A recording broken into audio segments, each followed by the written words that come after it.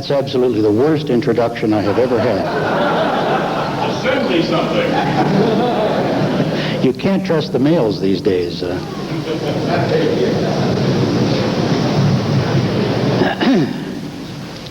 Ladies and gentlemen, friends and adversaries, associates and colleagues, in short, fellow ufologists. I had really wanted to come here tonight and kick ass. But fortunately for us all, wiser heads have prevailed, and we're going to keep this thing professional. Before I begin, it seems appropriate to first take a few moments to personally thank Mr. Walt Andrus of the MUFON organization and the organizers and hosts of this symposium, whose kind invitation made it possible for me to be here. I'm also appreciative of this excellent time spot, which must mean that those who arrange the schedule must think that I have something to say. I'll try not to disappoint you. I might also add that my talk here tonight is primarily directed at those of you who are members of the UFO community.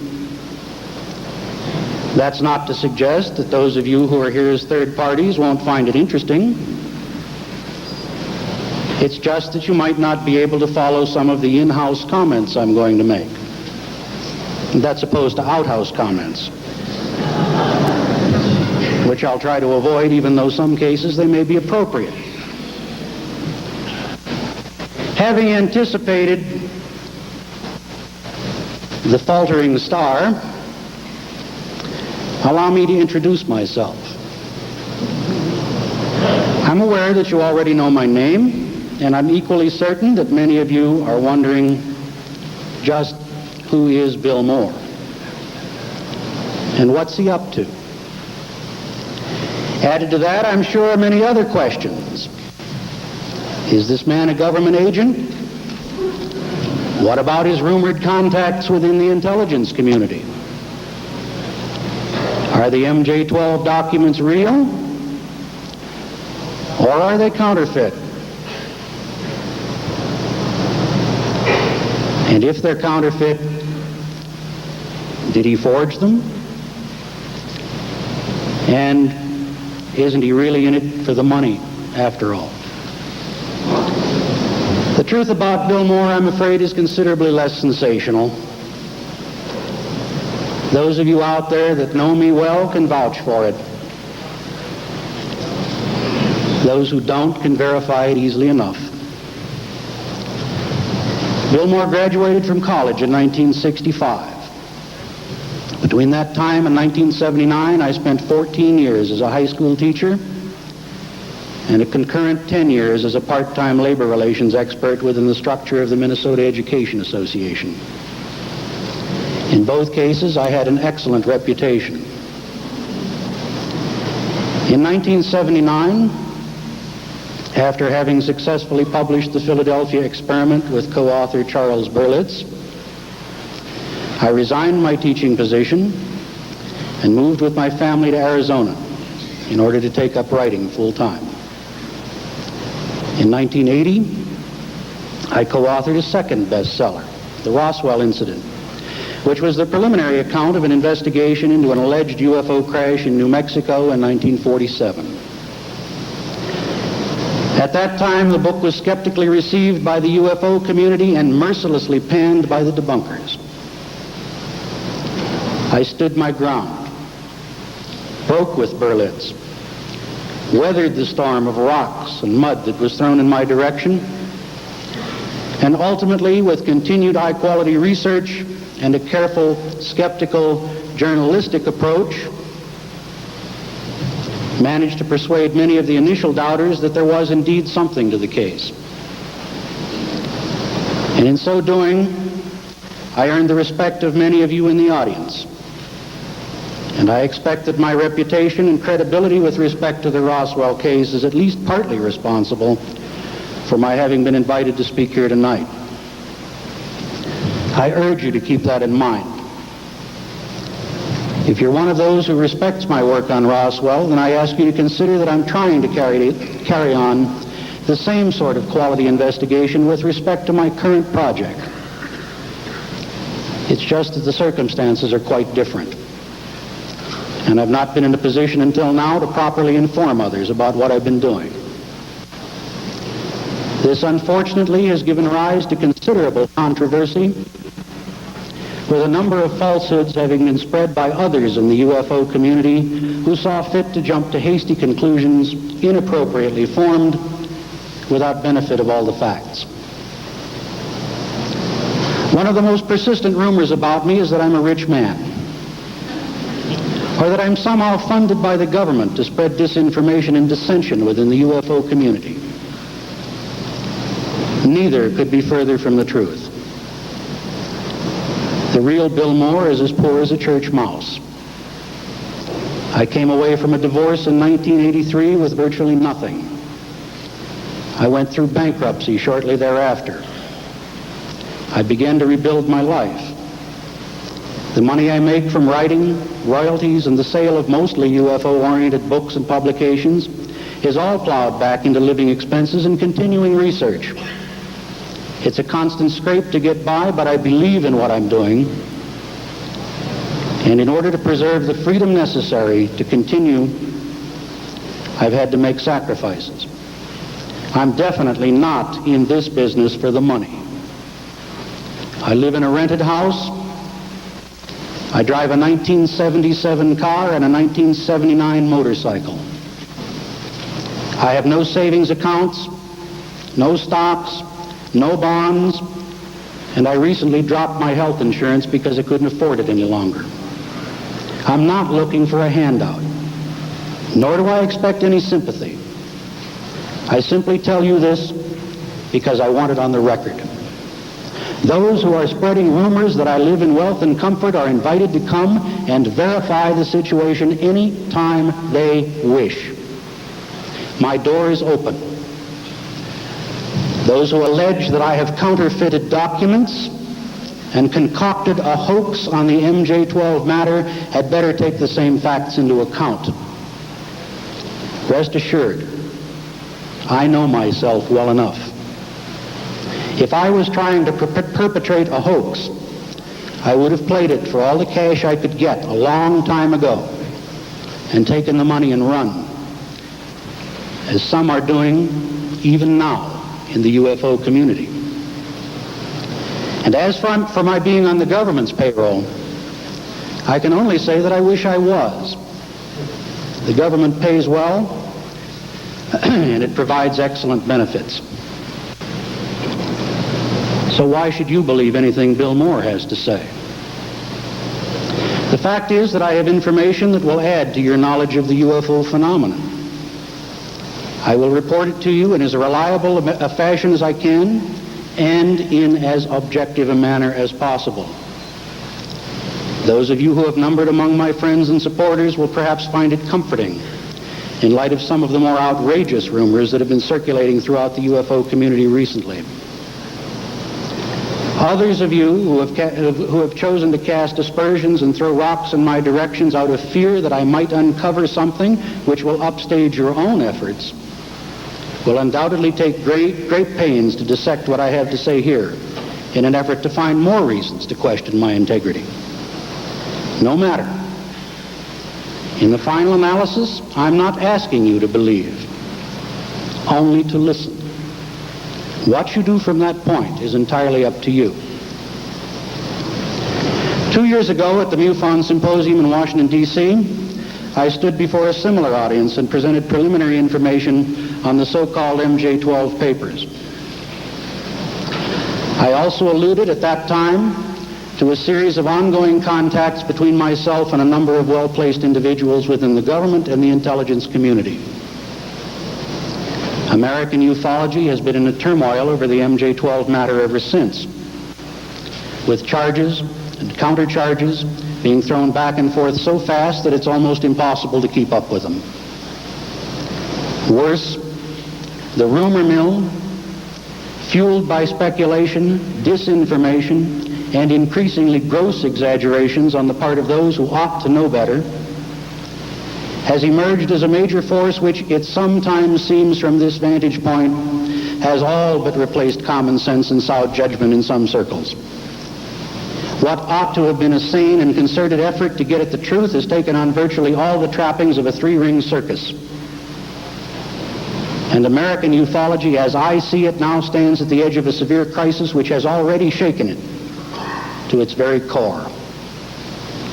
I have every confidence that ufology will survive. Whether it will emerge from this present state of flux with as much credibility as it had going in, I don't know. I, for one, am somewhat ashamed and embarrassed by the mudslinging that I have witnessed, much of it directed at me, these past 2 years, and by the incessant and increasing rumor-mongering which has tantalized us all by its highly sensational nature, and yet in the final analysis has offered us so very little in the way of tangible evidence. I hope what I have to say here tonight will have the positive effect of laying some of it to rest. But speaking in all candor, I certainly won't count on it.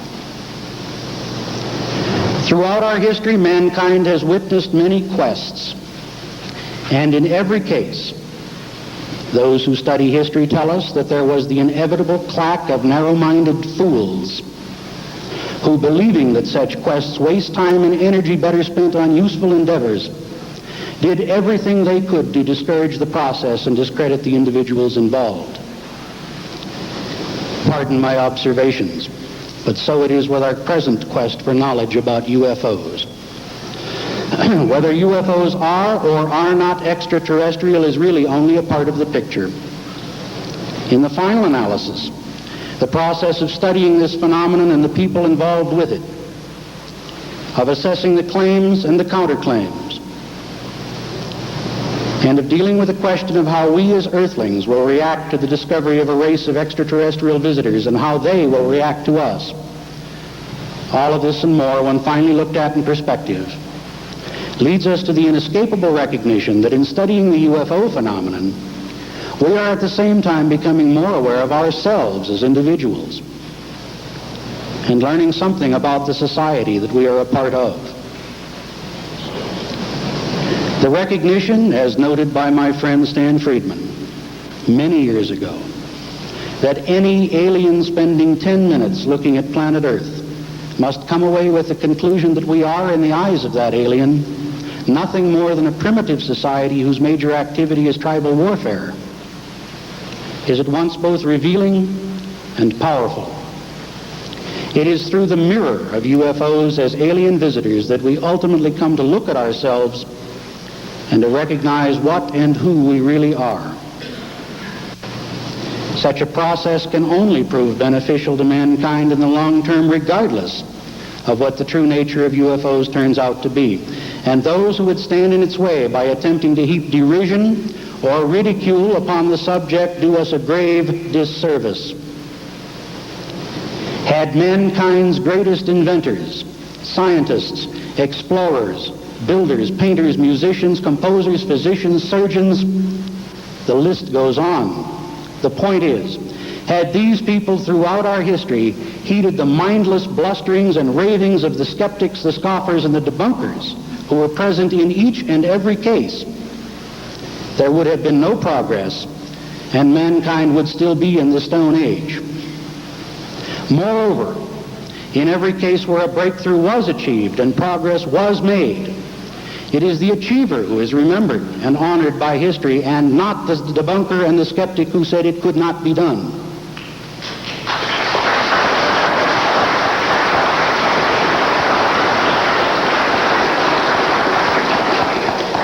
The bottom line here is that the UFO phenomenon is a legitimate study by anyone in our free society who chooses to do so. And those who have elected to participate in such a quest should not be held up to derision and ridicule because of it.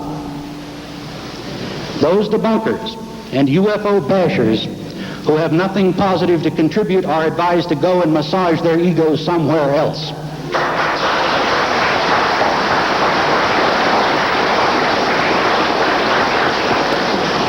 In my opinion, those people have no right whatsoever to dictate to others what is fit for study and what is not, or what people should believe and what they shouldn't. Which brings me to my next point. I've been accumulating information on the UFO phenomenon for more than 25 years. During that time, I have watched ufology trying to grow up, trying to achieve respectability with the public, the news media, and the scientific community. In that process, I am sorry to say it's been my observation that we have been our own worst enemy. No skeptic, no debunker could possibly do what we have done to ourselves, not once, but time and time again. We say we want respectability, yet we have made little effort to construct the foundations necessary to achieve it. Sadly, we have no uniform standards, no professional ethics, no peers, no qualifications, no uniform goals, and few credible spokespersons. Nobody speaks for ufology. Or rather, perhaps more correctly, everybody speaks for ufology, all at the same time, and each with a different voice. Anybody can be a ufologist. All they need to do is tack the title to the end of their name and publish, yes, even self-publish, a book, start a newsletter, or get themselves on television. And should their material be pure, unsubstantiated claptrap or broken crockery, that's cracked pottery for those of you that don't get that one, no matter. There's always some other self-styled ufologist who will come along, see it as the ultimate wisdom of the universe, and endorse it wholeheartedly, thus adding further to the confusion. Is it any wonder we have degenerated into a host of political camps, each one of which throws rocks at as many of the others as possible, while at the same time loudly proclaiming to all who will listen that they are the only true religion? Meanwhile, the debunkers, who are essentially united under a single banner, throw rocks at all of us, and the public, as hapless observer to the entire process, emerges more confused than ever. With that in mind, I would like to take a moment and ask each and every member of this audience to reach down inside yourself and come up with a true answer to a very important and difficult question. What you say publicly has no meaning in this process. It's what you know inside of yourself to be truth that matters. I want you to ask yourself, why are you involved with the UFO phenomenon? Do you truly desire answers, no matter what those answers may be, and no matter how much those answers may be at variance with what you presently believe? Or are you one of those people who thrives on a continuing mystery, whose very position in the field of ufology requires that the mystery of UFOs be perpetuated rather than solved, so that you can continue in your self-styled role of importance? Let's suppose you are the head of an organization devoted to the study of UFOs, and there are several such here, including myself. What happens to your organization, and ultimately to you yourself, if the UFO mystery is suddenly solved? Do you truly want to see that happen? Or is it more palatable and convenient to keep the pot simmering for as long as possible? Only you and you alone know what it is that motivates you. If you're one who's sincerely interested in finding answers, and if you can proceed with an open mind, then maybe I can offer you some inspiration. If, on the other hand, you are one who prefers to inflate your own image through the spreading of unsubstantiated, often alarming, and increasingly sensationalistic disinformation, hearsay, and rumor, then I urge you to reassess your position and channel your energies along more acceptable lines. If you haven't thought about that, I urge you to do so. It's important that we all know where we stand. As for myself, I made my decision a number of years ago as a result of suddenly having found myself face to face with an opportunity to learn more about what our government knows about UFOs. I believed then, and I continue to believe now, that it is possible to uncover answers by searching carefully and competently for them in the right places. Finding those answers and thus ending my so-called career as a ufologist poses no problems at all for me. As a writer, I'm interested in a variety of subjects, many of them non-UFO related. Should I go as far as I feel I can with the UFO question, I have plenty of other fish to fry, many of which are just as interesting and every bit as challenging. The truth, fellow ufologists, is that I have known precisely what I was doing all along. It's just that very few other people knew what I was doing, and it was this lack of information on the part of other researchers that has given rise to so much controversy. Consequently, I harbor no grudge against others who have attacked me, sometimes bitterly, because they disagreed with my methods, or because they mistook my refusal to answer their often legitimate questions as a display of arrogance and contempt. I counseled patience then, and I counsel it now. A rush to judgment is a dangerous and a divisive thing. Those who engage in such practices may sound high-minded and well-informed at first blush, but in the long run, they do nothing to enhance their own stature or credibility, and they certainly contribute nothing to our quest for answers. Consider the strange case of Mr. Smith, Mr. Jones, and the jury. You, the audience, are the jury. Mr. Smith is dead. Mr. Jones is being tried for the murder. The prosecutor stands before you and gives you these facts. When the police arrived in response to a complaint that a fight was in progress, he says, Mr. Smith was found lying dead on the floor of his apartment. The cause of death was strangulation, and the body was still warm. Mr. Jones was found bending over the body with his hands still around the victim's throat.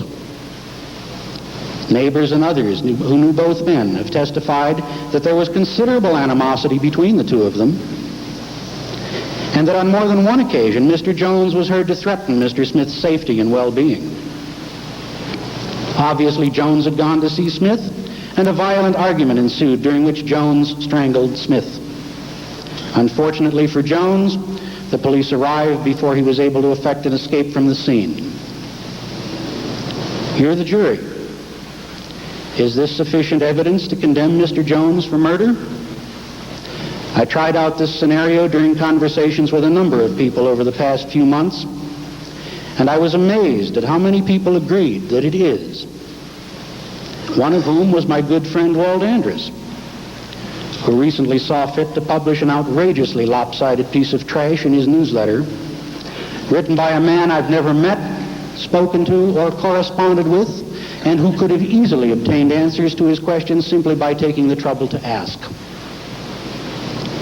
A significant minority who listened to my Smith and Jones scenario, however, hesitated before passing judgment. What is Mr. Jones's defense? They wanted to know. And of course, that's really what it's all about. In the case of Smith and Jones, the truth is that it was Smith who invited Jones to his apartment with the intention of quietly doing him in and disposing of the body before anyone was the wiser.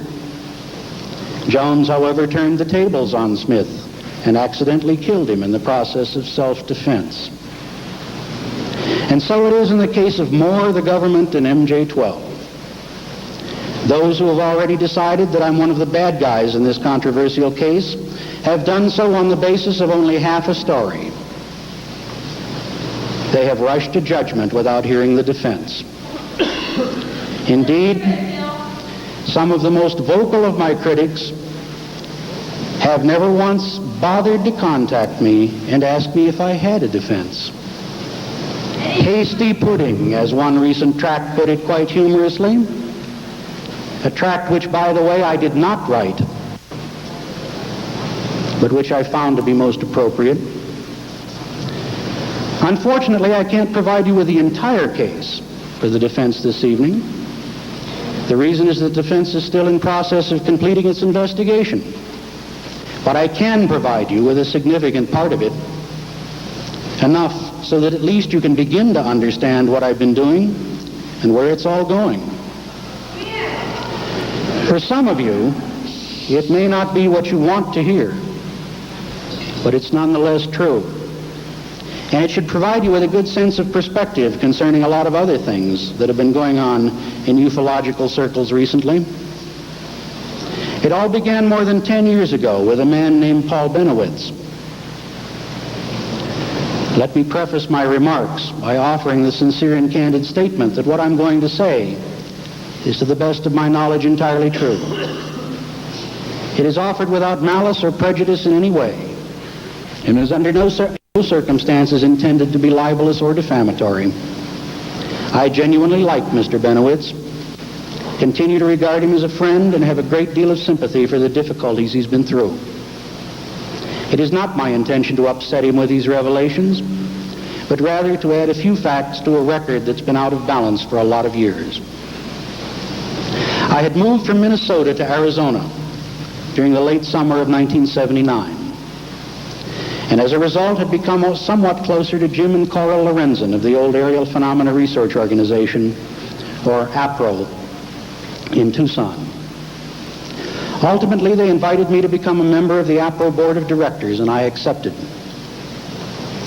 It was in this capacity that I first became acquainted with the work being done by Paul Bennewitz and Dr. Leo Sprinkle regarding an alleged UFO abduction involving a young woman and several others which had occurred sometime earlier. The woman had been hypnotically regressed by Dr. Sprinkle and had provided a strange account of having witnessed a cattle mutilation in process, and of subsequently having been taken by her alien abductors into some sort of craft or facility where these aliens were actively engaged in processing fluids and severed body parts obtained from these cattle. During the course of the hypnosis sessions, which began as near as I can recall in August of 1979, Benowitz had become convinced that the aliens had implanted some sort of communication device in the woman's head, and that they were using this device to control her actions. His theory was that they could actually see what she saw and hear what she heard by means of this device. In any case, Benowitz, being a physicist by profession and having a certain amount of electronics equipment at his disposal and the wherewithal to purchase more as needed, set out to determine whether it might be possible to detect the electromagnetic signals he believed these aliens must be using to exercise their control over their alleged victims, and to try to devise a way to shield the victim from the control of the signals. He dubbed his effort Project Beta and communicated to APRO in late 1979 that he believed he had succeeded in detecting signals from UFOs and had begun to make calculations about the sort of electronic and propulsion technology employed by these aliens. It was also at about this time that Paul began to take both moving and still pictures of strange lights maneuvering in the vicinity of the Manzano nuclear weapons storage facility, which is located on the east of Kirtland Air Force Base in Albuquerque, and of which Benowitz had a perfect view from his residence. Benowitz was convinced that these lights were UFOs, and that for some reason they were actively interested in both the Manzano complex and the Coyote Canyon test area located directly south of Manzano on the other side of the hills. During this time, the only awareness I had of Benowitz and his work was what I was obtaining through APRO. I still had not met the man, and in fact was only mildly interested in the case. This based largely upon both Jim and Coral Lorenzen's assessment of Benowitz as a dedicated researcher, but unfortunately one who was, as Jim put it, prone to make great leaps of logic on the basis of incomplete data. Both Jim and Coral felt that Benowitz had already decided what he was going to find before he went looking for it. Still, although I didn't come to know about it until a few months later, there apparently was something going on involving UFOs near Manzano, particularly during August, September, and October of 1980. and several agencies of the U.S. government, including the Air Force Office of Special Investigations, seemed more than just casually interested in it. In early September 1980, I was approached by a well-placed individual within the intelligence community who claimed to be directly connected to a high-level government project dealing with UFOs.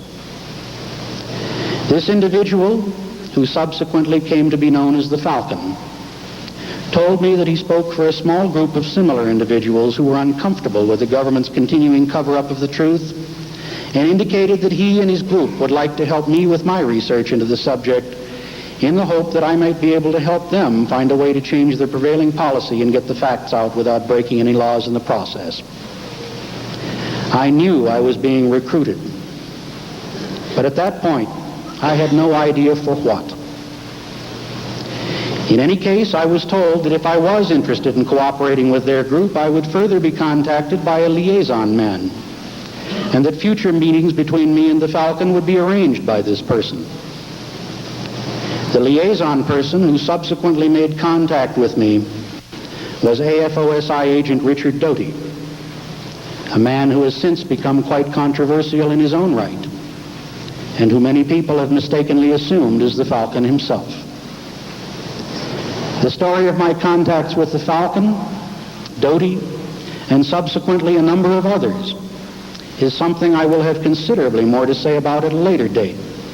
I'm fully aware that such a course of action will undoubtedly prompt the gossip mongers to begin circulating an entirely new array of outrageous and unsubstantiated rumors, but so be it. My purpose here is to deal only with that part of the story which is directly connected to the Benowitz affair. To those of you who want to know more after hearing what I have to say tonight, I counsel continued patience. You have my assurance that the rest of the story will ultimately be told as well. But before going back to the Benowitz affair, let me make several points which seem appropriate at this juncture. First of all, on the question of Richard Doty and the Falcon, it's important to note that the name Falcon was invented by my partner Jamie Chandray and I in 1984, strictly as a way of facilitating our talking to each other about this person, particularly on the telephone, without having to use a name. Richard Doty, who continued to be liaison man, was similarly referred to us, or by us, as the Sparrow. Neither Sparrow nor Falcon were aware that we were using these terms in reference to them, nor was anyone else, to the best of my knowledge, prior to about mid-1985. It was in mid-1987, just after we went public with the MJ-12 papers, that at Falcon's suggestion and with the concurrence of Richard Doty, we began dropping subtle hints that Falcon might in fact be Doty. Falcon felt that such a ploy would be useful to him in continuing to protect his identity, while Doty for his part said that if anybody asked, he could simply deny it, and that would be that. We agreed, and as many of you are painfully aware, it turned out to be an excellent diversion, particularly with respect to the effect it had following the UFO Cover-Up Live show, which was broadcast nationally in October 1988. In all fairness to Mr. Doty here, I should also like to comment that in my assessment, Rick is much better at following orders and implementing the schemes of others than he is at coming up with ideas of his own. Those of you that have devoted time and energy to constantly badgering this man for more information should be aware that all you are doing is making nuisances of yourself. Rick is not the man you're after. It's the person in the control position that's important here. And as far as I'm aware, no one outside of my project has any idea who that person might be or what his motives are. In any case, it was Falcon who sought me out in September of 1980. And it was Richard Doty, then with AFOSI at Kirtland Air Force Base, who soon came into play as the middleman in that process. Shortly thereafter, it became apparent to me that my supplying information to the government through Doty on the activities of Paul Bennewitz, APRO, and to a lesser extent several other individuals was to be a part of this equation. I also discovered that whatever it was that Benowitz was involved with, he was the subject of considerable interest on the part of not one, but several government agencies, and that they were actively trying to defuse him by pumping as much disinformation through him as he could possibly absorb. Being a very small part of that process gave me, I thought, something of an advantage. It became my intention to play that advantage for all the information I could get out of it. Benowitz, for his part, continued to make what, in my opinion, seemed to be increasingly irrational claims, most of which gave every appearance of having been influenced by a heavy blanket of disinformation mixed with a small but significant amount of truth. The problem was always one of keeping a level head and trying to carefully sort the shit from the candy, something which Paul didn't seem to be very good at. But then Paul was by that time very emotionally involved with the affair and rather skeptical of advice from any quarter unless it supported what he had already decided was the truth. From my vantage point, being detached from the mainstream but still close enough to appreciate what was happening, it was somewhat easier to assess the process. I first met Paul in early 1981 and continued contacts with him on a fairly regular basis through mid-1985. Contact since then has been sporadic. My role in the affair was largely that of a freelancer providing information on Paul's then current thinking and activities. I had nothing whatsoever to do with the counterintelligence and the disinformation, although I either knew or was aware of a number of people directly involved with that end of things. Richard Doty was one of these people, although I came to know Doty well enough to gain the impression that he was faithfully carrying out orders which he personally found distasteful. Perhaps it was for this reason that the Falcon had chosen him as liaison person, although I don't really know. Frankly, I don't believe that Doty does either. In my opinion, he was simply a pawn in a much larger game, just as I was. As for Benowitz, by 1981 he was gathering data from a variety of sources and amalgamating it with information being fed to him by a number of government people in whom for some reason he seemed to have an implicit and abiding faith. The story that emerged from this melange of fact, fiction, fantasy, hearsay, hard data, and government disinformation was absolutely incredible. Yet, somehow, Paul believed in it and set out on a one-man crusade to tell the world that malevolent aliens from space were in league with our government to take over the planet. What had begun in 1979 as an effort to learn whether the behavior of a woman who claimed she had been abducted by UFO aliens and was being influenced by some sort of radio remote control had, in the space of less than 3 years, blossomed into a tale which rivaled the wildest science fiction scenario anyone could possibly imagine. Basically, it seemed to me that Paul was his own worst enemy. Instead of withholding judgment until all of the facts were in, Paul insisted on repeatedly going off half-cocked to virtually anyone who would listen.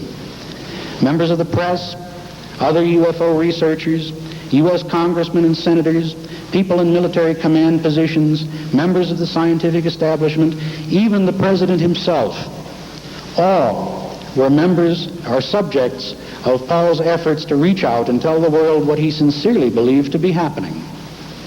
He wrote letters and made phone calls by the hundreds. And to those who had neither the time nor the inclination to look behind the words for a better understanding of the facts, Paul, with his professional credentials and technical vocabulary, came off as a rather credible individual, which must have caused quite a rash of headaches among the people in high places who were desperately trying to defuse him.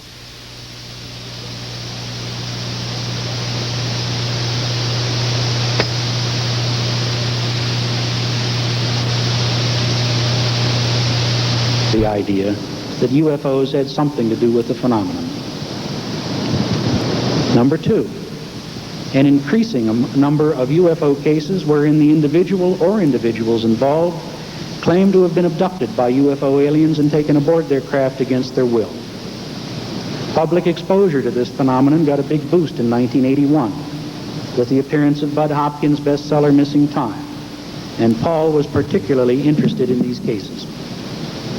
His hypothesis that people were being abducted, implanted with some kind of alien control device, and then being let go again was completely consistent with the thinking of a number of other UFO researchers at the time.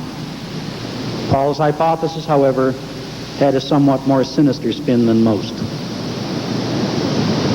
Third, his own experiments and research regarding the radio signals he was receiving and the photographs and film footage he was getting of unusual lights.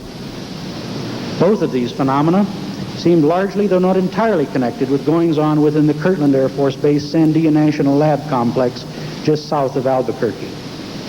There is no question that Paul was receiving some sort of electromagnetic signal on his equipment, and it is equally certain that his photos and films do depict unusual lights, most of which were filmed while hovering or maneuvering over the Kirtland Sandia complex. The real question here, however, is whether Paul's evidence is sufficient to conclude that either of these phenomena was directly related to UFO activity, or whether in fact a prosaic explanation exists which is more directly related to some classified government project. Admittedly, strong arguments can be made in both directions, either one of which can be offered as an adequate explanation of the government's counterintelligence activities in this case, which was the fourth factor.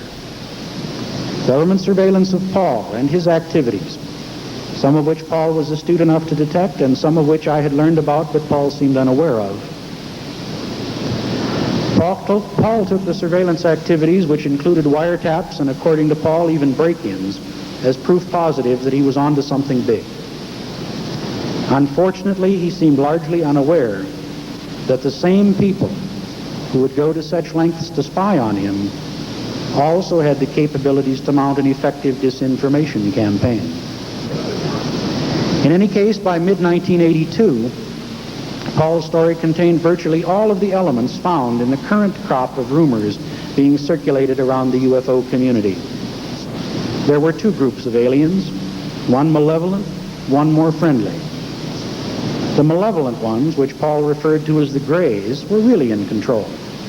And they were the ones responsible for the cattle mutilations, for human abductions, and the implanting of sinister control devices in humans, for having first made and then broken a secret treaty with the U.S. government, for maintaining a secret underground base under Archuleta Peak near Dulce in northwestern New Mexico, and for having supplied the U.S. government with alien space hardware and weapons which ultimately proved defective or which were caused to crash, thus leaving human civilization virtually defenseless against invasion. According to Paul, an atomic-powered spaceship which they had given to the U.S. had been caused to crash on Archuleta Peak near the entrance to an underground alien base, and had sprayed the entire area with radioactivity and wreckage.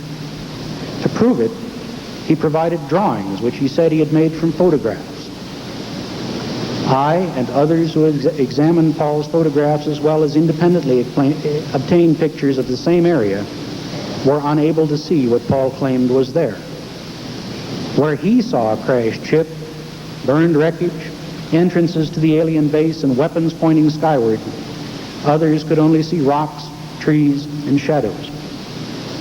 I have no doubt that Paul believed that he saw what he claimed, and for this I offer no explanation. I only know that what he claimed to see wasn't what others saw. There is no question that some of Benowitz's pictures are interesting. But I must say that even though I viewed a large number of them, I never saw one that I could get particularly excited about, and I certainly never saw anything that I felt could be pointed to as proof positive or even compelling evidence that he was photographing alien spacecraft. Much of his film was Super 8mm, which is too small a format for good quality enlargement. There is also no question that Paul was intercepting some kind of low-frequency electromagnetic emission. The question was and remains, where was it coming from? What was its purpose? And indeed, most importantly, was it UFO related at all? Paul, at least, was totally convinced that he was receiving alien radio transmissions, and had even gone so far as to develop a home computer program capable of translating them into English. The problem, as I saw it, was that his program, which he told me had been developed with the assistance of the aliens themselves, assigned entire words sentence fragments, and sometimes even entire sentences themselves to the various individual pulses of energy within these transmissions. The technique involved was such that it could just as easily have been adapted to assign similar alien translations to the various energy pulses found in ordinary Morse code. I have a number of Paul's computer printouts which contain translations of those allegedly alien messages. If one breaks these apart into their component words, sentence fragments, and sentences, and then shuffles the components, the result is such that the new message says virtually the same thing as the old one. The messages look fascinating until one examines the method by which they were derived. After that, they are not nearly so interesting. Unfortunately, lots of people saw the messages. Very few had the opportunity to examine the computer program which generated them. Along these same lines, at least some of the things Paul was seeing and identifying as alien spacecraft were definitely not UFOs at all. One evening while visiting him, we went out on his sun deck just at twilight, and he pointed out a series of lights slowly maneuvering far out over the West Mesa, perhaps 25 or 30 miles away. These, he said, were alien craft involved in abducting people and implanting them. There certainly were lights maneuvering out there, but even through good binoculars, they were not readily identifiable. Paul insisted they were UFOs and showed us how to conduct a little test with our binoculars, which he said would prove it. Interested, but unconvinced, I drove directly to West Mesa immediately after leaving Paul's home and parked my car at a spot where I felt I would be able to get a good look at anything flying around that area. Sure enough, helicopters carrying large searchlights began to maneuver slowly over my vantage point, only moments after I arrived. One went directly over me at an altitude of about 300 feet, and there is no doubt that it was a helicopter. The next day I called Kirtland, and they confirmed to me that there had indeed been a search and rescue training mission in that area the night before. Such operations, they informed me, were conducted over that area quite frequently. That was in 1982. 2 years later, in 1984, Paul was still making the same claims about these maneuvering lights to other UFO researchers. As far as I'm aware, I was the only one who took the trouble to check. Paul is a convincing and compelling individual in person. He talks an excellent story, and it's easy to see why so many people have been so intrigued by it over the years. Unfortunately, too many of the people who have interviewed Paul have chosen to draw their conclusions about him based solely or largely upon what he says, and not upon the entire body of evidence presented by the larger picture of the case itself. I, too, have spent considerable time with Paul over a period of years and came to know him quite well in that process. As already stated, I viewed a large number of Paul's films and photographs. I carefully examined satellite and aerial survey photographs of both Archuleta Peak and Mesa, as well as aerial photos of the area taken by Paul himself. I examined the computer program Paul was using to decode the alleged alien radio transmissions and communications, and I had a lengthy discussion about this matter with the late Dr. Alan Hynek, who had also independently examined Paul's program. I spent considerable time discussing the affair with both Jim and Cora Lorenzen, both of whom were quite skeptical of it. And I have copies of many of the reports and letters Paul submitted to APRO beginning as far back as September of 1979. Moreover, as I have already stated, I was personally aware of the intelligence community's concerted efforts to systematically confuse, discourage, and discredit Paul by providing him with a large body of information on the subject of UFOs, the malevolent aliens who allegedly pilot them, the technology they employ, and the underground bases they supposedly possess and occupy.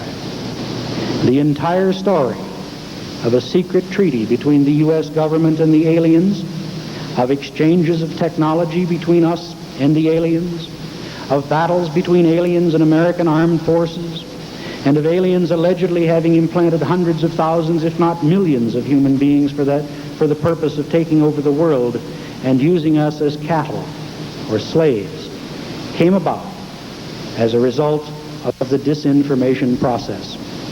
I know because I was in a position to observe much of this process as it unfolded, and I was providing regular reports on its effectiveness to some of the very people who were doing it to Paul. And I can tell you that it was effective because I watched Paul become systematically more paranoid and more emotionally unstable as he tried to assimilate what was happening to him. He had guns and knives all over his house. He had installed extra locks on his doors, and he swore that they, meaning the aliens, were coming through his walls at night and injecting him with hideous chemicals which would knock him out for long periods of time. He told me he had no idea what they were doing with him after he was knocked out.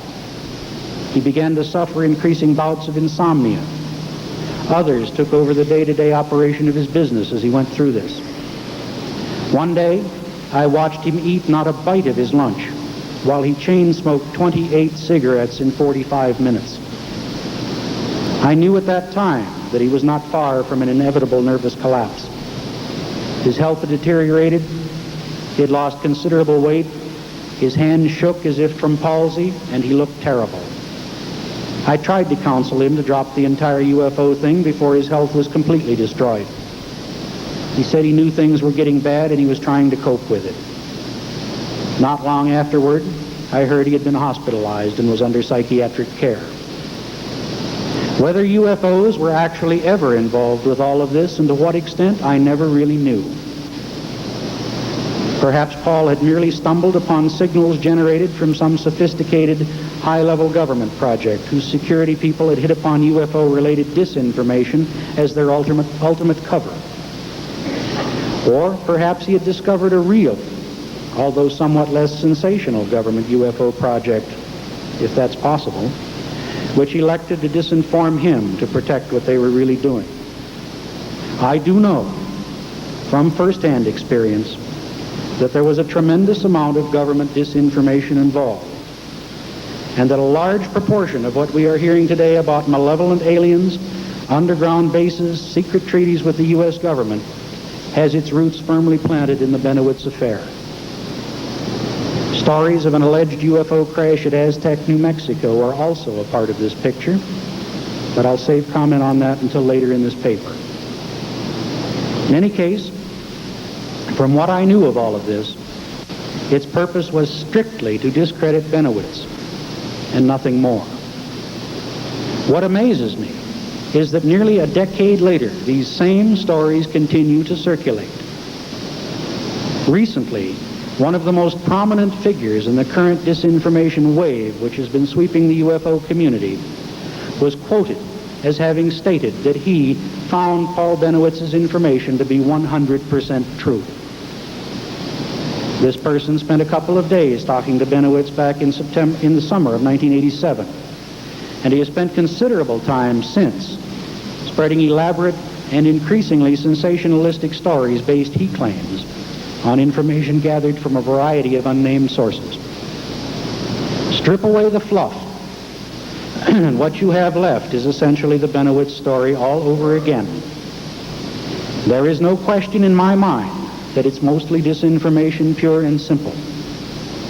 And since I know that connections exist between those who are spreading it now and those who were spreading it then, both from the Benowitz angle and from within the intelligence community, it seems reasonable to conclude that those responsible for it are not satisfied their task has been completed even after all this time.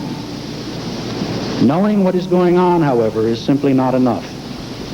The real question is why. It was just that question I asked myself when I first ran into the disinformation operation that was being run on Benowitz. It seemed to me at that time that I was in a rather unique position. There I was, with my foot literally in the door of a secret counterintelligence game that gave every appearance of being somehow directly connected to a high-level government UFO project.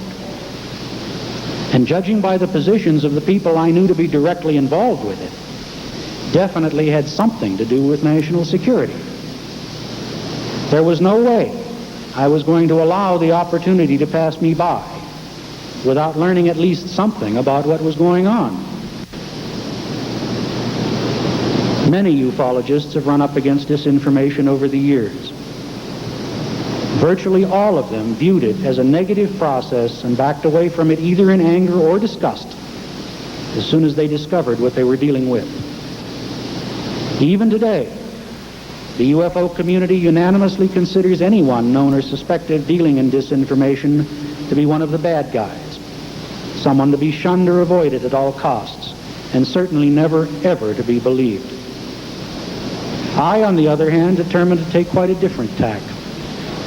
I would play the disinformation game, get my hands dirty just often enough to lead those directing the process into believing that I was doing exactly what they wanted me to do, and all the while continue to burrow my way into the matrix so as to learn as much as possible about who was directing it and why.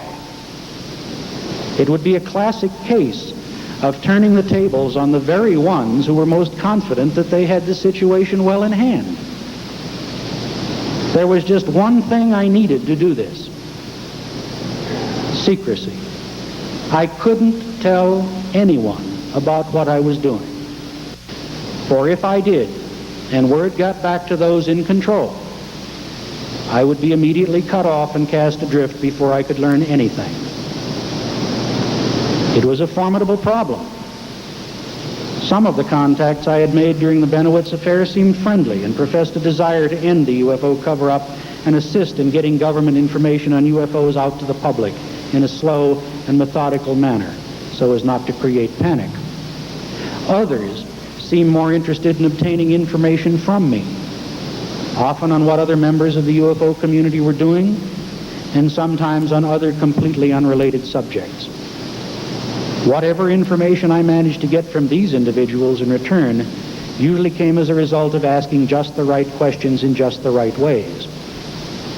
Sometimes it took months or even years of establishing a relationship with someone before anything useful came from it. The most difficult part of it all was trying to determine what was real and what was bullshit. One of the key factors in any successful disinformation scheme is that it must contain some elements of truth in order to make it credible. Knowing that, however, is one thing. Doing something with it is quite another. When you're dealing with what you know to be a classified program, and you're determined to get information without breaking any laws and running afoul of national security, you're walking a very fine line. And that's why it takes a long time to get results. In June of 1982, I approached my friend Jamie Chandray and brought him into the project. At that time, I also began briefing Stanton as to what was going on. Both of them knew that I was in contact with a number of people within the intelligence community on the subject of UFOs. And both were aware that at least some of the information coming through was disinformation. But both only had minimal knowledge of the private goals and conclusions I had established some months earlier. As the project progressed, this actually turned out to be more of an asset than a drawback. Indeed, the three of us were an excellent team in that we each approached the problem from a different angle. From my point of view, the process was one of slowly and methodically burrowing into a beehive from the outside with the goal of ultimately reaching the queen bee and the royal jelly at the center. Since I never knew whether the other bees I was certain to meet along the way would be friendly or not, I had to proceed cautiously, both in order to avoid getting stung and to learn as much as possible about what might lie ahead. The control factor, as I saw it, rested largely with me and the way I proceeded. Jamie, on the other hand, saw it as a somewhat different process. He too felt we were burrowing into a beehive. But in his view of things, our burrowing was at the express invitation of the queen bee herself. who clandestinely oversaw and encouraged the process from a distance as part of her private plan to get free of politics that surrounds and restrains her. As long as we followed the signposts along the way, Jamie felt, the learning process would continue and we could never get stung. Stanton, as the scientist of the group, was the one best qualified to conduct a careful and organized search for corroborating witnesses and evidence in places outside of the loop Jamie and I were part of. And by the way, just as a matter of personal privilege here, I would like to react to a nasty comment about Stanton which appeared in a recent issue of Jim Mosley's Saucer Smear newsletter. In this comment, the writer, after first characterizing Stanton as a gullible individual, went on to wonder whether he could be trusted to expose the MJ-12 documents as phony if his research turned up conclusive evidence to that effect. It's a legitimate question, and I'd like to answer it by stating that not only Stanton, but all of us are firmly committed to releasing a full and complete report on this matter. If evidence should come to light suggesting that the documents are phony, you have my firm assurance that it will most certainly be included in the report. Gullibility is not an issue here. The matter is far larger than that. In any case, Stanton, Jamie, and I are all working toward the same goal, that of trying to discover what is truth and what isn't with respect to the government and UFOs. My role in the Benowitz affair had at least secured me a seat in the right theater. From there, it was only a question of whether I could use my balcony ticket to discover who owned the place and was making the major operational decisions. Both Jamie and I felt that in order to have any hope of success at all, we absolutely had to play the game according to their rules. That meant doing everything possible to give the appearance that we were essentially useful idiots who would cause no trouble, while at the same time playing the double game of keeping our eyes and ears open in order to learn as much as we could about what was going on. In so doing, we were gradually able to expand our base of friendly contact people, while working our way further and further into the truly bizarre intelligence labyrinth that surrounds the subject of UFOs. I have no problem in telling you that it's been a tedious, time and resource-consuming task which has been made all the more difficult by the constant barrage of rocks, hoots, and bottles thrown in our direction from a segment of the UFO community which out of ignorance chose to take up unfriendly and unsympathetic positions toward us. Were it not for the fact that we were constantly challenged by the twists and turns of our project and by the hope that we could ultimately come away from it with a smoking gun in hand, I'm convinced we would have thrown in the towel a long time ago. Indeed, I must admit that there were several occasions when we tried to do just that, only to be encouraged to continue by some of our friends from the inside who had come to believe in what we were doing and respected us for it. The anonymous arrival of the so-called MJ-12 documents in December of 1984 was another factor we had to contend with in this increasingly confusing web. The problem of their origin and authenticity was and remains a major issue. And on this point, our position of neutrality has constantly been misinterpreted.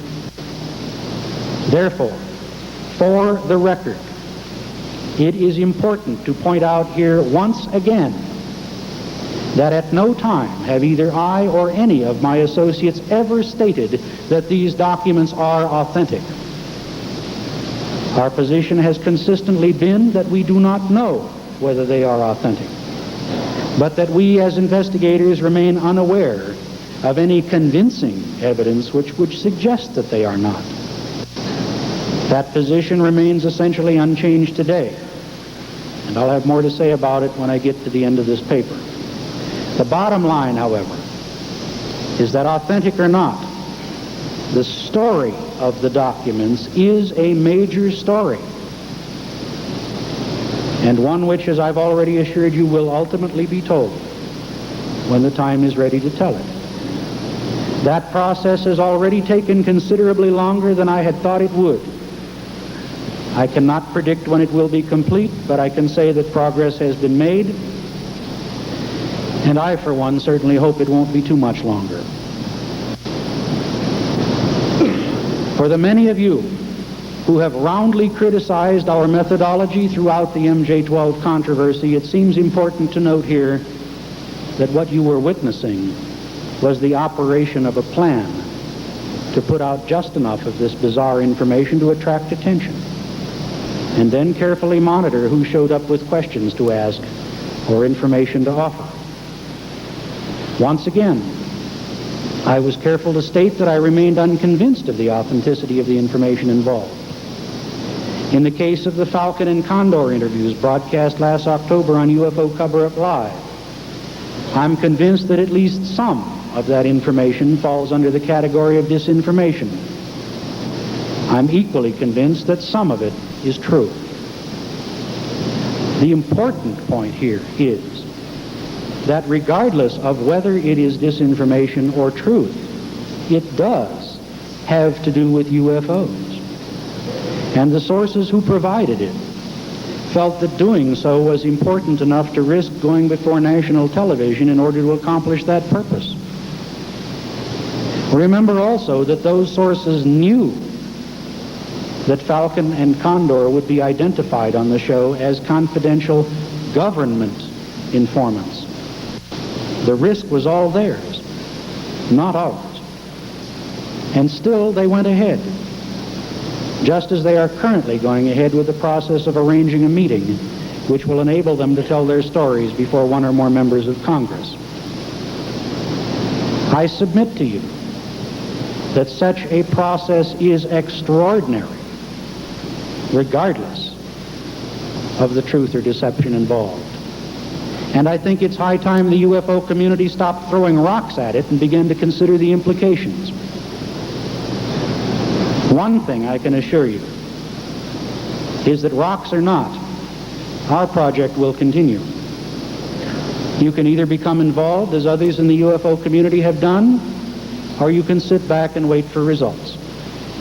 Whatever those results, good, bad, positive, or negative, you will hear about them.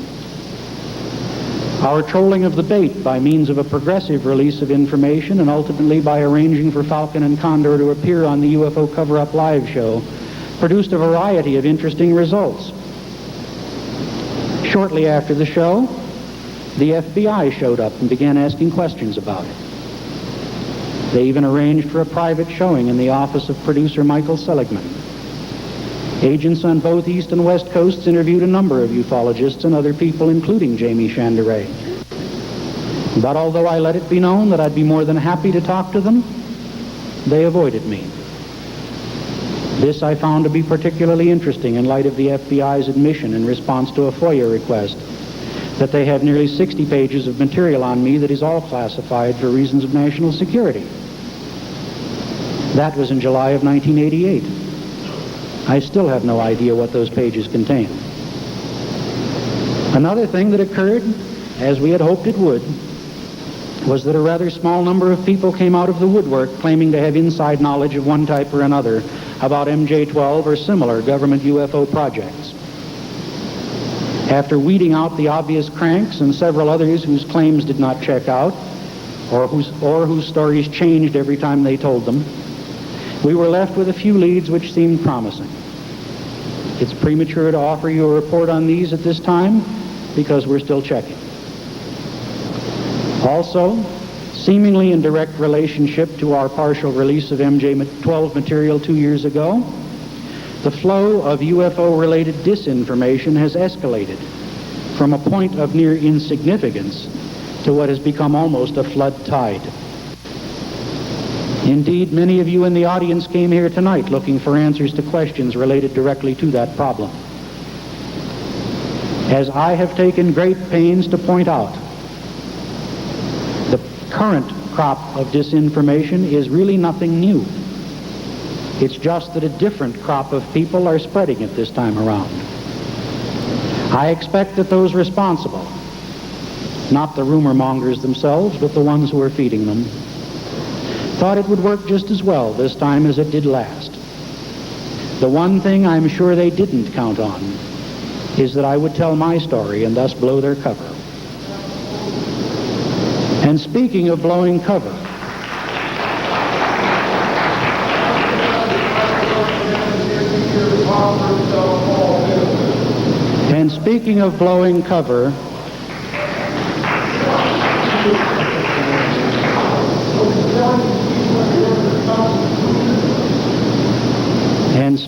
blowing cover, I think it's high time that I tell you what I know about another situation that has found its way into the current crop of UFO disinformation. I offer this not to embarrass the person involved, but rather to shed light on an incident which, by the accounts of it, have appeared recently in a variety of UFO newsletters and at least one new book.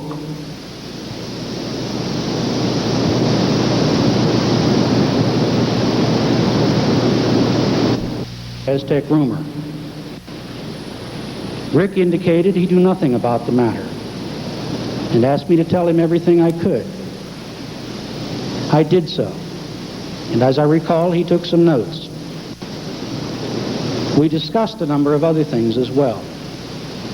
Some months later, in early 1983, I became aware that Rick was involved with a team of several others, including one fellow from Denver that I knew of, and at least one who was working out of Washington, D.C., in playing an elaborate disinformation game against a prominent cattle mutilation researcher who, at the time, had close connections with a major television film company interested in doing a UFO documentary.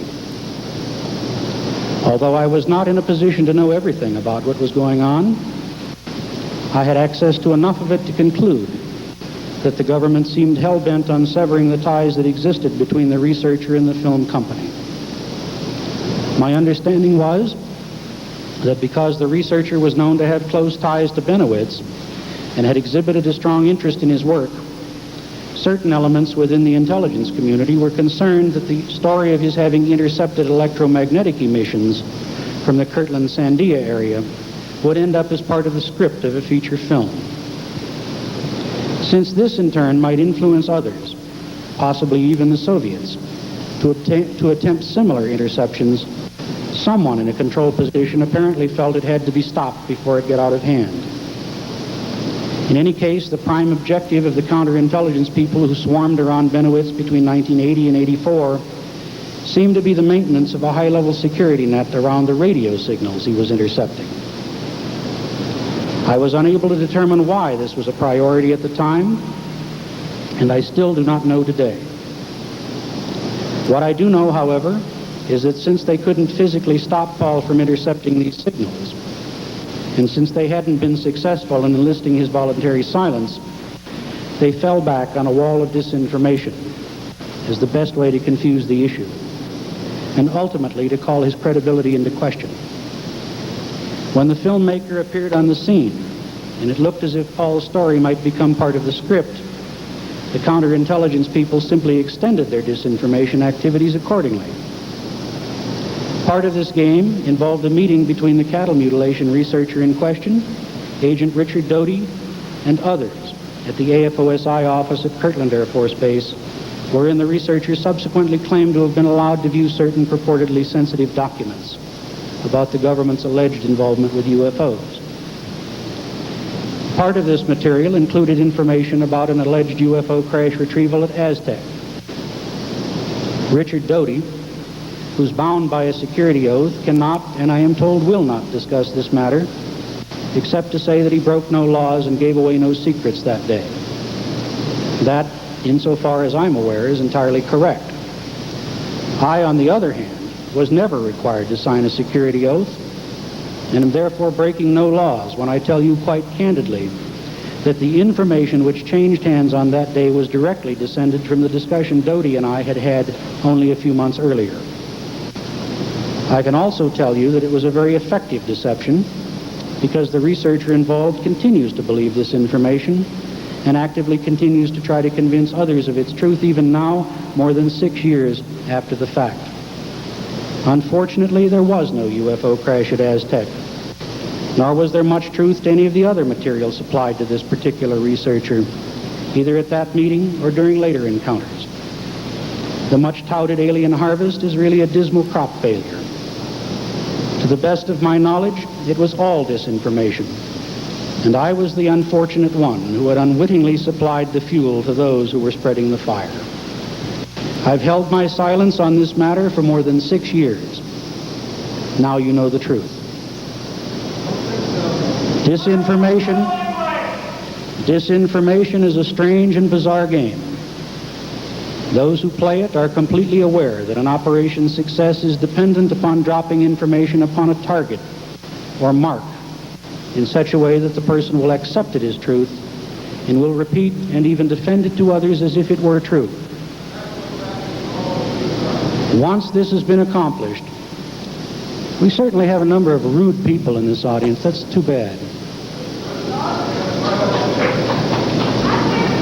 Once this has been accomplished, the work of the counterintelligence specialist is complete.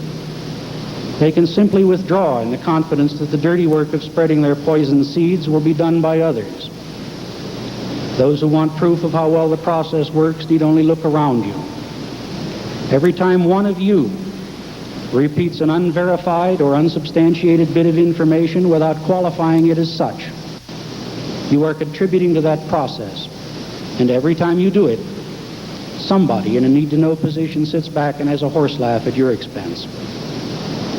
One final comment on the Aztec hoax is that 2 other individuals who self-published a voluminous book, UFO Crash at Aztec, on the affair in 1987, chose to completely omit any mention of my extensive research on the case, which had been published 2 years earlier, and which both researchers had copies of. It's a classic case of the book's principal author having decided that what his conclusion would be before even beginning the process of investigating, and then ignoring everything which didn't fit.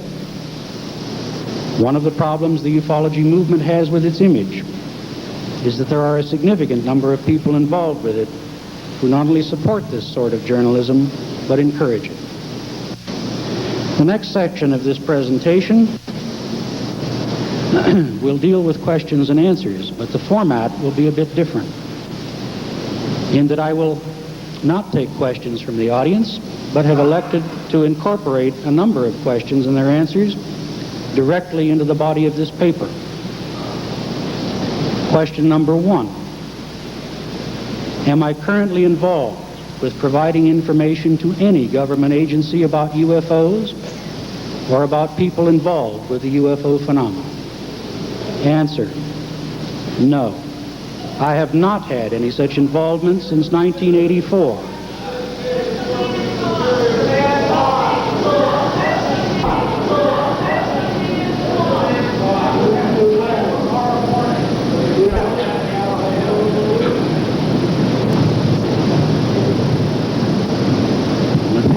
Frankly, I'm a little ashamed of some people in this audience, regardless of what you believe, what you hear, or not.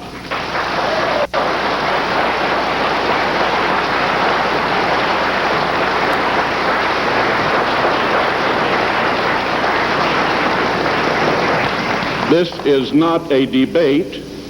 It is a paper trying to be presented. Now, please show a little courtesy. Thank you.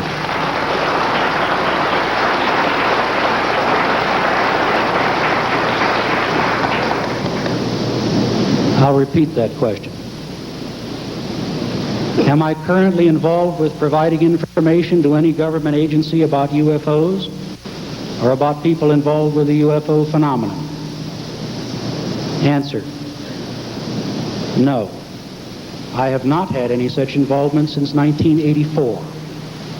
The extent and the scope of that involvement were essentially as I have already outlined to you, and nothing more. Question 2. Am I presently involved in knowingly spreading any sort of disinformation about UFOs? Answer: no. The only conscious involvement I have ever had with a disinformation operation was that which I have already outlined in connection with the Benowitz case. Question 3. Am I presently or have I ever been on the payroll of any agency of the U.S. government? No. Question 4. What about my involvement with UFO researcher Lee Graham? Answer. Earlier in this paper, I told you of how I was recruited to supply information on Mr. Benowitz in 1980. The exact wording of my statement was, Benowitz, and to a lesser extent, several other individuals. One of those other individuals was Lee Graham. This began in 1983, if memory serves. It's important to note here that in addition to being a UFO researcher, Lee is also an avid military aircraft buff.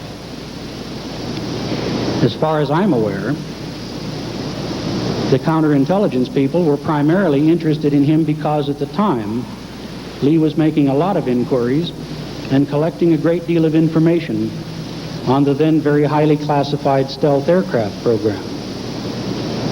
Apparently there was some question as to why he was so interested in obtaining information on so sensitive a subject. In other words, was he using it solely to satisfy a personal curiosity, or was he passing it on to others who perhaps had foreign intelligence connections? There seemed to be only minimal interest in his UFO activities. Lee is a completely above-board individual who is a loyal U.S. citizen. In the process of keeping in touch with him, we became good friends. His knowledge of the fact that I had friends in the intelligence community gradually evolved into the firm belief on his part that I was much more than I really was. The ID card story, which has become the subject of so much speculation lately, stems from nothing more than a practical joke which has simply gotten out of hand. Since the story surrounding it is somewhat longer than the time here will allow, I will commit to publishing it later in our newsletter so that it will be on record for anyone interested in the facts. The fact is, I do not hold a government ID card. But think about it for just one moment. If I did, does it make sense that I'd pull it out of my wallet and show it to Lee Graham, or anybody else for that matter? Question 5. Is it true that several hours of interviews with the source codenamed Falcon were videotaped, some in the presence of bona fide members of the news media? And is it true, as some have alleged, that those tapes were confiscated by the U.S. government? Answer. Yes, it is true that those tapes were made.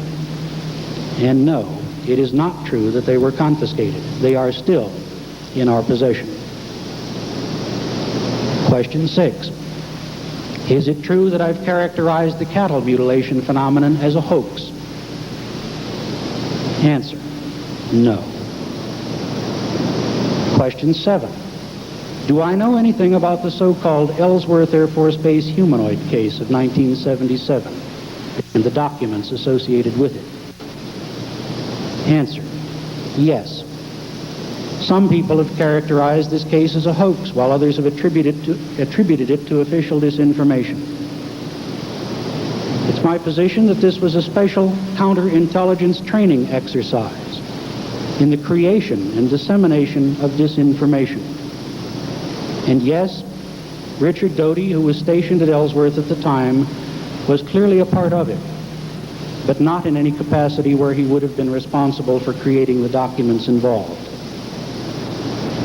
Question 8. Do I know anything about the so-called Weitzel letter? Answer, yes. The letter, which is loosely based upon an actual UFO case, was written anonymously to APRO in July of 1980 by Richard Doty. It is directly related to the Benowitz affair. Essentially, it was bait. AFOSI knew that Benowitz had close ties with the APRO organization at the time, and they were interested in recruiting someone within the organization who would be in a position to provide them with feedback on Benowitz's activities and communications. Since I was an APRO board member, the Weitzel letter was passed to me for action shortly after it had been received. It was not long thereafter that I came to know Richard Doty, and began to provide him with information about Benowitz and his case. Question 9. What do I know about the so-called Aquarius document, which purports to be a facsimile AFOSI message, with a few spurious additions? I neither typed nor retyped this document. It was created by AFOSI, or at least I always assumed it was, and it was handed to me in February 1981 with the intention that I would pass it to Benowitz. My understanding, although I never knew for sure, was that Benowitz was expected to wave it to the press and others as proof of what he was saying about an alien invasion, at which point the document would be denounced as a counterfeit and Benowitz would be further discredited. Unfortunately, or perhaps fortunately, depending upon one's point of view, it didn't turn out that way. A highlighted version of this document showing the real information and the added information appears in the current issue of our newsletter, which will be available at our table out in the lobby. I might also add that the entire text of this speech is also in there. One additional bit of information about this document is the way that it came to be known to the UFO community. In September of 1982, insofar as I was aware, there were only 3 copies of this document in existence. One of these I had given to Benowitz. A second was in safekeeping, and a third was in my briefcase during a trip which I had made to San Francisco.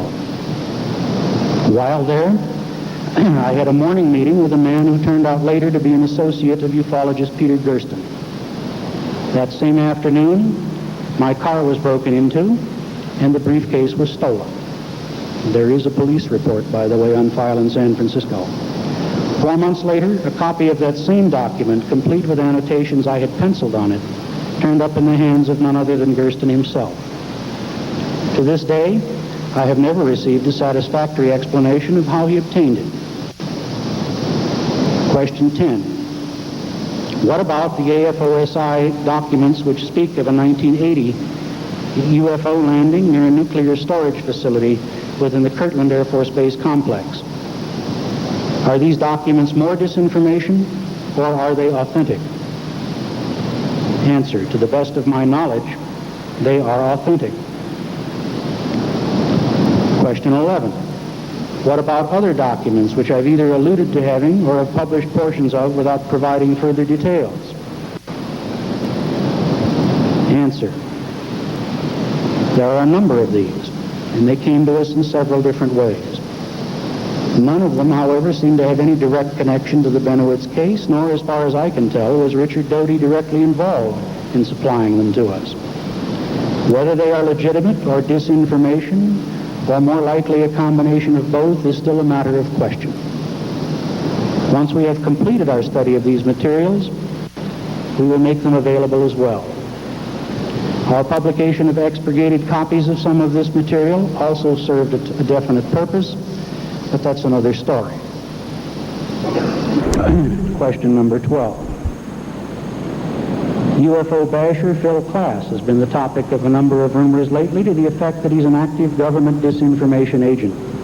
What do I think about that?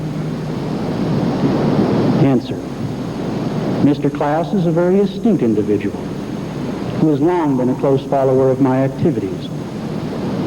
Indeed, I believe he was the only one out of the entire UFO community who managed to figure out what I and my associates were up to.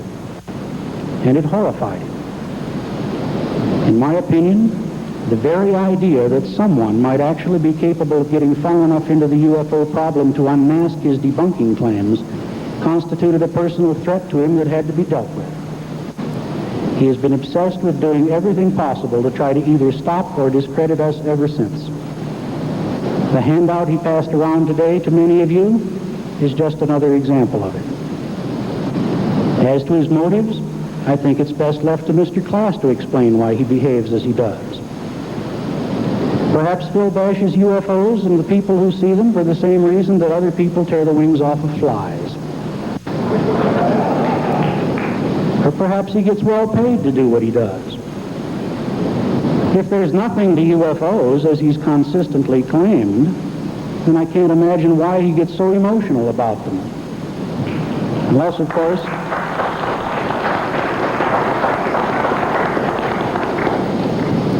course, it's all part of the script. Phil's been bashing UFOs for over 20 years now. In that process, he's always been very quick to ascribe ulterior motives to the people who report them and investigate them. There are a lot of people in this audience who would be very interested in hearing what his ulterior motives are. Why does Mr. Class bash UFOs? I, for one, would welcome a rational explanation of just why a man would devote 20 years of his life to an essentially one-man crusade against something which he claims doesn't exist. If he's not spreading disinformation, if he's not on some government or private payroll, then just what is he up to, and precisely what does he hope to accomplish by it? How about it, folks? How many of you would like to hear what makes Class tick?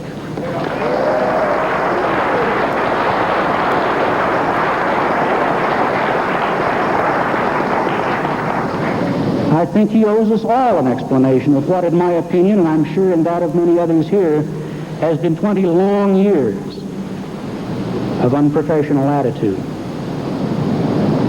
As a matter of fact, I think he owes a lot of people an apology, myself included.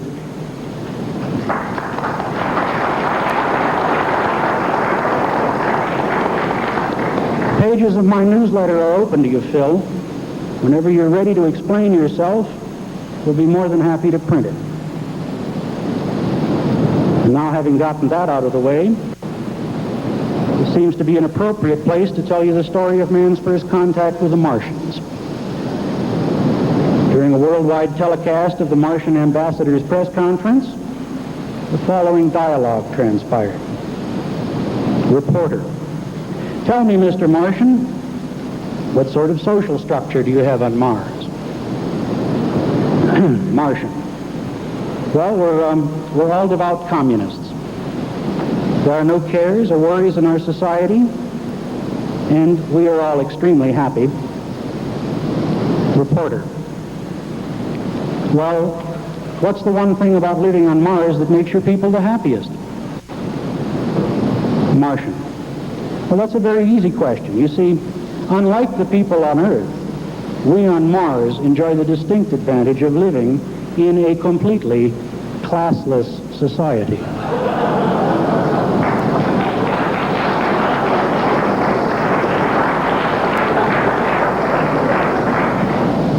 So moving from the humorous back to the serious, here's question 13. What do I think of Whitley Strieber and his claims of being a UFO abductee? Answer: At first I was highly skeptical and admittedly somewhat jealous of Whitley. As a result, I undertook to get to know the man in order to assess things for myself. In that process, he's earned my respect, my admiration, and my friendship. Whitley has come very close to the truth in a number of ways, and although still somewhat baffled by his own experiences, he's found a very acceptable way of accommodating them into his life. If one makes a conscious effort to remove Whitley's emotional reactions and then takes a hard look at the remaining core of information, the result is an insightful look into what gives every appearance of being a real situation.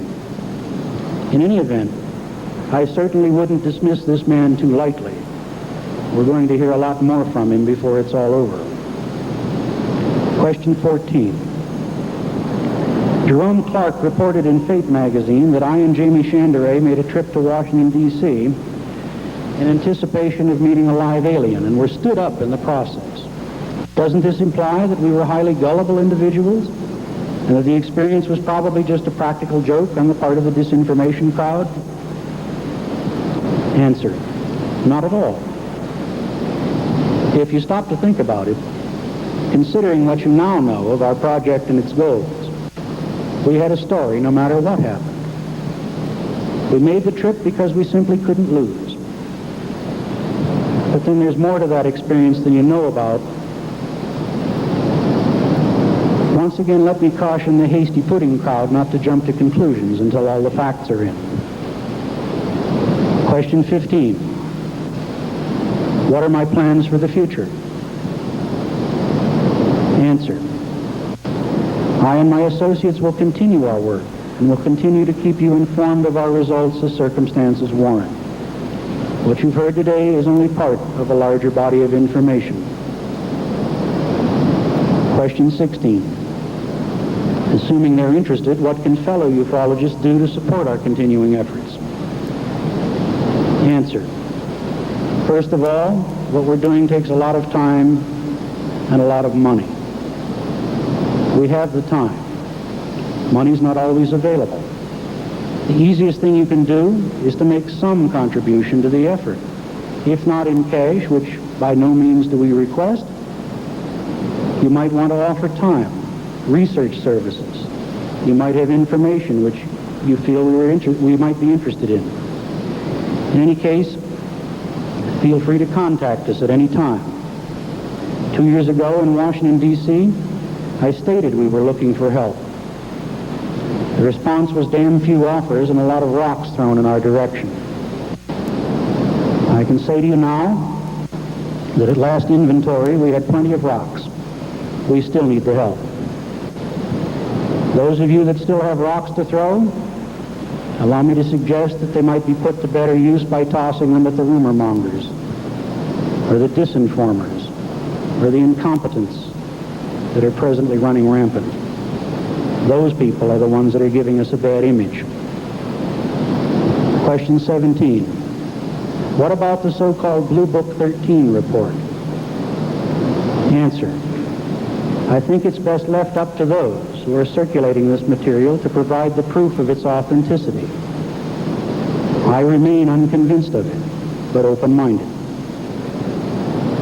Which brings me at last to the final section of this lengthy paper. It seems to me that it's high time I made my position clear about a few things. A lot of people seem to be very interested in knowing where Bill Moore stands. So here goes. Let me begin by stating that the positions presented here are entirely my own. All are based upon evidence obtained by me and by associates during the course of our project. Some of that has been made available already.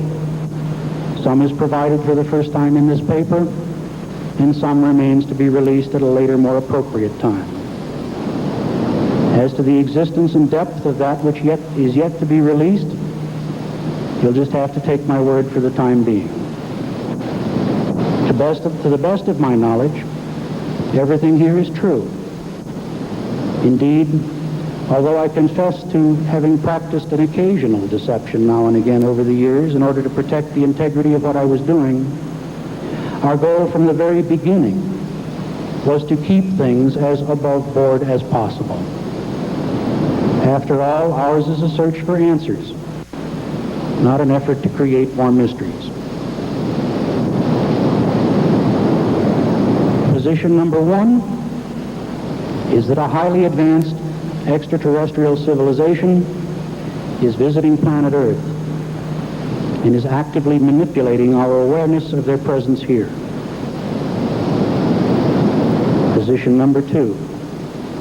Elements of at least two of the U.S. government's intelligence agencies are aware of this, and both are presently conducting highly classified, ongoing research projects. I can tell you without reservation that at least one of these efforts, and possibly both, has access to electromagnetic, optical, and infrared signature data which, if released to the public, would provide proof positive that some UFOs represent somebody else's highly advanced technology. Unfortunately, I can't tell you more at this time. I wish I could. Those of you who find me competent and credible will take this as a revelation, which is as it should be. Those who hold other opinions will continue to throw rocks while loudly demanding at the same time that I deliver proof positive into their hands on a silver platter so that they can call it their own and claim credit for it. Patience, my friends. Position 3. U.S. government counterintelligence people have conducted an on-again, off-again campaign of deception and disinformation about the UFO phenomenon for more than 40 years. Those who have been responsible for such operations are highly placed individuals within at least two separate agencies, and there does seem to be a degree of cooperation between them. These operations involve a large number of people and are well organized. They also include the use of phony documents and the recruiting of informants who are able to provide information on the activities of people conducting UFO research or who have had UFO experiences. Why is this happening? My experience suggests 5 different reasons. A, the disinformation provides security cover for a real UFO project which exists at a very high level and is known only to an elite few. B, it is also useful as part of a security process designed to divert attention away from real but non-UFO related high-tech research and development projects. C, it is a manipulation by a group of highly placed and well-to-do individuals like the trilateralists who espouse a one-world philosophy and who are using the UFO phenomena in an effort to bring about world unity in the face of an unknown threat from space. D, it provides a convenient way to train counterintelligence agents in the techniques of deception and disinformation.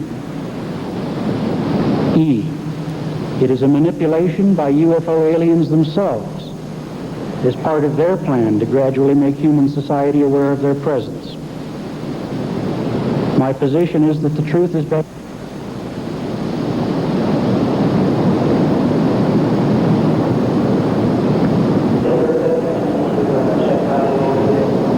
Whether those people are witting or unwitting tools of this process, I do not know.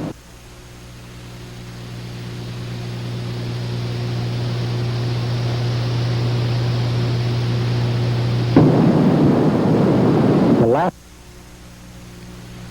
thing the disinformation people expected, however, is that someone who knew of their activities with the Benowitz affair would pop up after so many years and burst their balloon. Position 4. We have been able to confirm that there is in fact a group known as MJ-12 which operates at the White House National Security Council level. To the best of my knowledge, this group still uses MJ-12 as the designator. The level of security around this group is such that we have not yet succeeded in establishing whether or not its functions are UFO related, or even precisely how long the group has existed. Along these same lines, none of our sources has indicated any knowledge whatsoever with terms such as Magi, Majesty, PI-40, Plato, Garnet, or a number of other terms currently being spread by certain elements. Position 5. There is, in fact, a Project Aquarius, possibly 2 of them. We have succeeded in obtaining considerable information about one such project in the 1971-73 time frame, and sketchy information about another, which may be a later extension of the first one, in the 76 to 85 time frame. This information includes contract and report numbers, as well as the names of several individuals who worked on the project. More details will be forthcoming later. Meanwhile, it ill behooves UFO researchers to deluge the government with freedom of information requests for details of sensitive high-level projects. This simply alerts the powers that be that you are onto them, and thus makes it all the more difficult to obtain information through other channels. In the rush for me first in the UFO community, we are often our own worst enemies. Discretion is the better part of valor. Position 6. With respect to the controversial MJ-12 papers, these have now been examined by a number of question documents experts, and other research on them is continuing as well, as you've just heard from my friend Stanton. In the case of the Cutler-Twining memo found in the National Archives, I can state with reasonable certainty that it is an authentic document, and that best evidence indicates that someone planted it amidst the papers of Record Group 341, knowing that there was a strong chance we would find it there. With respect to the so-called Eisenhower briefing document, there is still no compelling reason to believe it is anything but authentic. On the other hand, its authenticity remains far from proved. So in the final analysis, the scale remains balanced by the weight of arguments on both sides. If it's the real thing, it's going to take extraordinary evidence to convince even some of the more liberal skeptics. If it's a hoax, it's extraordinarily well done, much better than the sort of disinformation I encountered in connection with the Benowitz case. Of course, it still may be disinformation, but then again, it may not. Either way, there's a major story here, and the controversy is far from over. If it's real, it speaks for itself.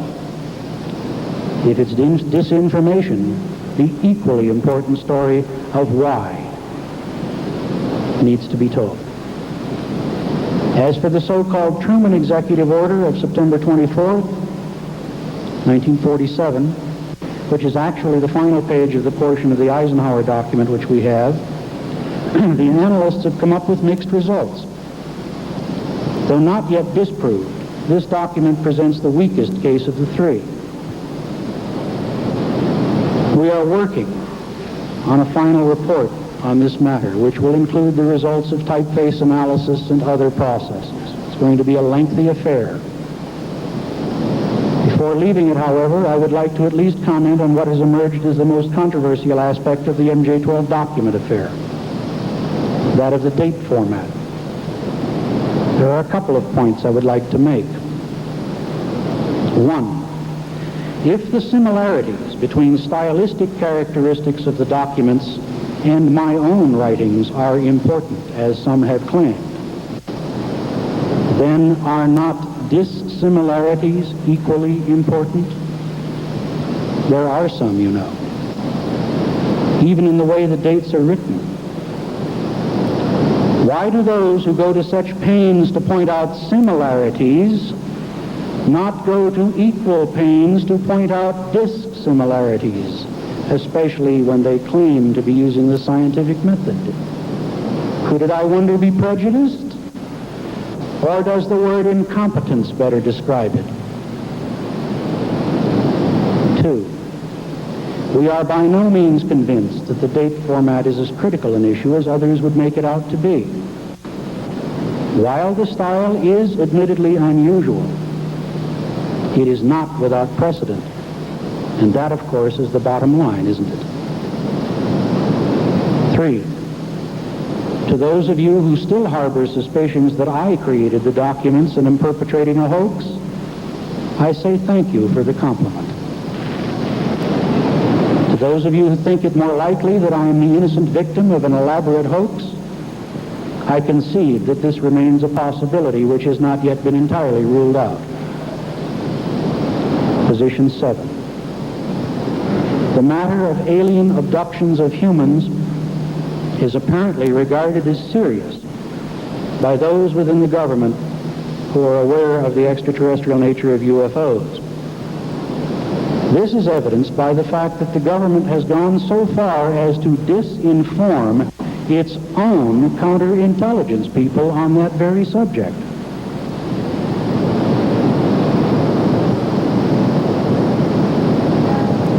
I don't know. Position 8. The secret behind the government UFO cover-up is essentially an awareness of what UFOs are by a few people in high places who have connections with the National Security Council and the White House. Widespread publicity about the abduction phenomenon is an unwelcome in what is already a difficult situation.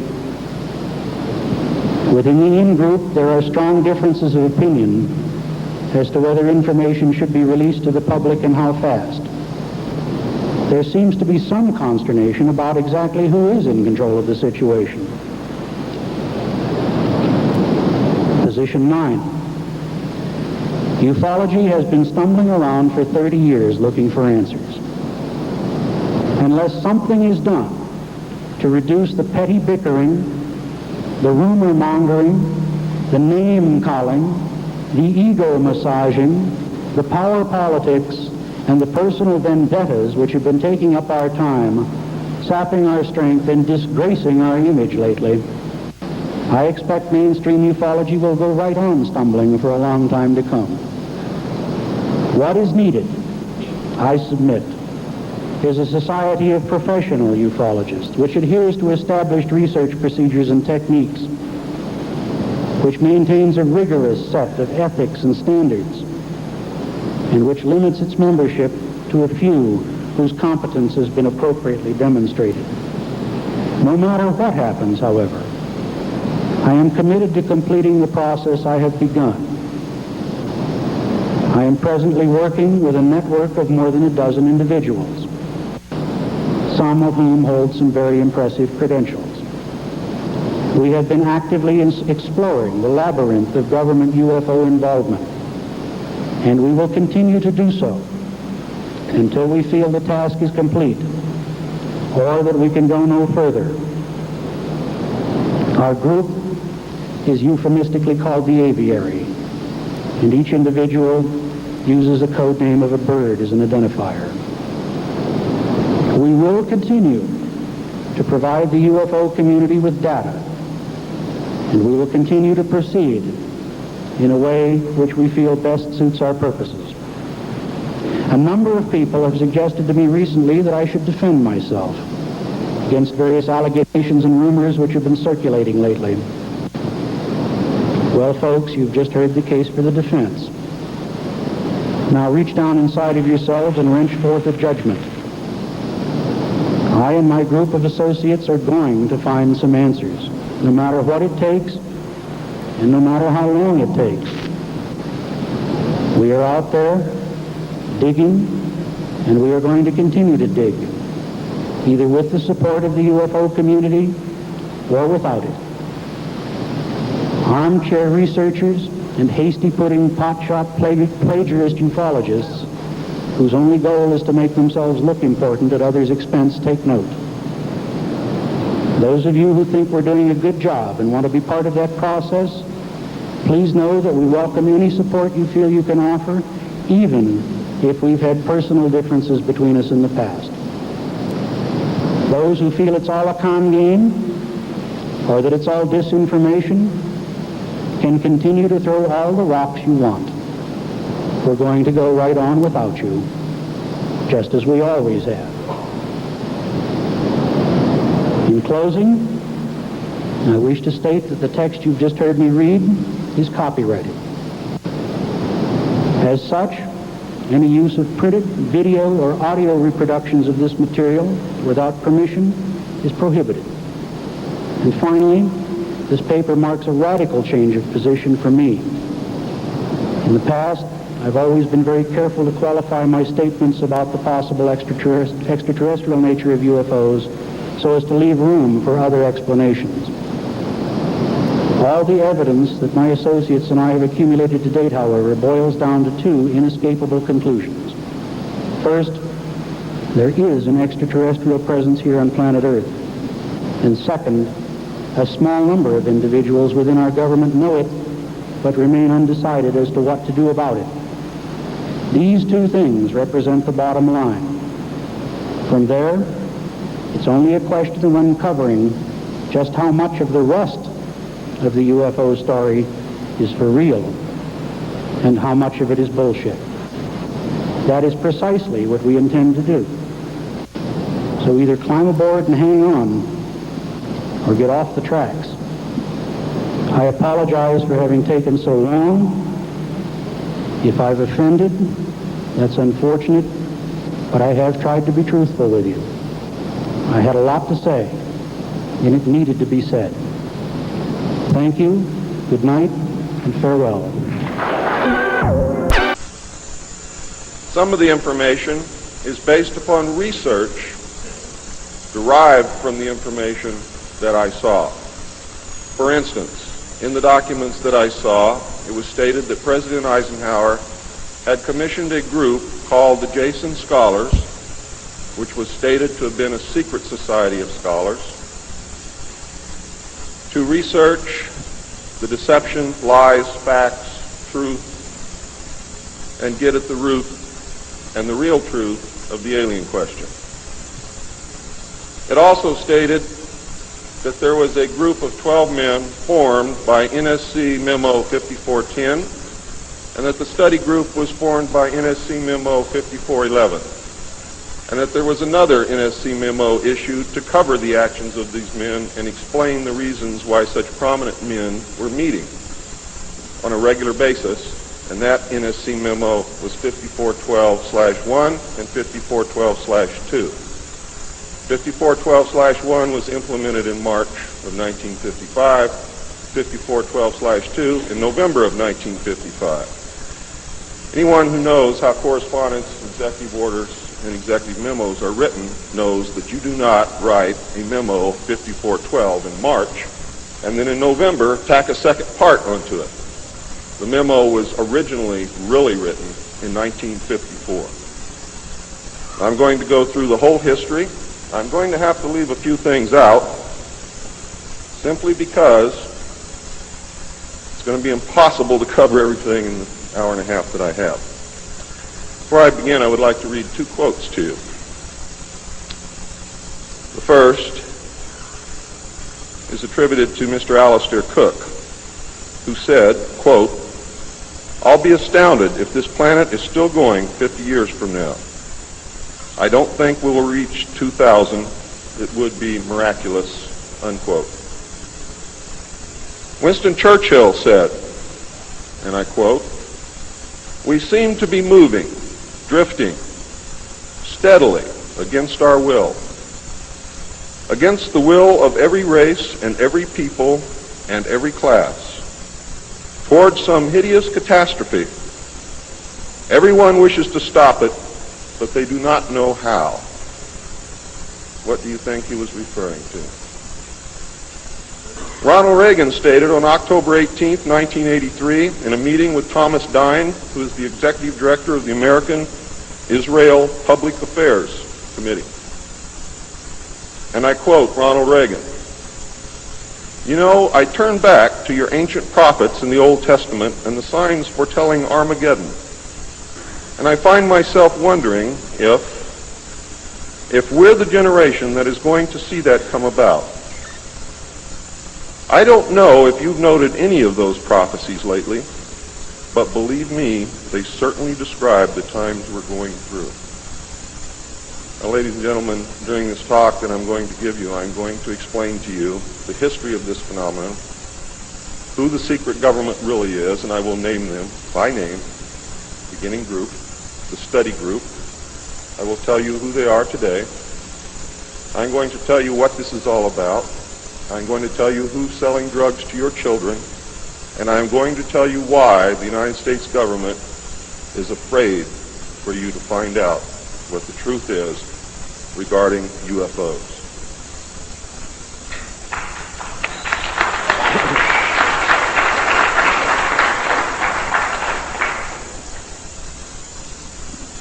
I'm going to skip over the early saucer recoveries, but there are many more than what you would expect.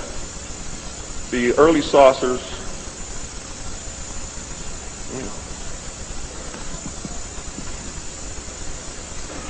Is this any better? There were many more saucer crashes and downed craft than what you have realized. There were many more alien bodies recovered, and there were more live aliens recovered than what you are aware of. But that's not important. The important thing is that they occurred, not how many and not where. The important thing is that they occurred. And those of you who want to argue over how many and where and how many bodies are wasting the time of everyone else, because that's not important. What's important is that they occurred. And there are two crashes that are so important that the government will go to any lengths to prevent you from finding out, and those are two crashes which occurred near the city of Aztec, New Mexico. Why? Because both of those crashed craft contained human body parts, and they are deathly afraid of a national panic.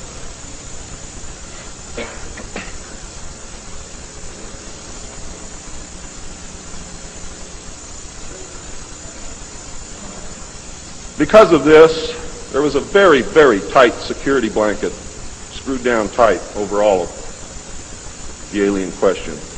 The downed craft, the fact that they were here, the technology that we were recovering. Some craft, strangely enough, were not damaged at all. But we could not recognize anything that we had previously known as mechanical, electrical, hydraulic, or any other thing that we knew of, except eventually we discovered that the craft contained a small reactor approximately the size of a large football or a small basketball, which was said to be a clean reactor, and the craft, this particular craft, used or seemed to use water as fuel. Now, how that all works, I don't know. I am not a nuclear physicist. Thank God. A special group of America's top scientists were organized under the name Project Sign in December of 1947 to study the phenomena. There was no such thing at that time as MJ-12. The whole nasty business was contained within the shroud of secrecy. Project Sign evolved into Project Grudge in December of 1948.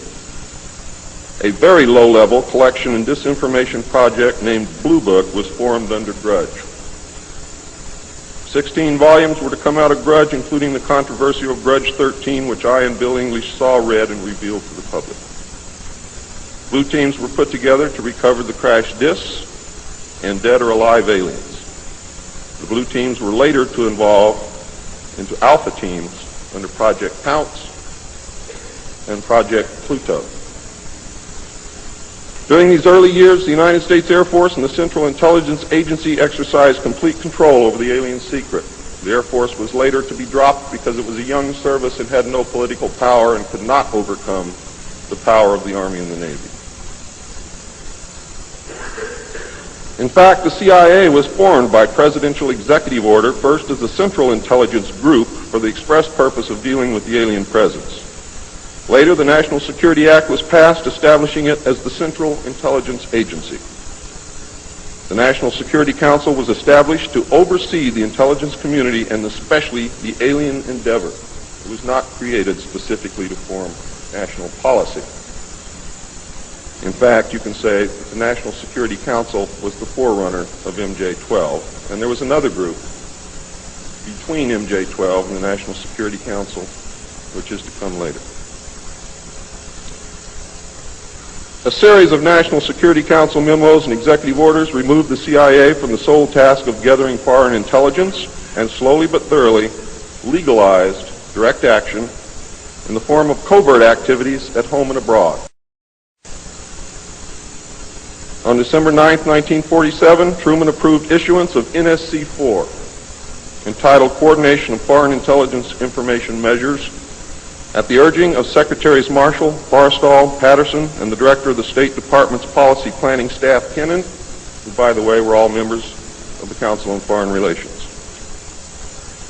The Foreign and Military Intelligence Book 1, final report of the Select Committee to study governmental operations with respect to intelligence activities, United States Senate, 94th Congress, second session, report number 94-755, April 26, 1976, page 49 states, this directive empowered the Secretary of State to coordinate overseas information activities designed to counter communism. A top-secret annex to NSC-4, which was NSC-4 Alpha, or 4A, for those of you who are confused by military terms, instructed the Director of Central Intelligence to undertake covert psychological activities in pursuit of the aims set forth in NSC-4, and secretly was to run a psychological operation against the American public to hide the presence of UFOs. and aliens. The initial authority given the CIA for covert operations under NSC-4A did not establish formal procedures for either coordinating or approving these operations. How many of you understand what I just said to you? Not too many. Let me explain it. What this means, the initial authority given the CIA for covert operations under NSC-4 Alpha did not establish formal procedures for either coordinating or approving these operations. That means they had to answer to no one. It means go do what you got to do. Don't bring any dirt back here because we don't want to see it. Just get the job done. Don't ask anybody. Don't report to anybody. That's exactly what it means. It simply directed the DCI, which is the Director of Central Intelligence, to undertake covert actions and to ensure, through liaison with state and defense, that the resulting operations were consistent with American policy. The only guideline was that it was consistent with American policy. Later, NSC 10-1 and NSC 10-2 were to supersede NSC 4 and NSC 4A, and NSC 10/1 was to establish the Office of Policy Coordination, or the OPC, was chartered to carry out an expanded program of covert activities. It was directly responsible for the alien task projects, and it was the direct forerunner of MJ-12. NSC 10-1 and 10-2 validated illegal and extra-legal practices and procedures as being agreeable to the national security leadership. The reaction, of course, was very swift. In the eyes of the intelligence community, no holes were barred. Under NSC 10-1, an executive coordination group was established to review but not approve covert project proposals. Why? Because if you've ever read or known anything about President Truman, he was a mean little guy, and he didn't believe in trusting everybody else to do the right thing, and he kept the power solidly in his hands. He did not give it to anyone.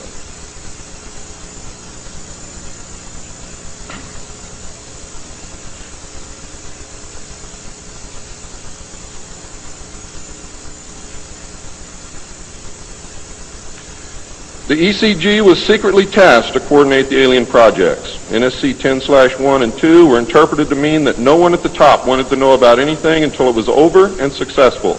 These actions established a buffer between the president and the information, and it's important that you understand this because it's important later. It was intended that this buffer serve as a means for the president to deny knowledge if leaks divulged the true state of affairs. That is to prevent the collapse of the government. If the president can stand up and say, I didn't know about it, the government can survive. If the president cannot say that, then you have a very, very dangerous situation indeed. The buffer was used in later years for the purpose of effectively isolating succeeding presidents from any knowledge of the alien presence other than what the secret government and the intelligence community wanted them to know. NSC 10-2 established a study panel which met secretly and was made up of the scientific minds of the day and may very well have included some of those names which are on the fraudulent document known as Majestic 12 or the Eisenhower briefing document, which is in reality a contingency plan to lead you right through the Rose Garden.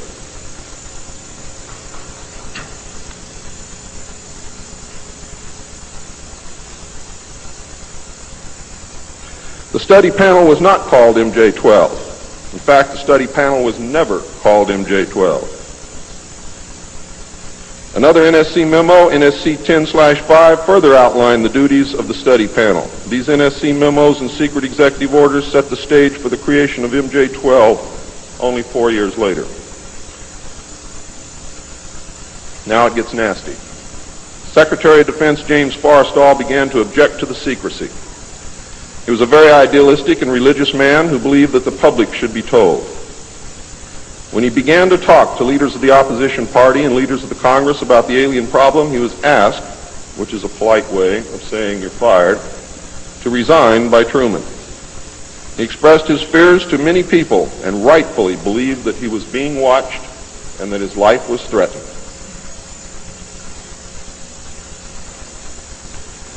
This was interpreted by those who were ignorant of the facts as paranoia, because most people had no knowledge of what was really going on. Forrestal later was said to have suffered a mental breakdown and was admitted, they say, actually, he was committed to Bethesda Naval Hospital against his will. In fact, it was feared that Forrestal would begin to talk again and he had to be isolated, discredited, and shut up.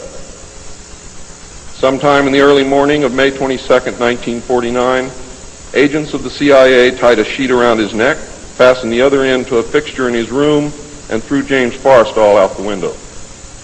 The sheet tore, and he plummeted to his death, and he became one of the first victims of the cover-up. The live alien that had been taken from the 1949 Roswell crash was called EB. It was short for extraterrestrial biological entity, and all aliens are not called EB. EB had a tendency to lie, and for over a year would give only the desired answers to questions asked. Those questions which would have resulted in an undesirable answer went unanswered. At some point during the second year of captivity, he began to open up, and the information derived from EB was startling, to say the least. And this compilation of his revelations became the foundation of what would later be finished, called the Yellow Book. Photographs were taken of EB, which among others, I and Bill English were to view years later in Grudge 13. Why do they keep the aliens in a Faraday-shielded environment? Because they have a tendency to disappear right through walls. And if you can prevent the transmission of electromagnetic energy, you can stop them from doing it.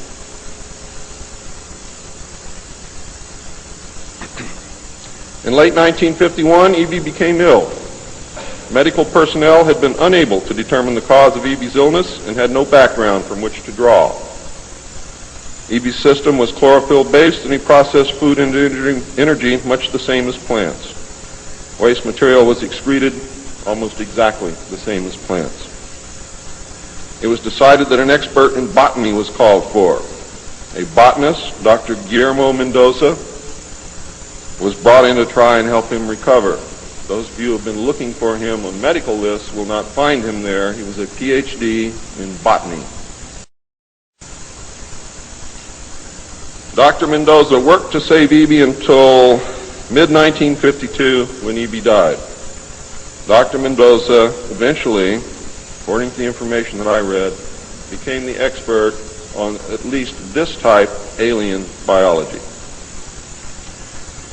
In a futile attempt to save EB and to try and gain favor with this technological superior alien race, the United States began broadcasting a call for help early in 1952 into the vast regions of space. If you know they're better than you, and if you know they can lick you, you better try and be friends with them, and that's what this effort was all about. The call went unanswered, but the project continued as an effort of good faith. President Truman created the super-secret National Security Agency by secret executive order on November 4th, 1952, and until recent years, there wasn't 1 in 50,000 people in the United States who even knew it existed. Its primary purpose was to decipher the alien communications and language and establish a dialogue with the aliens. This most urgent task was a continuation of the earlier effort and was codenamed Sigma. The secondary purpose of the NSA was to monitor all communications and emissions from any and all devices worldwide for the purpose of gathering intelligence, both human and alien, and to contain the secret of the alien presence. Project Sigma, ladies and gentlemen, was extremely successful.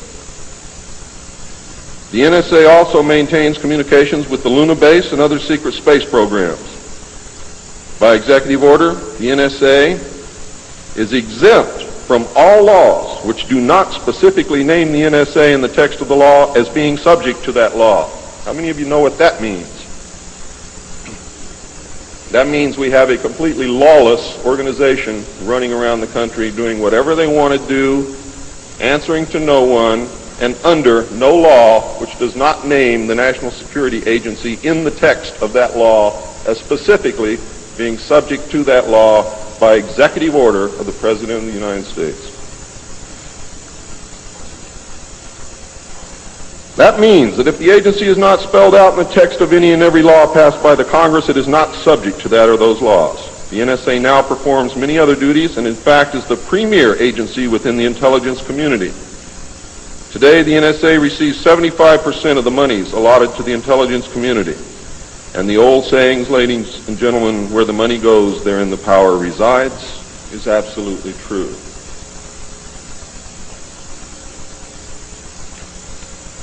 The DCI today is mainly a figurehead. He is in charge of the CIA. The CIA does have many functions which are useful to this country and some which are deadly to us. The DCI, of course, is in charge of that agency. But he is not, as everyone thinks, the head of the intelligence community. That position really and truthfully lies with the director of the National Security Agency. The primary task of the NSA is still alien communications, but now includes other alien projects as well. President Truman had been keeping our allies, including the Soviet Union, informed of the developing alien problem since the Roswell recovery. This had been done in case the aliens turned out to be a threat to the human race and thus the world.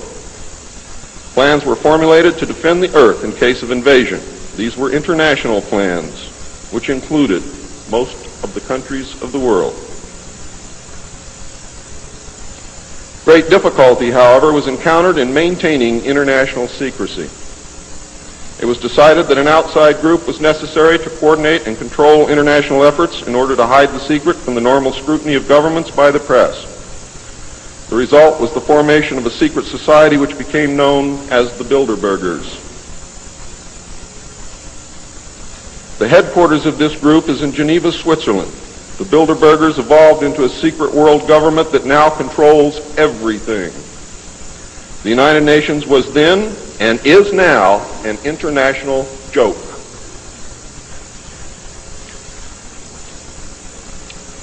In 1953, a new president occupied the White House. He was a man used to a structured staff organization with a chain of command.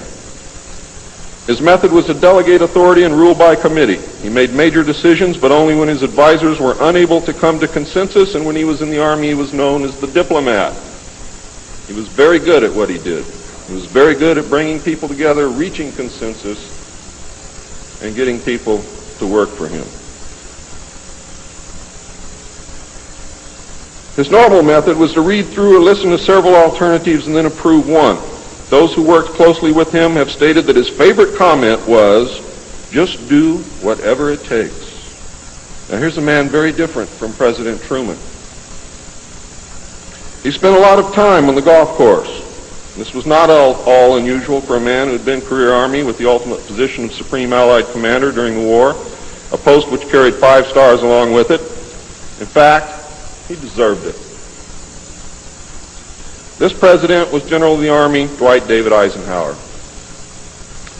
During his first year in office, 1953, at least 10 more crash discs were recovered, along with 26 dead and 4 live aliens. One of the 4 live aliens died within hours of being removed from the craft. The others died approximately 3 or 4 days later. Of the 10, 4 were found in Arizona, 2 in Texas, 1 in New Mexico, 1 in Louisiana, 1 in Montana, and 1 in South Africa. And there were hundreds of sightings. Why were so many craft crashing? Because the government was scared. And when they found out that the radar was downing the craft, they started aiming the radar at the craft with lock-on radar and pumped the juice through. And they brought as many down as they could.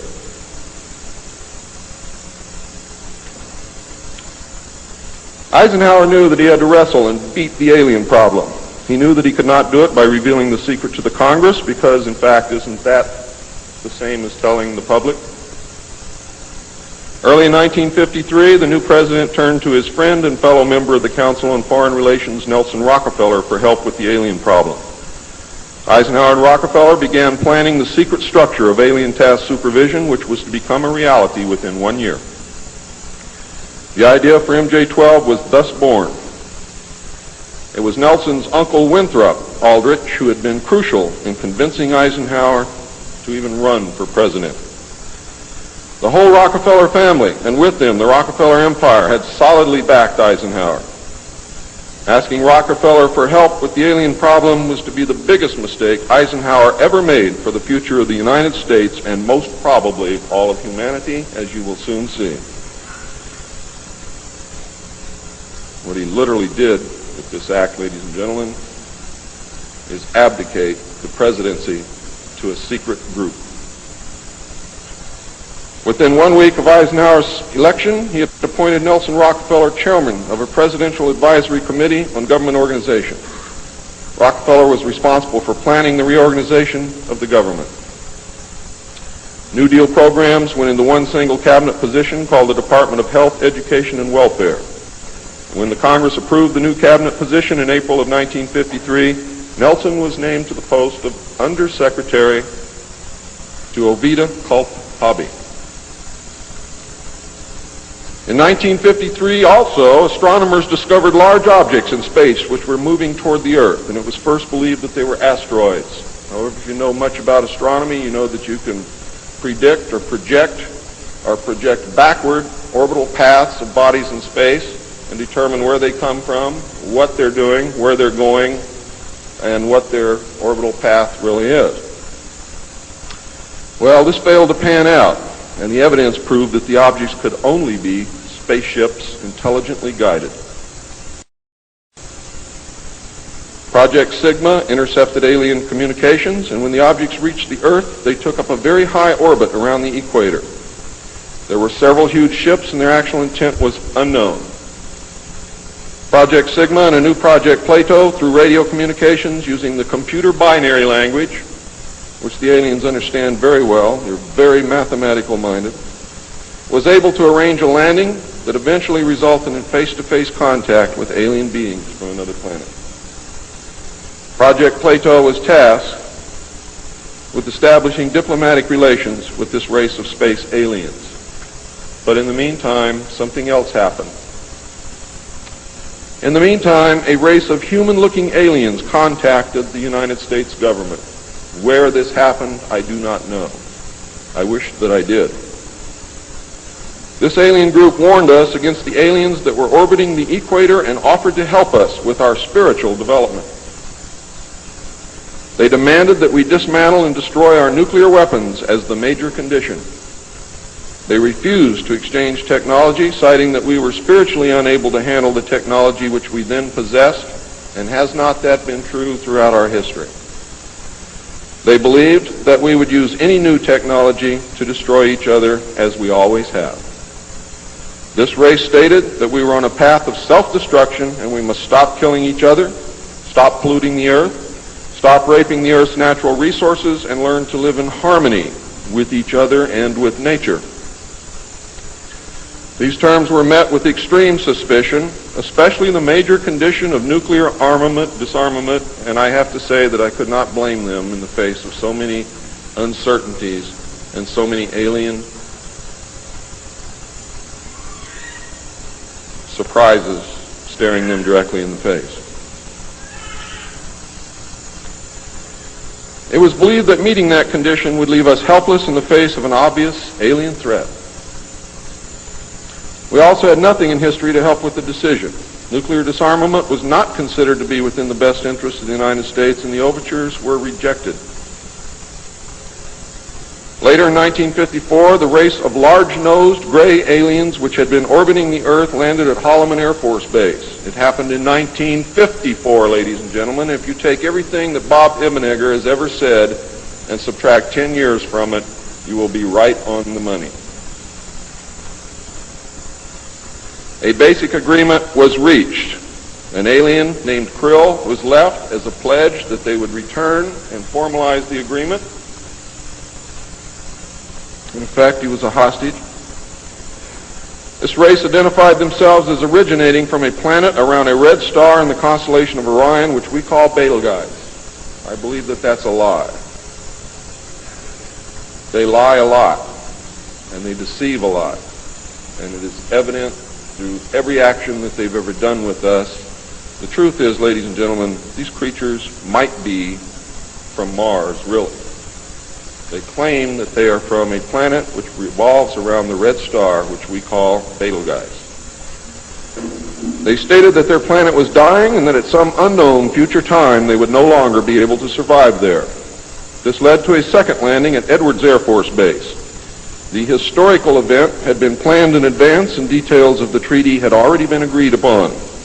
Eisenhower arranged to be in Palm Springs on vacation.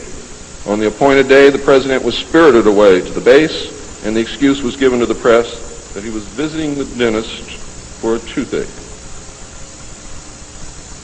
President Eisenhower met with the aliens, and a formal treaty between the alien nation and the United States of America was signed.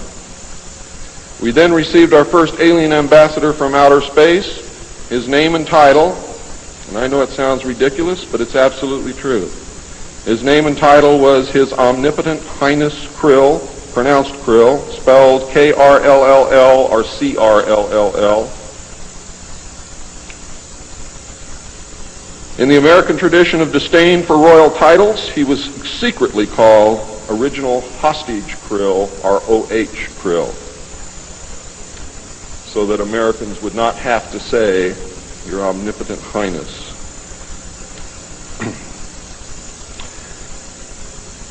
You should know that the alien flag is known as the trilateral insignia. It looks like a TP with two circles on either side of the V and one pole running straight down the middle. It is displayed on their craft and worn on their chest on their uniforms. Both of these landings in the second meeting were filmed, and the film exists today. Where it exists, I do not know, but I do know that it exists. The treaty stated, the aliens would not interfere in our affairs, and we would not interfere in theirs. We were particularly interested that they do not interfere with anything that would affect our future, which has been violated. We would keep their presence on Earth a secret. They would furnish us with advanced technology and would help us in our technological development. They would not make any treaty with any other Earth nation. They could abduct humans on a limited and periodic basis for the purpose of medical examination and monitoring of our development, with the stipulation that the humans would not be harmed, would be returned to their point of abduction, that the humans would have no memory of the event, and that the alien nation would furnish MJ-12 with a list of all human contacts and abductees on a regularly scheduled basis, and this is not being done. It was agreed that each nation would receive the ambassador of the other for as long as the treaty remained in force. It was further agreed that the alien nation and the United States would exchange 16 personnel each to the other with the purpose of learning each of the other. The alien guests would remain on Earth, and the human guests would travel to the alien point of origin for a specified period of time, then return, at which point a reverse exchange would be made. I have no knowledge whatsoever of what happened to those original 16 humans who left the Earth with the aliens. It was also agreed that bases would be constructed underground for the use of the alien nation, and that 2 bases would be constructed for the joint use of the alien nation and the United States government. The base at Dulce is one, the base at S4 in the area known as Area 51 or Dreamland is the second. Exchange of technology would take place in the jointly occupied bases. These alien bases would be constructed under Indian reservations in the 4 corners of Utah, Colorado, New Mexico, and Arizona, and one would be constructed in Nevada in the area known as S4, located approximately 7 miles south of the western border of Area 51, otherwise known as Dreamland. All alien areas are under complete control of the Naval Department, and all personnel who work in these complexes receive their checks from the Navy.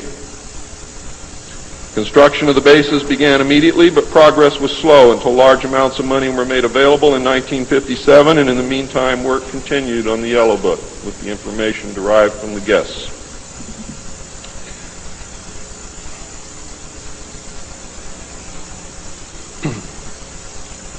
I would like to say at this time that the movie that most of you may have seen, how many of you saw Close Encounters of the Third Kind? That movie was absolutely true. Those events did take place.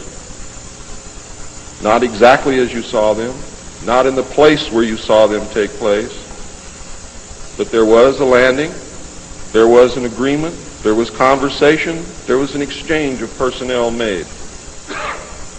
I would like to say now also that J. Allen Hynek was the technical director on that movie, and he was also the co-author of Grudge 13, which I read between the years 1970 and 1973, along with another man named Lieutenant Colonel Friend.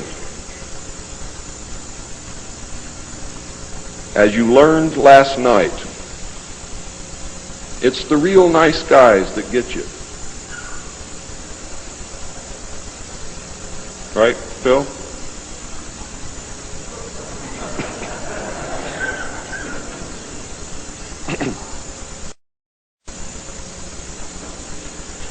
Project Red Light was formed, and experimentation and test flying alien craft was begun in earnest. As I told you earlier, many of the craft we recovered were intact, appeared to have no damage whatsoever. One craft actually exploded over the test site during testing sometime in the early 60s. I'm not sure what the exact date is, but the explosion is said to have been seen over 3 states. Project Red Light, according to the information that I have, was postponed at that time because they had no idea what had happened or why the craft had exploded, but they lost the pilots, and the project went on hold. A super top-secret facility was built at Groom Lake in Nevada in the midst of the weapons test range. It was codenamed Dreamland. Until this area was built, testing was done at the Tonopah test range, and that's why some of you have conflicting information.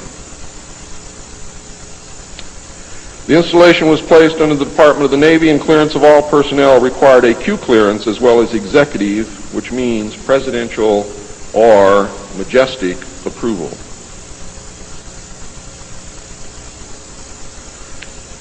This is ironic due to the fact that the President of the United States does not have clearance to visit the site. How many of you did not know that? The President of the United States cannot enter Area 51. There are very many other areas which he cannot enter also. The alien base and exchange of technology actually took place in an area known as S4. Area S4 was codenamed the Dark Side of the Moon. The Army was tasked to form a super-secret organization to furnish security for all alien task projects. This organization became the National Reconnaissance Organization based at Fort Carson, Colorado. The specific teams trained to secure the projects were called Delta. A second project, codenamed Snowbird, was promulgated to explain away any sightings of the red light craft as being Air Force experiments. The Snowbird craft were manufactured using conventional technology and were flown for the press on several occasions, and those of you who are my age or older will remember, as children or young adults, going to the movie and seeing in the Movie-Tone newsreel the Apro car and other strange-looking saucer craft that were developed by the United States and the Canadian Armed Forces as a part of Project Snowbird. Project Snowbird was also used to debunk legitimate public sightings of alien craft, also called UFOs. Project Snowbird was very successful, and reports from the public declined steadily until recent years. But not just due to Project Snowbird. There was an intense ridicule, denial, and debunking campaign going on since the beginning. People stopped reporting what they saw. A multi-million-dollar secret fund was organized and kept by the military office of the White House. This fund was used to build over 75 deep underground facilities. Presidents who asked were told the fund was used to build deep underground shelters for the president in case of war. Only a few were built for the president. Millions of dollars were funneled through this office to MJ-12 and then out to the contractors, and was used to build top-secret alien bases as well as top-secret dumb or deep underground military bases. I think dumb is very appropriate. And the facilities promulgated by Alternative 2 throughout the nation. President Johnson used this fund to build a movie theater and pave the road on his ranch, and I believe he also used it to fix his shower. He had no idea of its true purpose, but he felt that because it was military money, it was his money. The secret White House Underground Construction Fund was set up in 1957 by President Eisenhower, And you can forget Truman because Eisenhower has done everything that's been done to us, not intentionally, not to hurt us, in the beginning to protect us. The funding was obtained from Congress under the guise of construction and maintenance of secret sites where the president could be taken in case of military attacks, called presidential emergency sites. The sites are literally holes in the ground deep enough to withstand a nuclear blast and are outfitted with state-of-the-art communications equipment. To date, there are more than 75 sites spread around the country that I can account for, which were built using money from this fund. The Atomic Energy Commission has built at least an additional 22 underground sites, again, that I can account for. The location and everything to do with these sites were and are considered and treated as top secret. The money was and is in control of the military office of the White House and was and is laundered through a circuitous web that even the most knowledgeable spy or accountant cannot follow. As of 1980, only a few at the beginning and end of this web knew what the money was for. At the beginning were Representative George Mahan of Texas, the chairman of the House Appropriations Committee and of its Defense Subcommittee, and Representative Robert Sykes of Florida, chairman of the House Appropriations Military Construction Subcommittee. Today, it was rumored that House Speaker Jim Wright controlled the money in Congress and that a power struggle was underway to remove him. We all know what happened there, but I could not substantiate by any source the fact that he was in charge of the money. It is a rumor. At the end of the line were the President, MJ-12, the Director of the Military Office, and a commander at the Washington Navy Shipyard. The money was authorized by the Appropriations Committee, who allocated it to the Department of Defense as a top-secret item in the Army construction program. The Army, however, ladies and gentlemen, could not spend it, and, in fact, did not even know what it was for. Authorization to spend the money was in reality given to the Navy. You'll find out why the Navy has control of all this a little bit later. It'll become clear to you. The money was channeled to the Chesapeake Division of the Navy Engineers, who did not know what it was for either. Not even the commanding officer, who was an admiral, knew what the fund was to be used for. Only one man, a Navy commander, who was assigned to the Chesapeake Division, but in reality was responsible only to the military office of the White House, knew of the actual purpose, amount, and ultimate destination of the top-secret fund.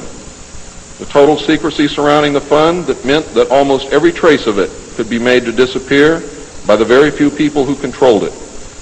There has never been, and most probably never will, be an audit of this secret money. Large amounts of this money were transferred from the top secret fund to a location at Palm Beach, Florida that belongs to the Coast Guard called Peanut Island. The island is adjacent to property which was owned by Joseph Kennedy. The money was said to have been used for landscaping and general beautification. The money did not begin to be transferred to Peanut Island until shortly after Kennedy's assassination.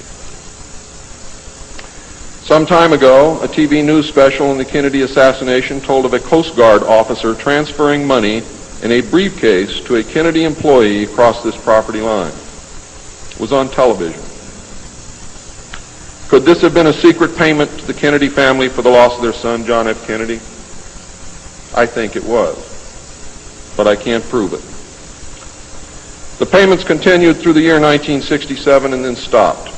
The total amount transferred is unknown and the actual use of the money is unknown. Meanwhile, back at the ranch, Nelson Rockefeller changed positions again. He had been in sort of a holding position until the time was right, and now the time was right. This time he was to take C.D. Jackson's old position, which had been called the Special Assistant for Psychological Strategy. With Nelson's appointment, the name was changed to the Special Assistant for Cold War Strategy. This position would evolve over the years into the same position Henry Kissinger was ultimately to hold under President Nixon. Officially, he was to give advice and assistance in the development of increased understanding and cooperation among all peoples. Sounds very nice and innocent, doesn't it? The official description, of course, was a smokescreen. For secretly, he was the presidential coordinator for the intelligence community. In his new post, Rockefeller reported directly and only to the president. He attended meetings of the Cabinet, the Council on Foreign Economic Policy, and the National Security Council, which was the highest policy-making body in the government. Nelson Rockefeller was also given a second important job as the head of the secret unit called the Planning Coordination Group, which was formed under NSC 5412/1 in March of 1955. However, the memo was written in 1954 at the same time that NSC 5410 and NSC 5411 were written. It was not used until it was needed. The group consisted of different ad hoc members depending upon the subject on the agenda. The basic members were Rockefeller, a representative of the Department of Defense, a representative of the Department of State, and the Director of Central Intelligence. It was soon called the 5412 Committee, or the Special Group. NSC 5412/1 established the rule, for the first time, established the rule that covert operations were subject to approval by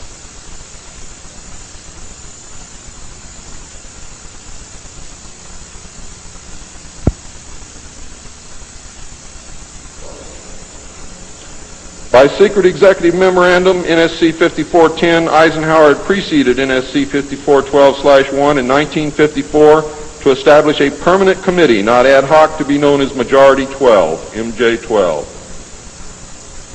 to oversee and conduct all covert activities concerned with the alien question. NSC 5412/1 was created to explain the purpose of these meetings when Congress and the press became curious as to why such important and prominent men were meeting on a regular basis. Majority 12 was made up of Nelson Rockefeller, the Director of Central Intelligence Allen Welsh Dulles, the Secretary of State John Foster Dulles, the Secretary of Defense Charles E. Wilson, the Chairman of the Joint Chiefs of Staff Admiral Arthur W. Radford, and that's why the Navy got everything, because the first Chairman of the Joint Chiefs of Staff who served on MJ-12 was Navy. If it had been an Army general, the Army would have had it. The Director of the Federal Bureau of Investigation, J. Edgar Hoover, and that should answer a lot of questions for you, and 6 men from the Executive Committee of the Council on Foreign Relations known as the Wise Men. These men were all members of a secret society of scholars that called themselves the Jason Society. See you smiling, Bill. Thought I didn't know it, didn't you? Fooled you. Are the Jason scholars who recruited their members from the Skull and Bones and the Scroll and Key societies of Harvard and Yale. And that was stated verbatim in Operation Majority. The Wise Men were key members of the Council on Foreign Relations. There were 12 members, including the first 6 from government positions, thus Majority 12. This group was made up over the years of the top officers and directors of the Council on Foreign Relations and later the Trilateral Commission. Gordon Dean, George Bush, and Zbigniew Brzezinski were among them. The most important, however, and influential of the Wise Men who served on MJ-12 were John McCloy, Robert Lovett, Averill Harriman, Charles Bolin, George Kennan, and Dean Acheson. Their policies were to last well into the decade of the 70s, and it is significant that President Eisenhower, as well as the first 6 MJ-12 members from the government, were also members of the Council on Foreign Relations. Thorough researchers will soon discover that not all of the Wise Men attended Harvard or Yale, and not all of them were chosen for Skull and Bones or Scroll and Key membership during their college years. You'll be able to quickly clear up this mystery by obtaining the book The Wise Men by Walter Isaacson and Evan Thomas, Simon & Schuster, New York. And under illustration number 9 in the center of the book, you will find the caption, "Lovett with the Yale unit, above far right and on the beach. His initiation into Skull and Bones came at an airbase near Dunkirk." I have found that members were chosen on an ongoing basis by invitation based upon merit, post-college, and was not confined to only Harvard or Yale attendees. It also had something to do with how much money your family had. unless you were a military officer. A chosen few were later initiated into the Jason Society. They are all members of the Council on Foreign Relations, and at that time were known as the Eastern Establishment. This should give you a clue to the far-reaching and serious nature of these most secret college societies. The Jason Society is alive and well today, but now includes members of the Trilateral Commission as well. The Trilateralists existed secretly several years before 1973 because I saw the name of the Trilateral Commission in the documents in 1971.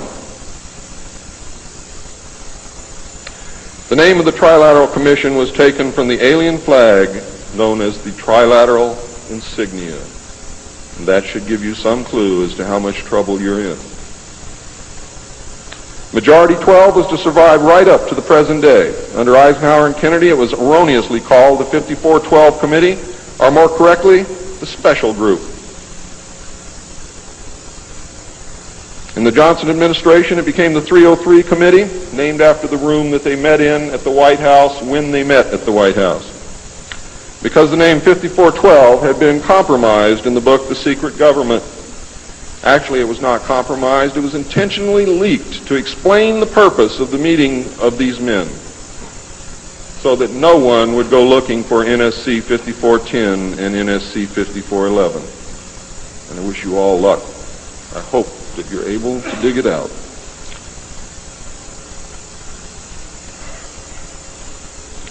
Actually, NSC 5412/1 was leaked to the author to hide the existence of NSC 5410. Under Nixon, Ford, and Carter, it was called the 40 Committee, and under Reagan, it became the PI 40 Committee. But over all those years, only the name changed. The positions remained the same. By 1955, it became obvious that the aliens had deceived Eisenhower and had broken the treaty. Mutilated humans, yes, mutilated humans, were being found along with mutilated animals, and yes, mutilated animals, and those of you who doubt that this is taking place should leave your job, should leave your home, should do whatever you have to do, and go look for yourself, because it's important that you know it and that you believe it.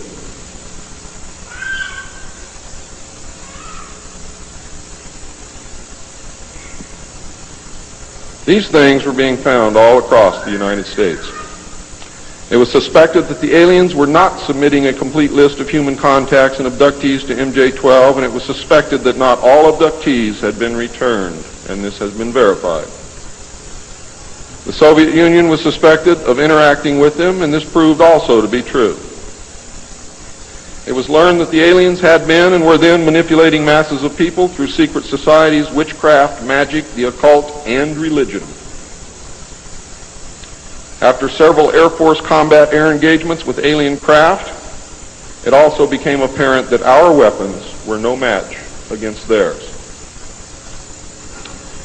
In November of 1955, NSC 5412/2 was issued, establishing a study committee to explore all factors which are involved in the making and implementing of foreign policy in the nuclear age. This, again, was only a blanket of snow that covered the real subject of study, which was the alien question.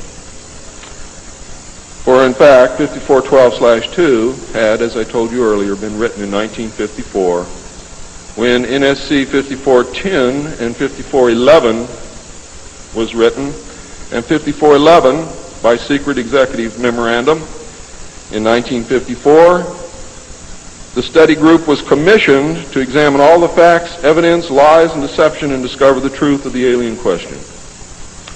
NSC 54/2 was only a cover that had become necessary when the press began inquiring as to the purpose of regular meetings of such important men.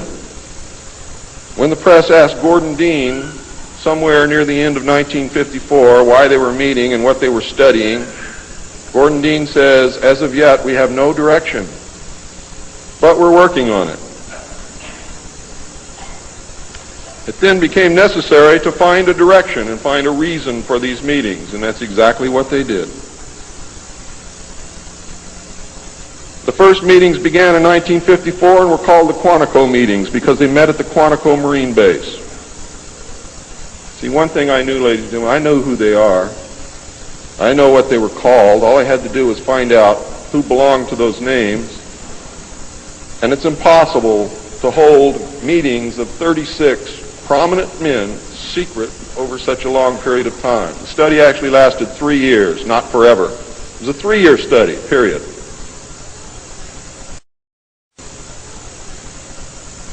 A study group was made up of 35 members of the Council on Foreign Relations secret scholars known as the Jason Society or the Jason Scholars. Dr. Edward Teller was invited to participate. Dr. Zbigniew Brzezinski was the study director for the first 18 months. Dr. Henry Kissinger was chosen as the group study director for the second 18 months, beginning in November of 1955. Nelson Rockefeller was a frequent visitor during the study. I'm going to read you the study group members now. For those of you who know who these people are, you're going to be amazed. Those of you who do not, I advise that you purchase a copy of my text, which will be on sale the minute that I finish my last word.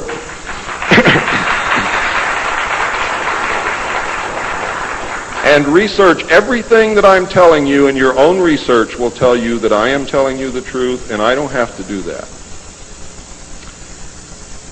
You see, I'm a witness. I'm not a ufologist, and I'm not by profession a researcher. I'm doing this because I want the Constitution put back where it belongs.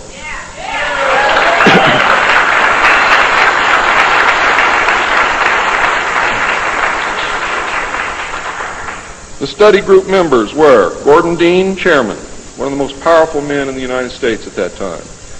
Dr. Zbigniew Brzezinski, study director for the first phase. Dr. Henry Kissinger, study director for the second phase. Dr. Edward Teller represented the scientific community. Major General Richard C. Lindsay, Hanson W. Baldwin, Lloyd V. Berkner, Frank C. Nash, Paul H. Nitze, Charles P. Noyes, Frank Pace Jr., James A. Perkins, Don K. Price, David Rockefeller, Oscar M. Rubhausen, Lieutenant General James M. Gavin, Carl P. Haskins, James T. Hill Jr., Joseph E. Johnson, Mervyn J. Kelly, Frank Altschul, Hamilton Fish Armstrong, Major General James McCormick Jr., Robert R. Bowie, McGeorge Bundy, William A. M. Burden, John C. Campbell, Thomas K. Findletter, George S. Franklin Jr., I. Rabbi, Roswell L. Gilpatrick, N. E. Hallaby, General Walter Bedell Smith, called Beetle, Henry DeWolf Smythe, Shields Warren, Carol L. Wilson, and Arnold Wolfers. Now, these aren't bad guys.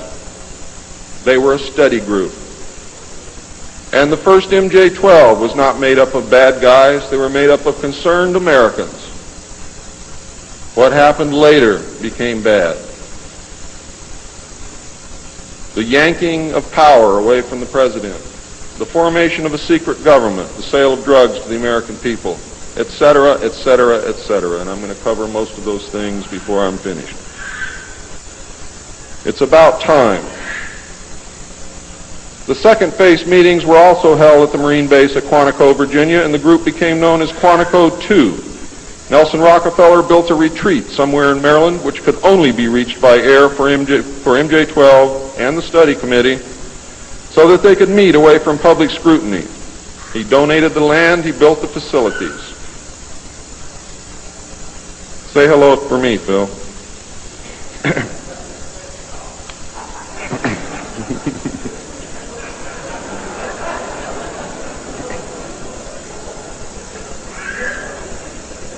So that they could meet away from public scrutiny.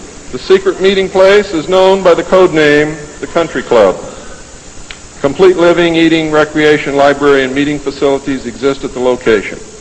The study group was publicly closed in the later months of 1956, and Henry Kissinger published what was officially termed the results in 1957 as Nuclear Weapons and Foreign Policy by Henry A. Kissinger, published for the Council on Foreign Relations by Harper & Brothers, New York. In truth, the manuscript had already been 80% written while Kissinger was at Harvard. The study group continued veiled in secrecy. A clue to the seriousness Kissinger attached to the study can be found in statements by his wife and friends. Many of them stated that Henry would leave home early each morning and return late each night without speaking to anyone or responding to anyone. It seemed, in fact, as if he were in another world which held no room for anyone else. Now, when they say that he would not speak to anyone or respond to anyone, they meant it literally.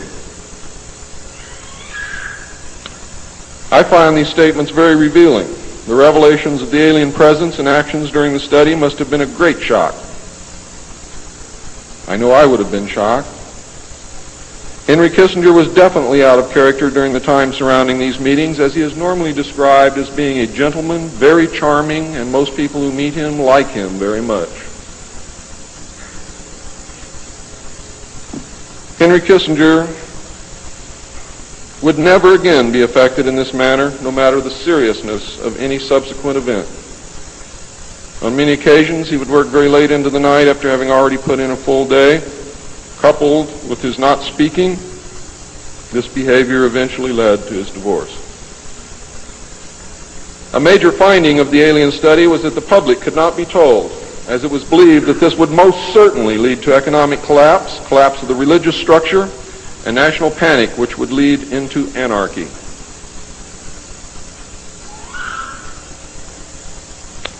Secrecy thus continued. An offshoot of this finding was that if the public could not be told, then the Congress could not be told. Thus, funding for the projects and research would have to come from outside the government. There are some things beginning to fall into place. Without aliens, you cannot make sense of anything else that's been happening for the 44 years. You put the aliens in the middle of this stuff and you've got all the answers, every one of them. In the meantime, money was to be obtained from the military budget and from CIA confidential non-appropriated funds. Another major finding was the aliens were using humans and animals for a source of glandular secretions, enzymes, hormonal secretions, blood, and in horrible genetic experiments. The aliens explained these actions as necessary to their survival. What I'm going to tell you now is very sad if it's true, because I am unable to weed through the lies and deception and really find the truth. All I know is what they told us. They stated that their genetic structure had deteriorated and that they were no longer able to reproduce. They stated that if they were unable to improve their genetic structure, their race would soon cease to exist.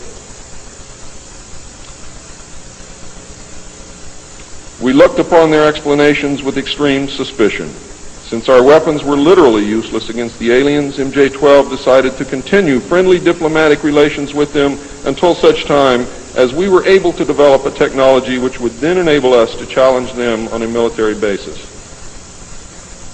Overtures would have to be made to the Soviet Union and other nations to join forces for the survival of humanity. In the meantime, plans were developed to research and construct two weapon systems using conventional and nuclear technology, which would hopefully bring us to parity. The results of the research were projects Joshua and Excalibur. Joshua was a weapon captured from the Germans, which at that time was capable of shattering 4-inch thick armor plate at a range of 2 miles using low-frequency aimed sound waves. And it was believed that this weapon would be effective against the alien craft and beam weapons. Excalibur was a weapon carried by missiles not to exceed 30,000 feet above ground level, not to deviate from designated target more than 50 meters, that would penetrate 1,000 meters of tufa hard-packed soil such as that found in New Mexico, would carry a 1 megaton warhead, and was intended for use in destroying the aliens in their underground bases. Joshua was developed successfully but never used to my knowledge. Excalibur was not pushed until recent years, and now there is an unprecedented effort to develop this weapon. The people who are working on these weapons tell us that they have never been pushed so hard in their history working on any project than they are being pushed to develop Project Excalibur.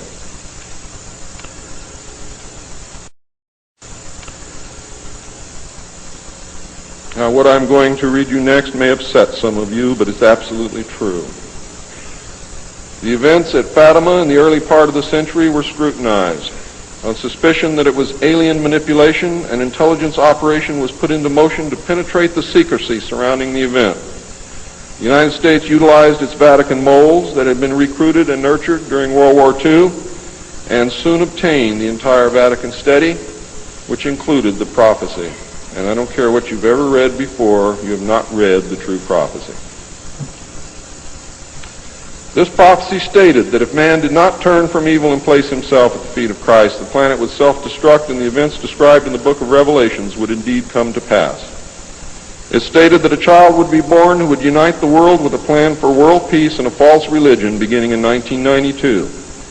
By 1995, the people would discern that he was evil and was indeed the Antichrist. World War III would begin in the Middle East in 1995 with an invasion of Israel by a united Arab nation using conventional weapons, which would culminate in a nuclear holocaust in the year 1999.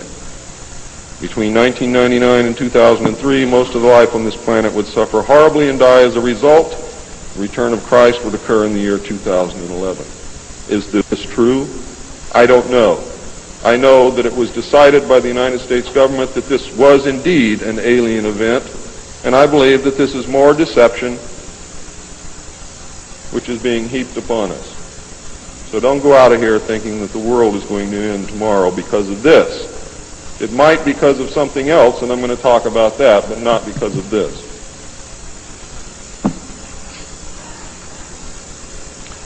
When the aliens were confronted with this finding, they confirmed that it was true. The aliens explained that they had created us through hybridization and had manipulated the human race through religion, Satanism, witchcraft, magic, the occult, secret societies, etc.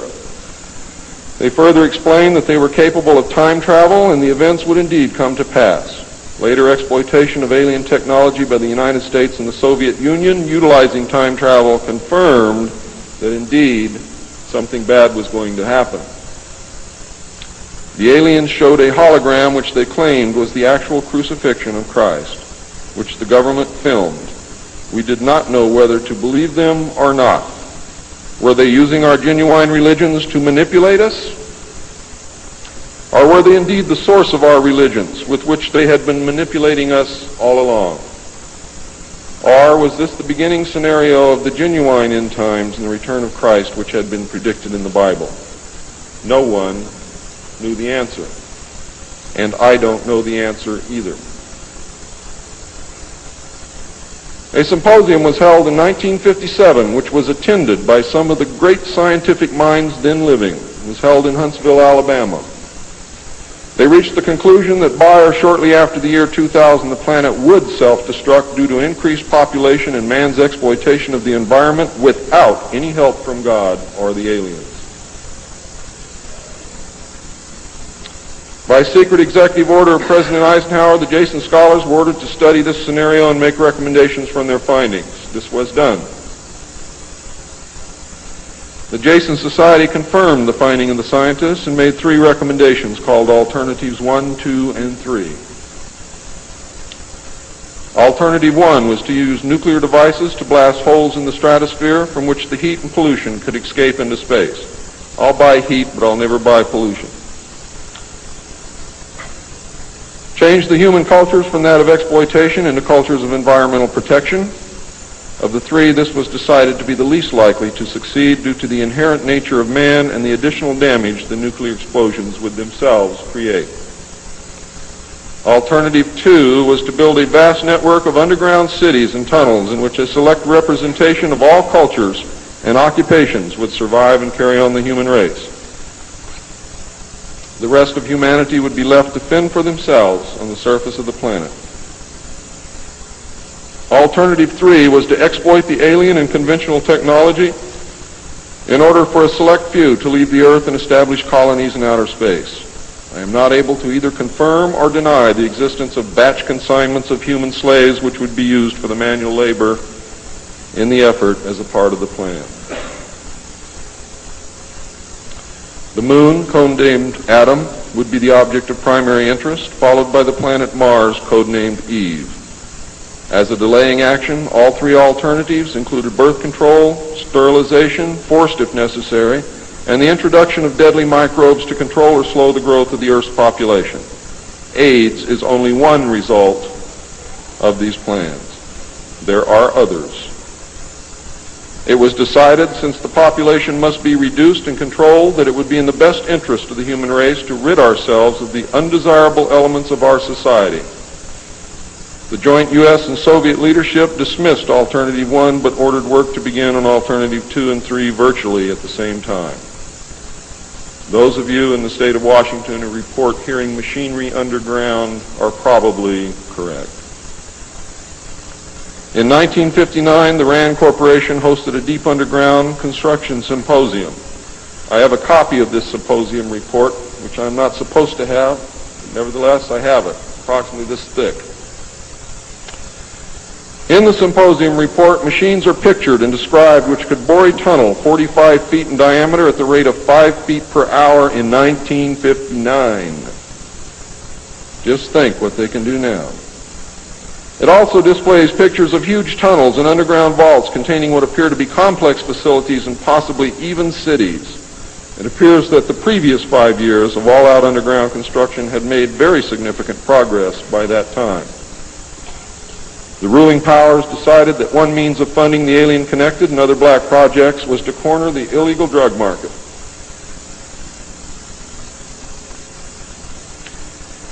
A young, ambitious member of the Council on Foreign Relations was approached.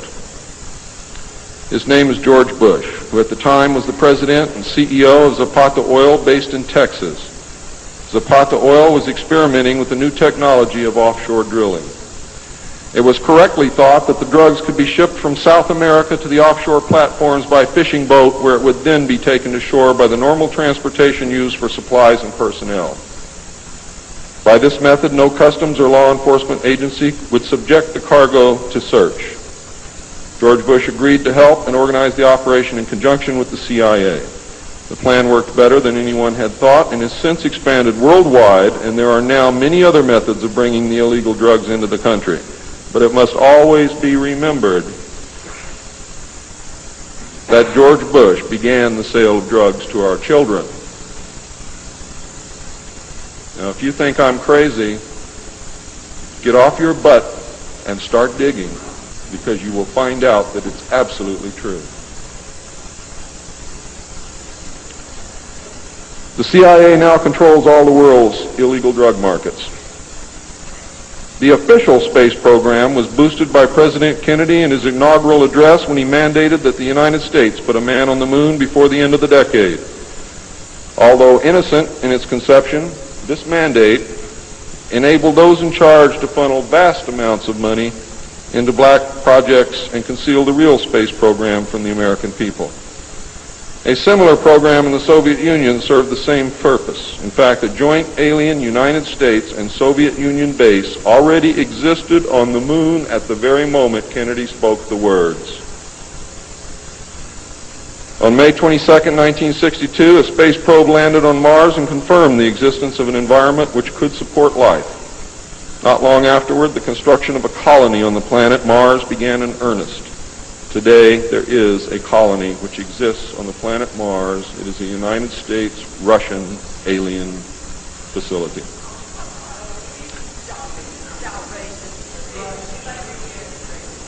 If you believe it's outrageous, stick around a few years.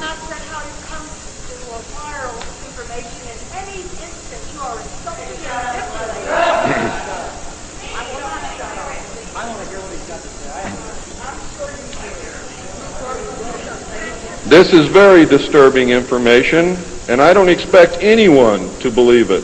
I don't expect one of you to believe what I'm telling you. And I knew that when I came here. I'm not one of you. I'm not a ufologist. I'm not a researcher. I have an obligation to inform the public, and once that's done, I've done my job. From then on, it's up to you, not me.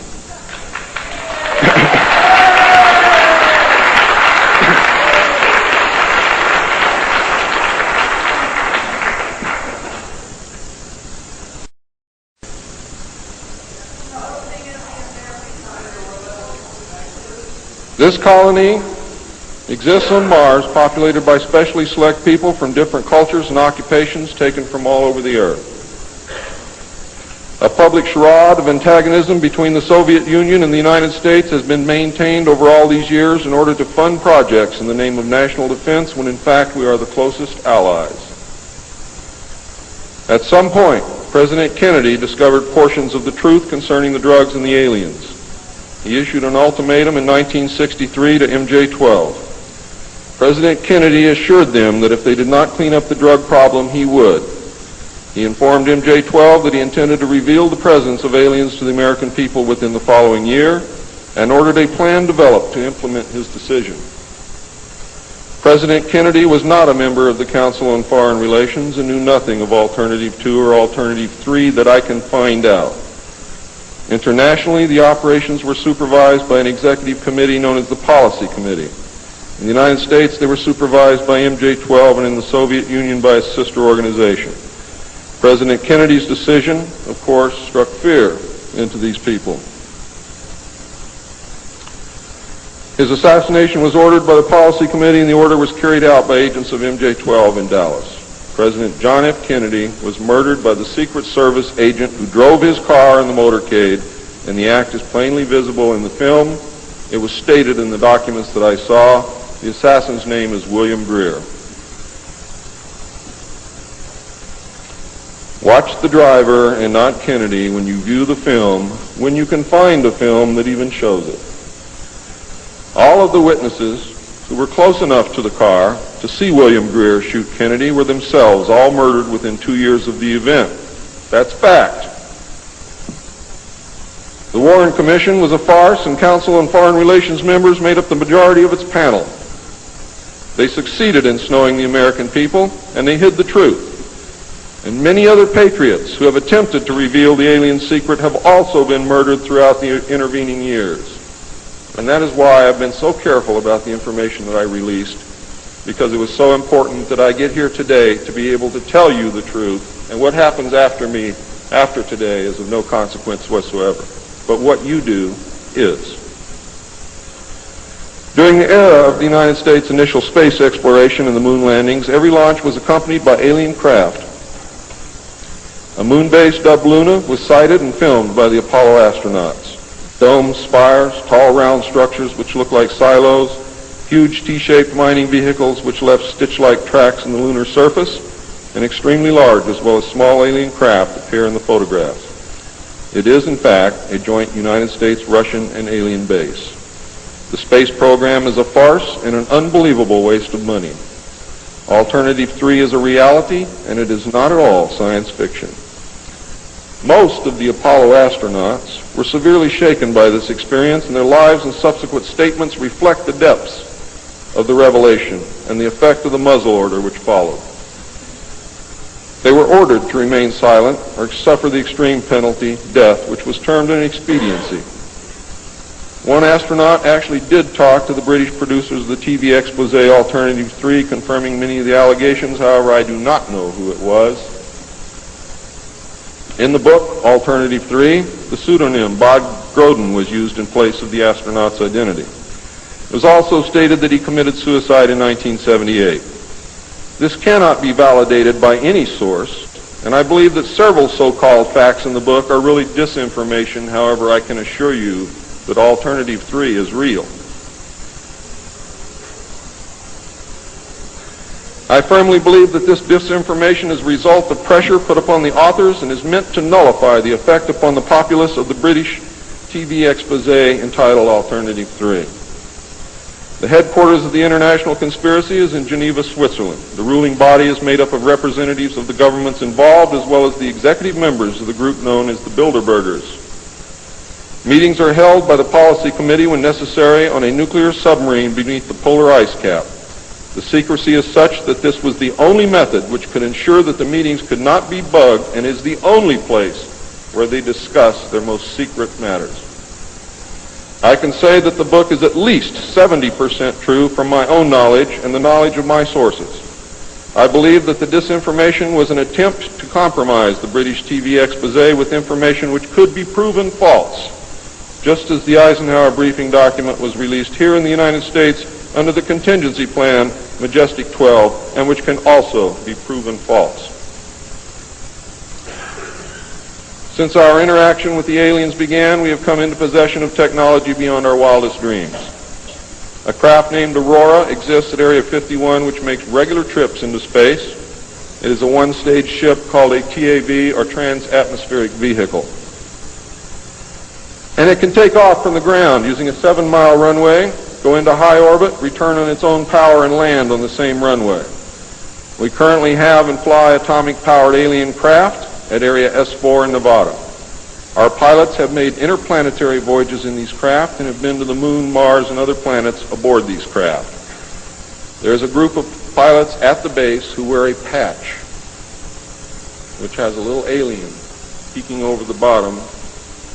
It has, I think, 3 or 4 letters at the top, and I forget what they are, but John Lear knows what they are.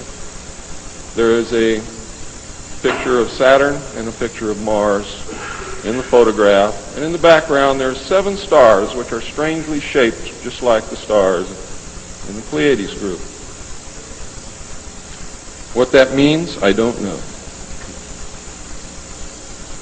We have been lied to about the true nature of the Moon, the planets Mars and Venus, and the real state of technology that we possess today at this very moment.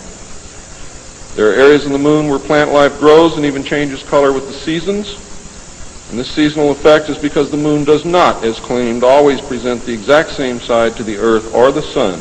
There is an area that wobbles in and out of darkness on a seasonal basis, and it is near this area that the plant life grows. The Moon does have a few man-made lakes and ponds upon its surface, and clouds have been observed and filmed in its atmosphere. How many of you remember the period of time, several years, when almost every reported alien craft that was reported landed was on or near water and appeared to be pumping water into the craft? How many of you remember that? Quite a few. The water went to the Moon, ladies and gentlemen, to change the Moon. And it is working.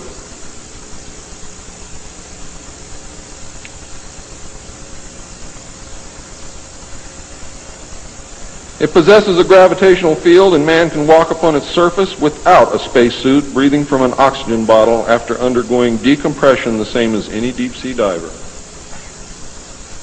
Ladies and gentlemen, if you can come from 1,200 feet underwater to the surface through decompression, you can go from the surface to 1 atmosphere of vacuum. See, vacuum does not cause a problem for the human body. It's the inert gas that's dissolved in your tissues and in your bones and in the fluids in your body that causes you the problem. If this is decompressed properly, you will have no problem.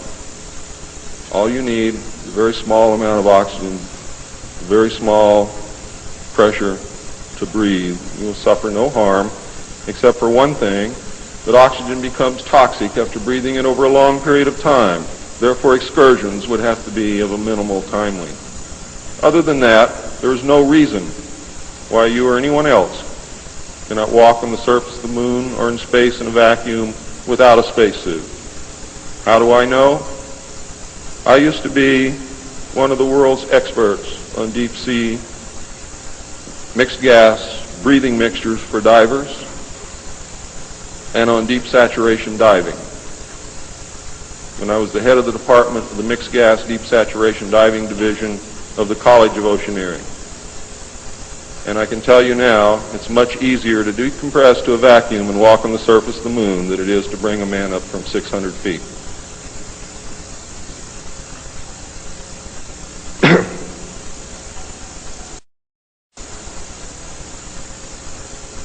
I have seen the photographs, and some of them were actually published in a book called We Discovered Alien Bases on the Moon by Fred Steckling. However, all the photographs are not there, but there are some very good ones. I would advise you to buy the book. I would advise you to look at the photographs, get the NASA number, and send for them. I doubt that you can still get them, but at one time you could. In 1969, a confrontation broke out between the human scientists and the aliens at the Dulce Underground Lab. The aliens took many of our scientists hostage. Delta forces were sent in to free them, but were no match against the alien weapons. 66 of our people were killed during this action. As a result, we withdrew from all joint projects for at least 2 years. A reconciliation eventually took place, and once again we began to interact. As far as I know, today we are interacting with the aliens. Now,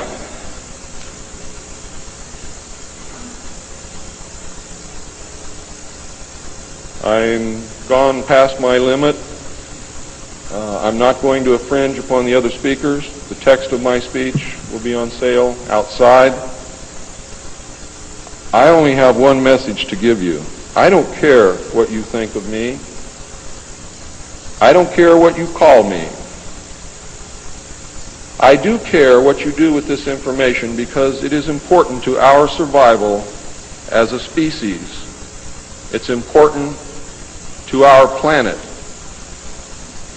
It is important for the world. What happens to me is of no consequence, and I knew that when I started this. And over the last 17 years, I knew that someday I was going to have to get up and say this, whether I wanted to or not, whether I was afraid or not. Now I am here, and now it is done. And I feel an overwhelming relief. You now have the information. You can laugh at it. You can throw it in the trash can. You can burn my house down if you want to. But I am telling you right now, your future, your children's future, your grandchildren's future depends upon what you do with this information. Your own government is selling your children drugs, and you don't seem to care. Your own government has given away the power of the people, and you don't seem to care. There is an apathy that is running rampant in this country that is deadly, whether or not there are aliens.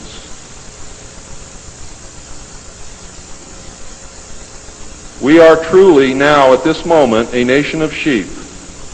And ladies and gentlemen, I assure you that sheep are always led to the slaughter.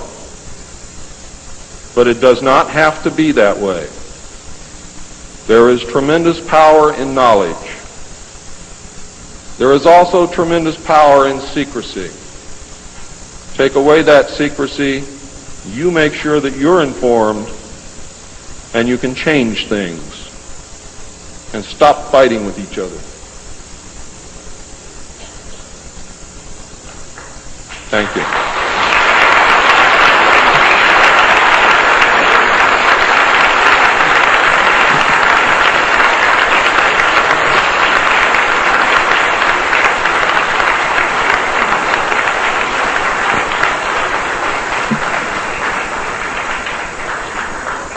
This time, ladies and gentlemen, I think a 5-minute break is in order. What do you think, John? It's been a long time. Please keep it to 5 minutes because we really are very limited on time. From time to time, so if I offend, I do apologize, but unfortunately, that's the way I am. First of all, before I begin, I would like to thank very much Mr. John Lear for making it possible for me to be here at this conference.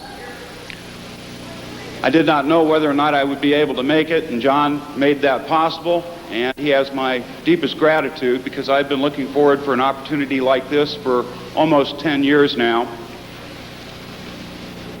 And also I'd like to thank the other speakers who very graciously donated some of their time to allow me to speak.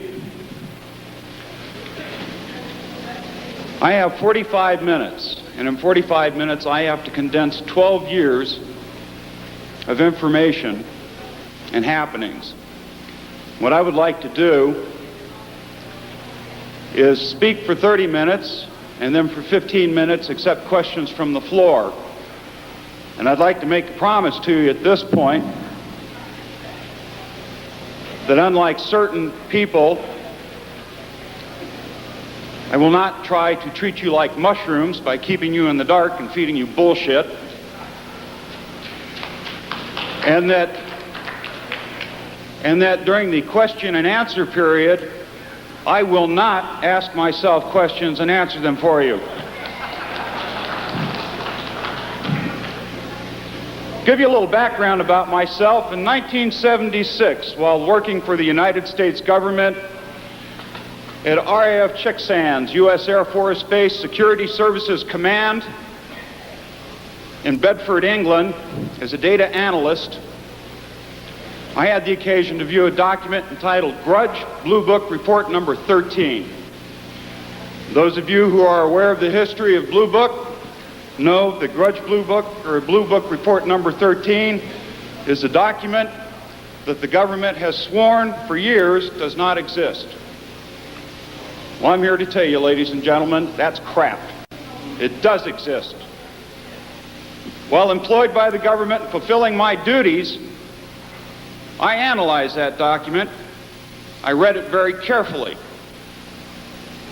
Over 600 pages.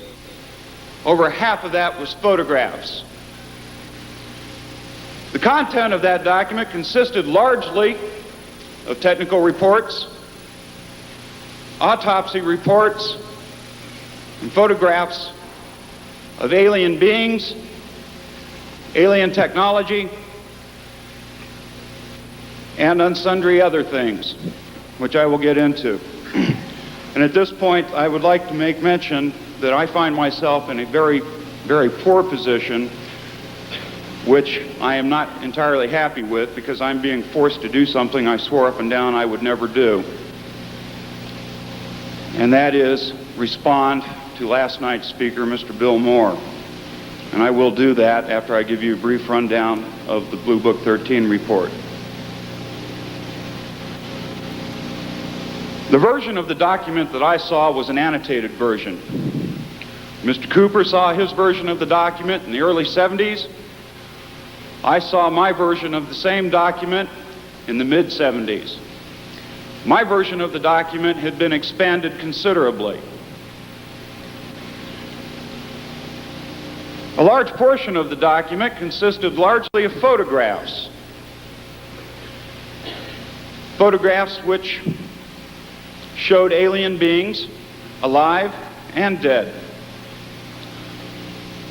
Microphotography photographs of tissue samples, lab reports of fluid samples, analytical data from the findings of tests, technical data concerning craft, power units, and possibly weapons. The general tone of the document itself was geared basically toward defense. How would we defend against something like this? How would we defend against the technology that was obvious and that was shown and reported upon in the document? Now, for the past 12 years, 8 of which I was in hiding, I have been called a liar. I have been called a drug addict, a pervert, a psychotic, you name it, and I've been called it. According to some, I am probably the most perverted son of a bitch you will meet in the entire world. And that's fine. After 12 years, I've become a little bit hard-shelled about the whole thing, and I don't particularly care. But there's something we have to understand as a group of investigators, as a group of interested people. We have to cut through the crap. We have to pull together as a unified force and forget personalities, forget character assassination, forget all of the politics that exist within organizations, and unite in order to find the answers that we need to find. We have to do this. It's imperative. Part of our problem right now is we don't even know what the questions are. We have to cooperate with one another. Many of you have read John Lear's interview with me in Virginia of last year, in which he outlined much of what I've been saying for the past 12 years. I would suggest that you get a copy of this if you do not have it and read it. Simple fact of the matter is I can't tell you any more than has already been published in things like UFO Crash at Aztec by Bill Steinman and Wendell Stevens, or what has been published by John Lear. It's all there. And most of you, I'm sure, have touched upon the report or read the report and what was in the report. Unfortunately, I'm faced with a dilemma at this point, and that dilemma is this. I came here last night to listen to Mr. Moore.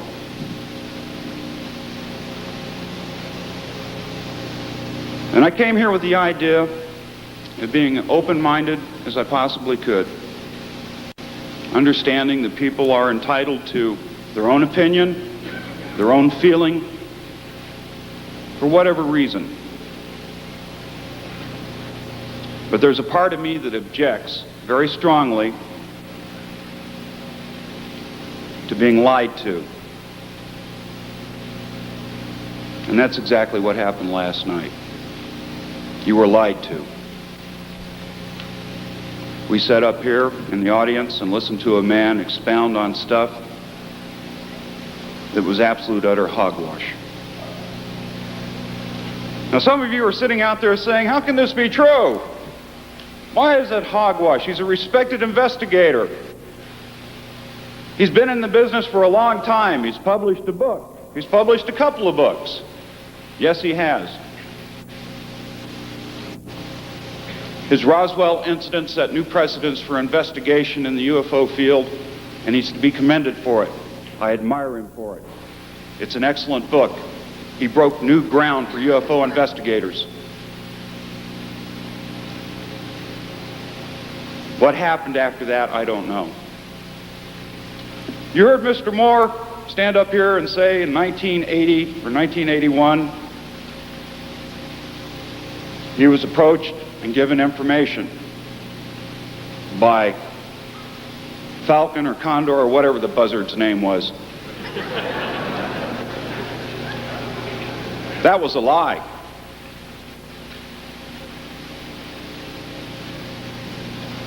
It was an absolute lie.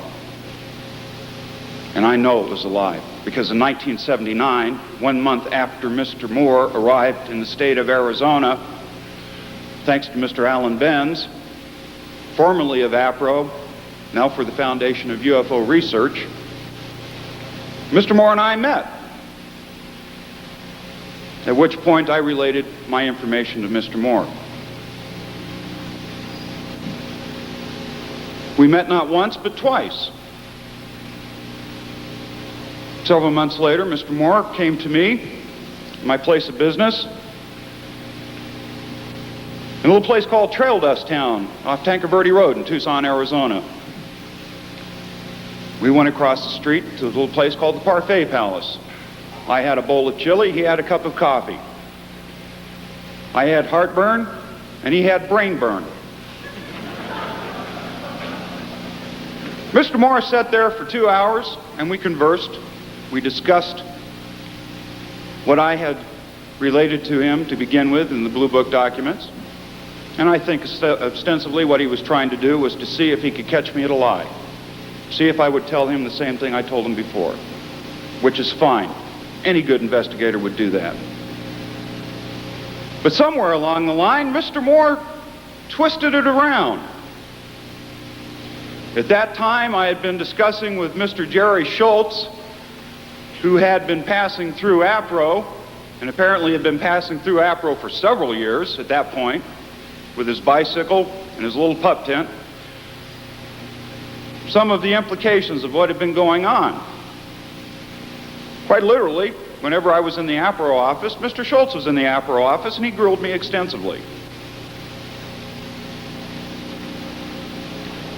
Mr. Moore asked my opinion of Mr. Schultz. At that time, being fairly conservative and not as liberal as I am these days, I expressed the opinion that I thought Mr. Schultz was a bit different. Mr. Moore brought up the question of drugs, to which I responded, I don't know. It's possible. Anything's possible. I did not know the man well. I never did know the man well, contrary to what you might have heard from Mr. Schultz himself.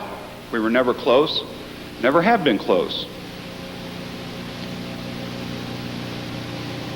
Very shortly after that, due to circumstances which got a little bit out of control with regard to my activity and investigation, and the fact that very suddenly there were serious attempts against my life, it became appropriate for me to disappear. At which point I went into hiding for 8 years. Yesterday marked the first anniversary of me resurfacing into the UFO investigative community.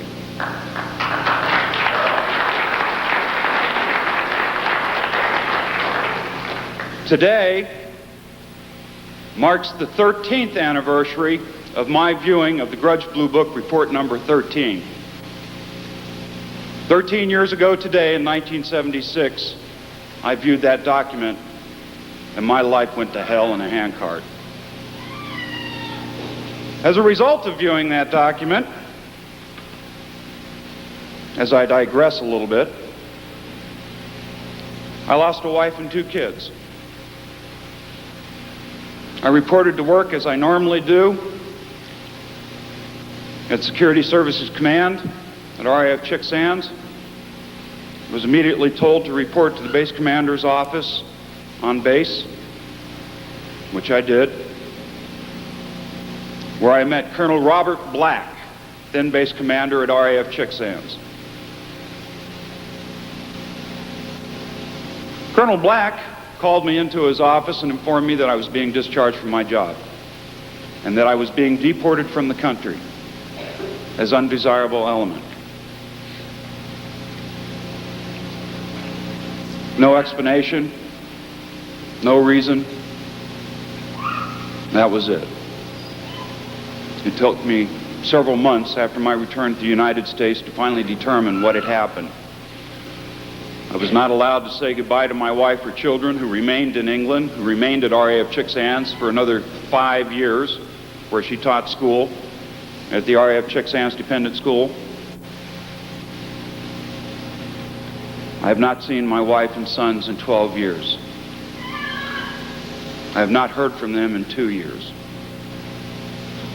I have discovered ultimately that she was transferred to another Air Force base in England, where she teaches school still. I was not allowed to communicate with her in any way, shape, or form. I was not allowed to tell her what was going on, why it was going on. I did discover later that she had been told that I just walked in and quit and left the country and left her. It's not true. Excuse me.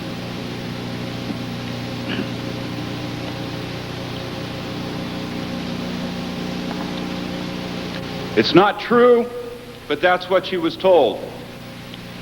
And any woman in her right mind who's left high and dry with 2 kids to take care of is going to think the worst. And that's understandable.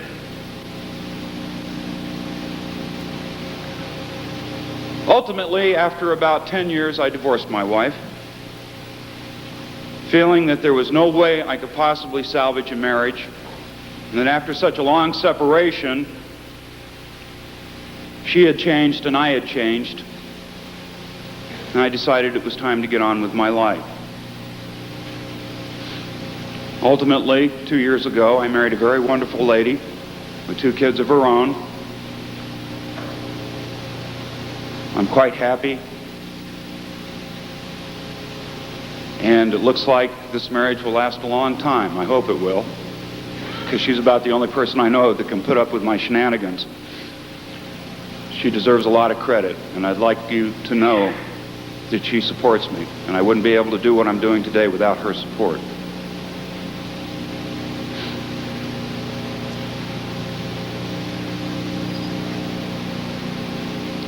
During the last 12 years, there have been over 15 attempts on my life.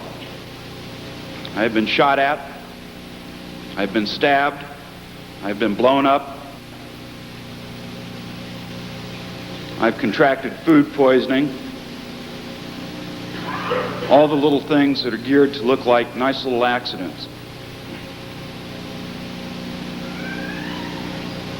Now, some of you will say, well, if you were in such a secure position while you were hiding, why did you come back out? I was employed at a radio station in Lynchburg, Virginia, WLVA, Stereo 59. By this time, John Lear had tried to contact my father. My father is William J. English, Speaker of the House of Representatives for the state of Arizona. My father, being somewhat aware of my desire to maintain my anonymity, denied my existence to John, had his secretary deny my existence. And John, bless his heart, persisted. Persisted to the point where my father's secretary was so worked up and so upset, my father decided to forward John's phone number and a terse little note saying that he did not tell John where I was at or how to get in contact with me, and I damn well better take care of it because he was getting tired of it. I learned a long time ago it's not wise to cross my father. He has a nasty habit of getting what he wants. But I didn't respond to it immediately for two reasons. One, I did not know John Lear. And two, I really didn't feel that it was necessary at that point for me to come out of the closet and announce that the rumors of my demise were exaggerated.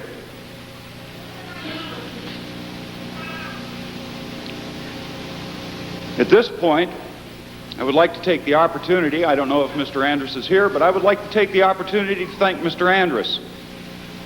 Because Mr. Andrus is directly responsible for me contacting Wendell Stevens. Mr. Andrus made a statement to ABC News, I believe it was. The statement was so out of character for what I knew from Walt Andrus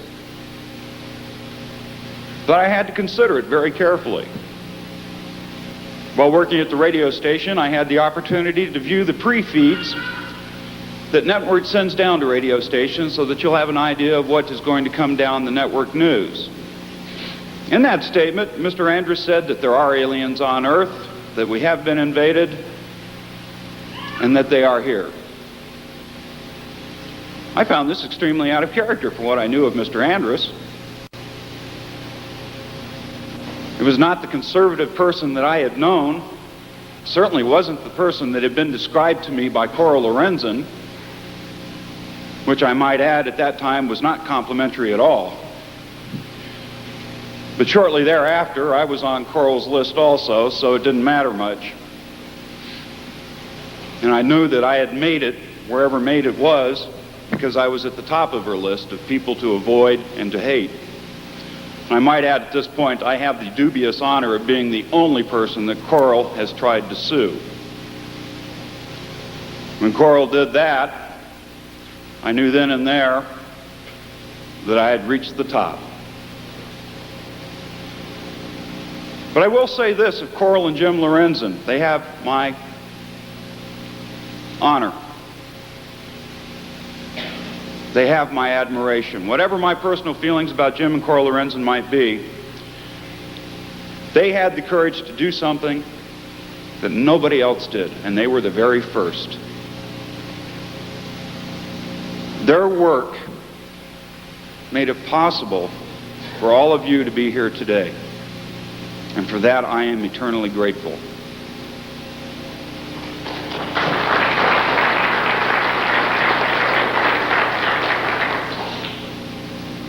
To continue, and I apologize for digressing and going off into tangents, but that's the way I am. I read the statement that Mr. Andrus had made on the wire service, and I said, this can't be right. I don't believe this. After so many years, somebody of repute came forward and said, yes, it's true. And it was like a load was lifted off my back. That very night I contacted Wendell Stevens and said, "Wendell." He said, "Yes." "Who the hell are you?" "Bill English." "Bullshit." "No, really, it's Bill English, Wendell." "Where the hell are you?" "I'm in Virginia." "Virginia? I heard you were dead. We thought you were dead. Where have you been?" So I rehashed the scenario with Wendell. Wendell, being a little bit more aware of what the circumstances were at the time and why I disappeared, could understand it. He told me, "You know, you're in a book." To which I responded, "No shit." He said, "Yeah, a fellow by the name of Bill Steinman and I wrote a book." "Well, I helped him." "No kidding. How do I get a copy of the book?" "Well, I'll send you one." "Say, can I tell anybody that you're still there?" "Hell no. I don't want anybody to know I'm here. Send me the book and I'll talk to you." Several days later, I received the book in the mail and I sat down and read it. And I was greatly disturbed at what I read. Not because what was in the book was a lie. It wasn't. The information that was in the book was extremely accurate. Wendell had very faithfully seen to it that all the information was there. I was disturbed because after so many years I was forced to sit down and remember the circumstances that brought me to that point in my life. I then sat down with my wife and said, "Valerie, I want you to read this. This is who I am. This is what I'm about." It's finally come out in the open. She read it. She said, "Is it true?" I said, "Yes." And then she said, "What are you going to do about it? What are we going to do about it?" I said, "Well, what should we do about it? I don't know." I said, "Well, boy, you better get off your ass and get out there and start talking about it, because it's obvious somebody out there knows what's going on and they had better get the straight information."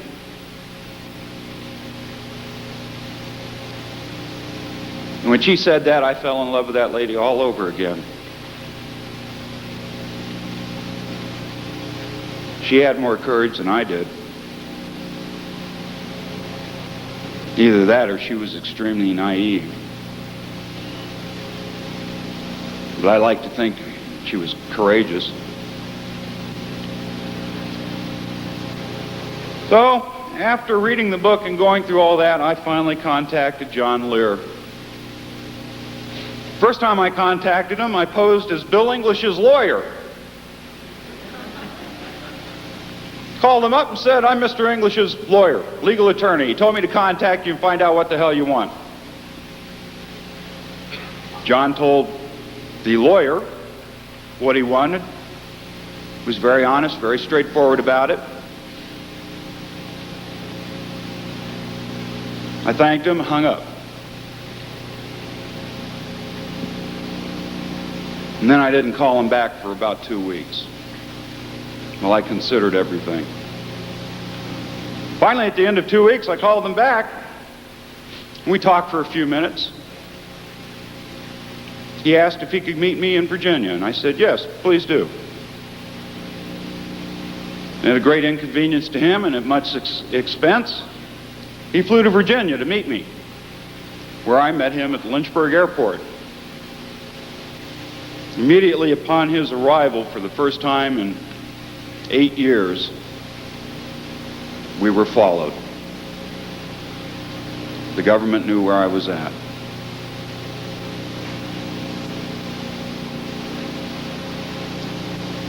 John came into the airport terminal. I was wearing a beard, grubby old Levi's, the blue vest that many of you have seen me walking around here in the last few days, my lucky vest.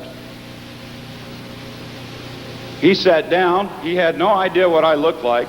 I sat down next to him, waited for a couple of minutes, turned around and looked at him and said, "You can buy me a drink, let's go." And John, being the trooper that he is, didn't say a word. Got up, grabbed his bag, and walked out the door. Our trails followed us out the door. We jumped in John's car and headed to a local bar where John bought me a drink. Two gentlemen followed us into the bar.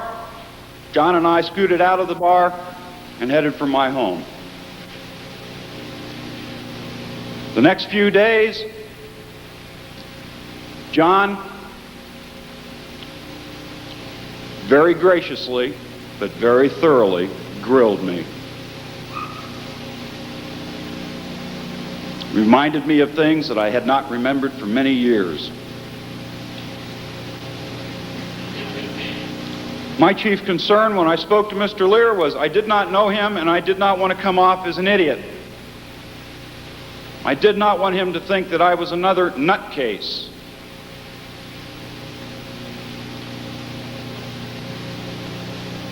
It wasn't until about a month later when Mr. Lear sent me a copy of his report on meeting with me that I finally had an idea of what he thought of me, and I was deeply gratified to see that he believed me.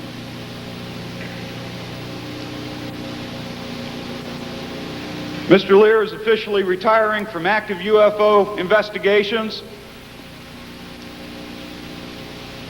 and I cry for it. Objectively, he has not been in the field for very long, but what he has done has been phenomenal. Mr. Lear is perhaps one of the finest men I know.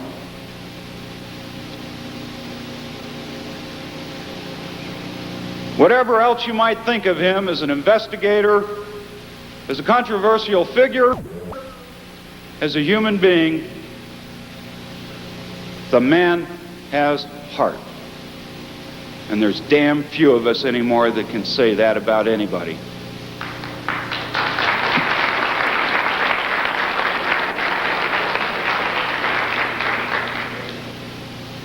Now that I've covered, for the most part, what I've had to say with regard to reviewing some of the circumstances which have brought me here tonight, it's now necessary for me to address the question of Mr. Moore.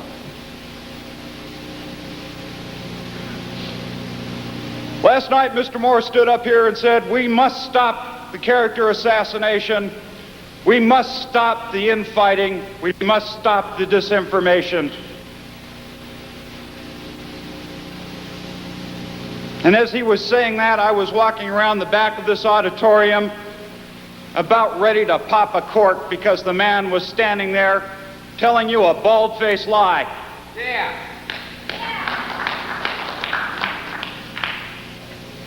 He has not stopped the character assassination, and he never did. 9 months ago, when Mr. Moore discovered that I had resurfaced, he was asked by two engineers from Aerojet Corporation what he thought of me and my viewing of the documents that I said I had viewed. To which he responded, "Bill English told me that he and Jerry Schultz were doing LSD when they wrote the Blue Book summation." This is a documented fact. Bill did in fact say this, and I have a letter from him stating that he said it. And I have that letter here today. It's in the possession of Mr. John Lear because I gave it to him yesterday morning. That statement is an out-and-out lie. I never made such a statement to Mr. Moore. In fact, I do not do drugs. I have a hard time taking drugs, even those prescribed by the doctor.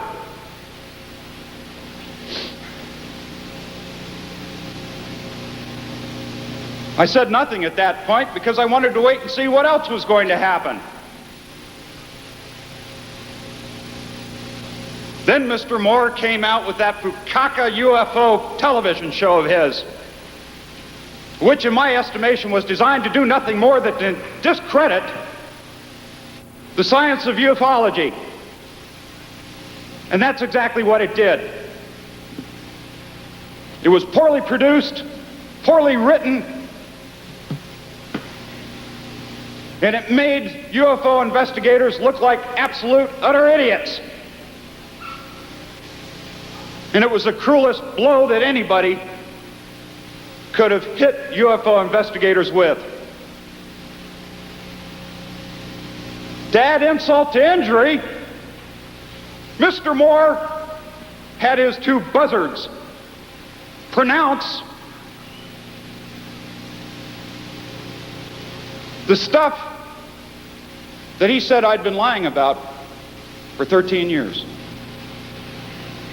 Word for word, they parroted everything that I had told him in 1979. 1 hour after viewing this travesty, I got on the telephone to Alan Benz and got Mr. Moore's phone number. Alan is here tonight. He will confirm this.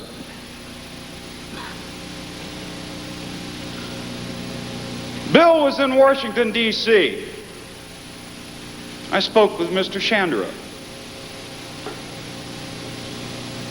I told Mr. Chandra that I wanted a piece of Mr. Moore's ass so bad I was ready to crawl through the phone and bite him on the ear. All right!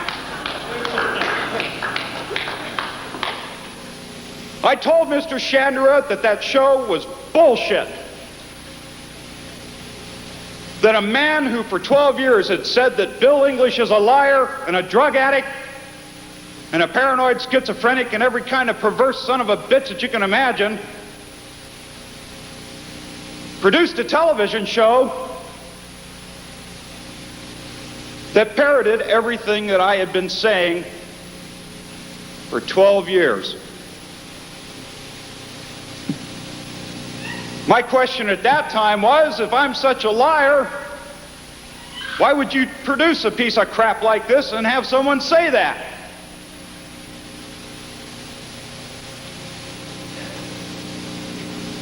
My question now is, after producing that piece of shit, why would you stand in front of an audience of qualified, intelligent people and tell them that it was a disinformation ploy? Another lie.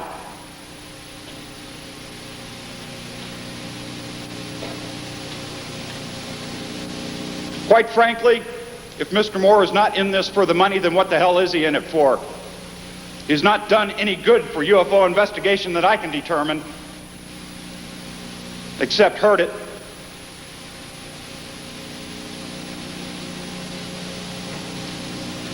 I would like to take this opportunity right now to apologize to you and to those of you who support Mr. Moore, but facts are facts. Whatever you may think of me, tomorrow morning I will get up and wash my face and go to the bathroom and put my pants on just like most of you do. I will be here tomorrow.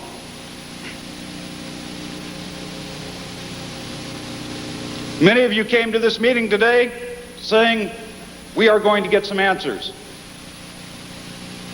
And I apologize to you because I don't have any answers for you. I don't even know what the questions are anymore. I do know that we as a body must pull together, not only in MUFONs, but in CUFOs, Center for International UFO Studies,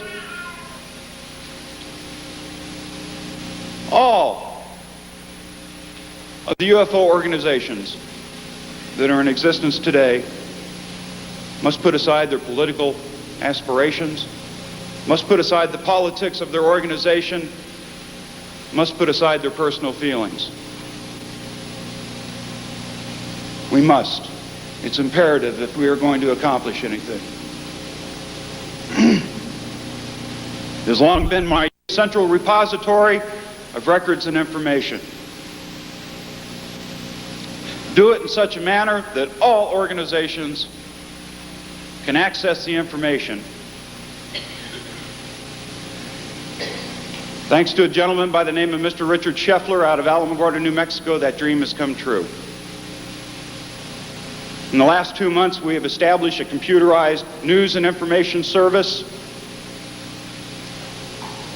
devoted strictly to UFO information. Quality UFO information. The information that goes into this board will be approved by a board of approval consisting of several investigators of renown who are in fact members of various UFO organizations. Many of the members of this board do not like each other. Many of the members of this board do not agree with each other.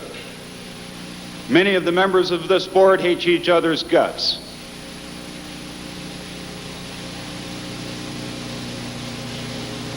We don't care. Whatever your opinions and personal conflicts might be, the members of this board are charged with the duty of checking over whatever information is submitted to the UFOnet bulletin board for content, investigative technique. We do not editorialize. Whatever is submitted will be put on the computer exactly as it was submitted. There will be no deletions. There will be no editorial comment added to it. Nothing. What you see will be the original document. It is my hope that we, as an organization of human beings, can gather together and use this service to find the disinformation, to make a determination as to what is true or not true, employ scientific technique in the investigation of UFOs, and establish a firmer, more solid foundation for this science of ours. And that's exactly what this is. This is a science. We have no established criteria per se for investigators, but we hope eventually that will take place, and that ufology will be recognized as a genuine, bona fide field.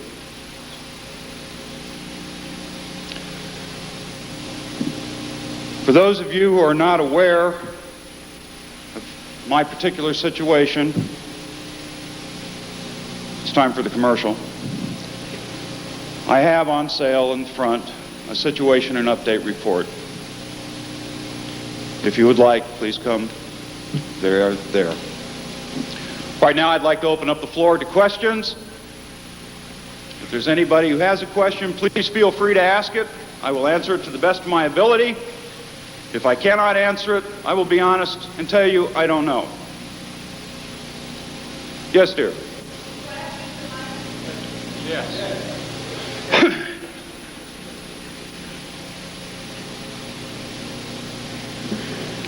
I would like to ask some questions. Please do.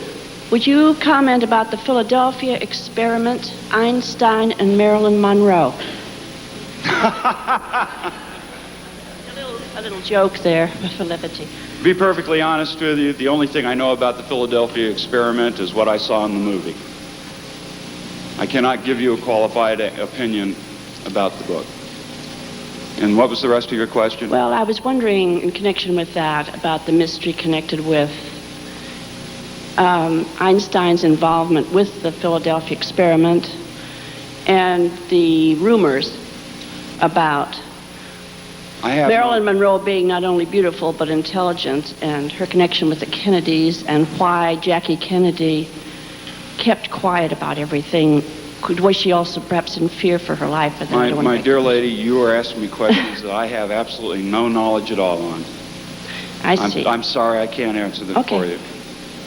Yes, sir. Yeah, can you talk about the circumstances where you reviewed this Report 13 in England? You were in the service there, or no, a little more detail? I was a civilian employee I was employed by the Department of Defense Security Services Command. The document came across my desk in a diplomatic pouch with a disposition form instructing me to analyze the document, assign it a probability rate as to whether or not it was true,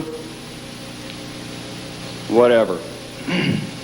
All I did was my job, which was essentially analyze the document that was presented in my inbox and write a summation of it. Thank you. Yes, Bill, will you discourse at length about some of the contents of this document and just get into it for about 5 minutes and tell us some of the things that you saw and above all some of your feelings towards this material. What were you feeling? What was it like to read this? And tell us about this material, because as a ufologist, I'm more interested in the flying saucers than I am about the petty squabbles between the researchers, you know what I mean?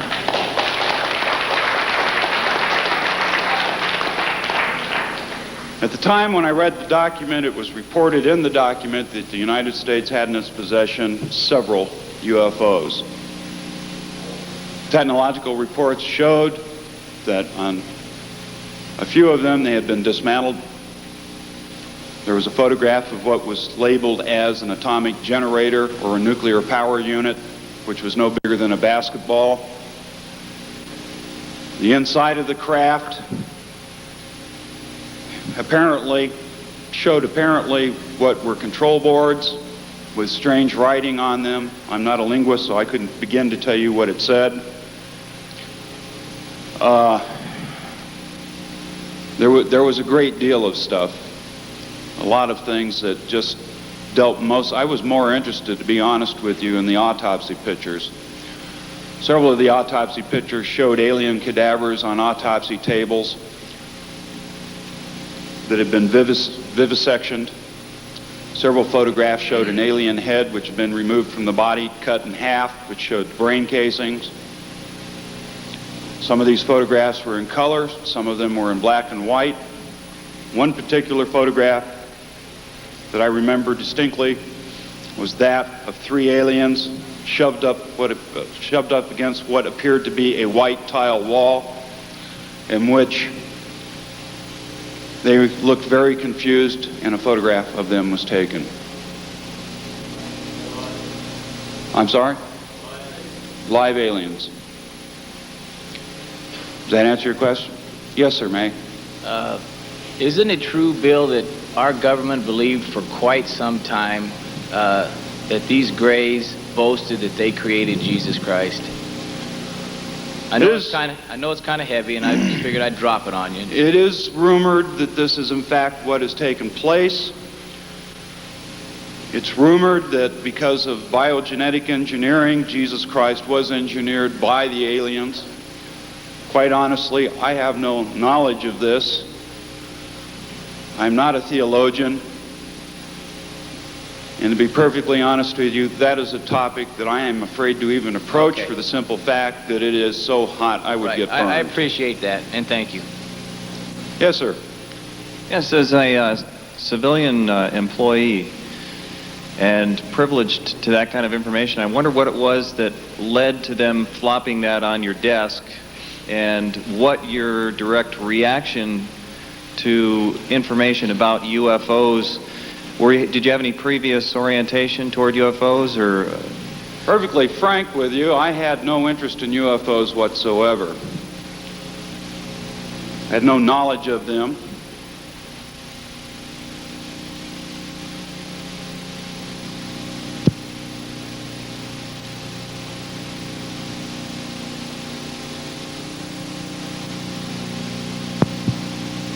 We found the aircraft. We were supposed to bring out survivors if there were any. There were none.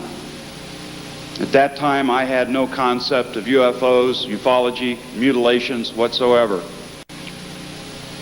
We found the entire crew still in their safety harnesses in their seat in the aircraft. The aircraft had not crashed. It was perfectly intact. The only visible damage that we could see was the fact that the engine pods were damaged because the aircraft was sitting on them. The crew had been mutilated. In every classical sense of the word, as described by Linda Howe in her book.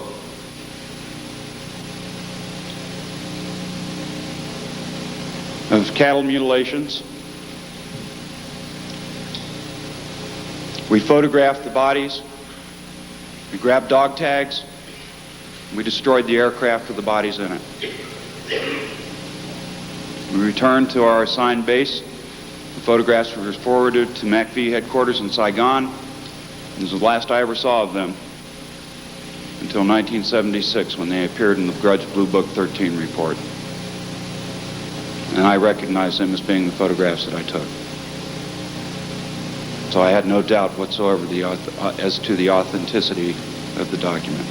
Do you think that they knew that, handing you the file for your analysis? It's entirely possible. It's entirely possible. I could have been set up. I don't know. And then beyond that, after you did analyze it and write your report, I'm unfamiliar with that, so I'm just wondering if that was what led directly to your ousting in the service. I believe it was. I believe it was. Thank you. Next question, please. We're running short on time. I hope you don't feel slighted if I cut you off, but I'll try and get as many in as I can, so please make it brief. Okay. I understand you had 1 day to analyze the report. That's the recollection I have from reading about the report. And it was not until sometime later that you tried to reproduce the report from memory. I'm sorry, say again. I had a difficult... It was sometime later when you tried to kind of regenerate the report from memory from your 1 day or so. Can you characterize if you think that your recollection of the report was complete, or to what extent do you think you were able to kind of regurgitate what you actually saw? Initially, it was about 95%. After 13 years, it's probably a little bit less. That's actually a very high percentage. Is that just your talent? I have an idyllic memory. Okay. Your what? Your what? I have an idyllic memory. Eidetic. Eidetic. All right, yeah. I got it, but I can't say it. Yes, sir. We were shown a videotape narrated by Rod Serling of the landing at Holloman Air Force Base. And the aliens' faces were described with large noses. And that contradicts most of the descriptions we've heard about the popularly published descriptions of the aliens. The photos that you saw of the cadavers, did they suggest faces like those that we saw in that tape? And how do you explain that discrepancy? You see some of the gentlemen walking around here with these strange white tags hanging off their collars. It's a picture of an alien. That pretty much characterized what they look like in the pictures that I saw. It's entirely possible that those aliens which landed at Holloman Air Force Base were of a different species. I do not know.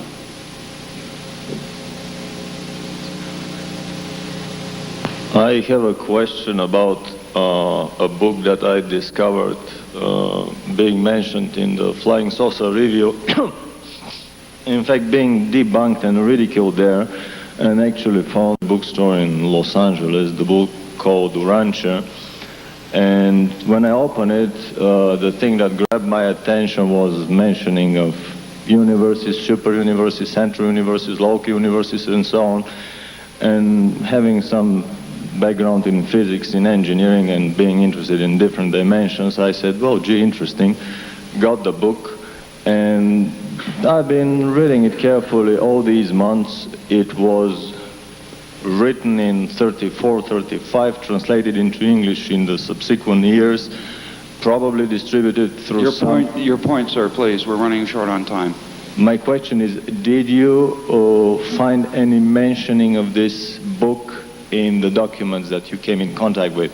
Because in the book there are many chapters that will describe alien anatomies of different dozens of cases. Well, first of all, I'm not familiar with the book. What I saw in the document was technically oriented. There was made mention of the possibility of interdimensional travel, but at that point, and now, I have no knowledge of physics whatsoever. So I could not answer you It's honestly. not a book about dimensions. It's more a book about life in the universe and the different types of beings in the universe. And they would have chapters and chapters of listing of different biological types of entities, a lot of knowledge in chemistry and physics, astronomy, and so on. Having not read the book, I can't give you an honest and qualified answer. Last question. Yes, Bill. We hear that the aliens are very good at telepathy. Now, if in the early days the aliens were mistreated by humans, don't you think that that was conveyed to the alien nation early on? And as a result, I mean, don't you think they're waiting to get even or have gotten even? Well, not being telepathic, I can't answer that question, unfortunately. If they are telepathic, I would imagine that if one knows, they all know. Ladies and gentlemen, I'd like to thank you very much for allowing me this time, and thank you for listening to me. And the stealth fighters, 117As, stuff like that. UFOs wasn't really anything I was interested in, although I'd heard a few stories. And as every pilot does, they're always seeing something. I never saw anything until March 22nd of this year, which I'll tell you about. But my interest in UFOs came about 3.5 years ago. A friend of mine who flew in Laos with me, he was a Raven. If any of you followed those guys, they were people that were taken out of the Air Force, given civilian ID, and they flew directly for the U.S. ambassador in Laos up on the PDJ, the plane of jars. They did the forward air control for the U.S. airplanes that would come into the secret war in Laos. Anyway, Greg came in town about 3.5, 4 years ago, and he was retiring. He came over to the house, and I hadn't seen him since very early 70s. We started talking, asked him where all he'd been all these years, and one of the bases that he said he'd flown at was Bentwaters. Well, Bentwaters Air Force Base is a United States Air Force base about 70 miles north of London. And supposedly on December 30th, 1980, a UFO landed there, and supposedly some aliens got out. And I'd heard the story. And when he mentioned Bentwaters, they said, "Oh, Bentwaters, that's supposedly where that UFO landed." He said, "No, John, not supposedly, it did." He said, "I didn't see it because I was confined to quarters, but I know the guys who did. And if you see them, just tell them we flew together in Laos, and they'll tell you what the scoop was." So he gave me the names of General Gordon Williams, Major Ted Conrad, Colonel Chuck Hall, and a few others. And I looked at Greg and I said, "You mean all this stuff is real? There really are UFOs and aliens and all that?" And he said, "Well, I don't know about the aliens," he said, "but the UFOs are real." So I got to thinking, boy, here's something I've been missing. And out of my airline indication and everything, I better find out what's going on. So I set out on a search that took about 3.5, 4 years to find out what was going on. And I dipped down into my reserve of intelligence contacts. I made a lot of trips around the United States, made a lot of phone calls. Got my truck 1 month, spent a month going out, driving around Arizona, Colorado, and New Mexico, talking to people who would not talk on the phone, but who would talk to me face to face. And these included Army, Navy. Incidentally, Navy's got the control of this entire cover-up. Everybody is thinking it's the Air Force, and they're always writing to the Air Force this and the Air Force that. They don't have anything to do with it. It's the Navy. And I talked to various DIA, CIA people, and when I got back in December 1987, I wrote what became known as the John Lear hypothesis, and which since has been proven to be absolutely, totally right on the mark, true, except for various dates, maybe 1 or 2 months off. But it's checked out thoroughly, and I'll tell you how. Now, one of the people I ran into was a guy named Larry Warren, and Larry Warren was at Bentwaters. He was with security police, and he was forming part of this perimeter guard that surrounded this UFO when it landed. Okay. Larry was part of this perimeter guard that surrounded the UFO. And Larry was in town the other day. In 1985, CNN did a 30-minute special on the Bentwaters incident. And what I'd like to show you here is the most comprehensive cover-up in the history of mankind. It's why most people think of flying saucers as a joke. This nation has been systematically and thoroughly brainwashed into believing that flying saucers do not exist. We have been conditioned to think of extraterrestrials in terms of science fiction things as easily controlled as it's all. The distances are great. The time to travel unimaginable. The speed of light, blah, blah, blah. The serious news media leans over backwards to avoid mentioning the subject in any way except facetious. TV and tabloids operate as censorship in reverse by exaggerating and sensationalizing the facts-based history. They reduce them to absurdities. Ridicule. Ridicule is defined as words or actions intended to evoke contemptuous laughter at a person or thing. Fear of ridicule is the primary emotion on which the government's cover-up of UFO was based. But let me tell you something. Our survival, yours and mine, depend on our ability to recognize that we have been duped by a well-meaning but inept military and government into believing that there is no threat and that flying saucers do not exist.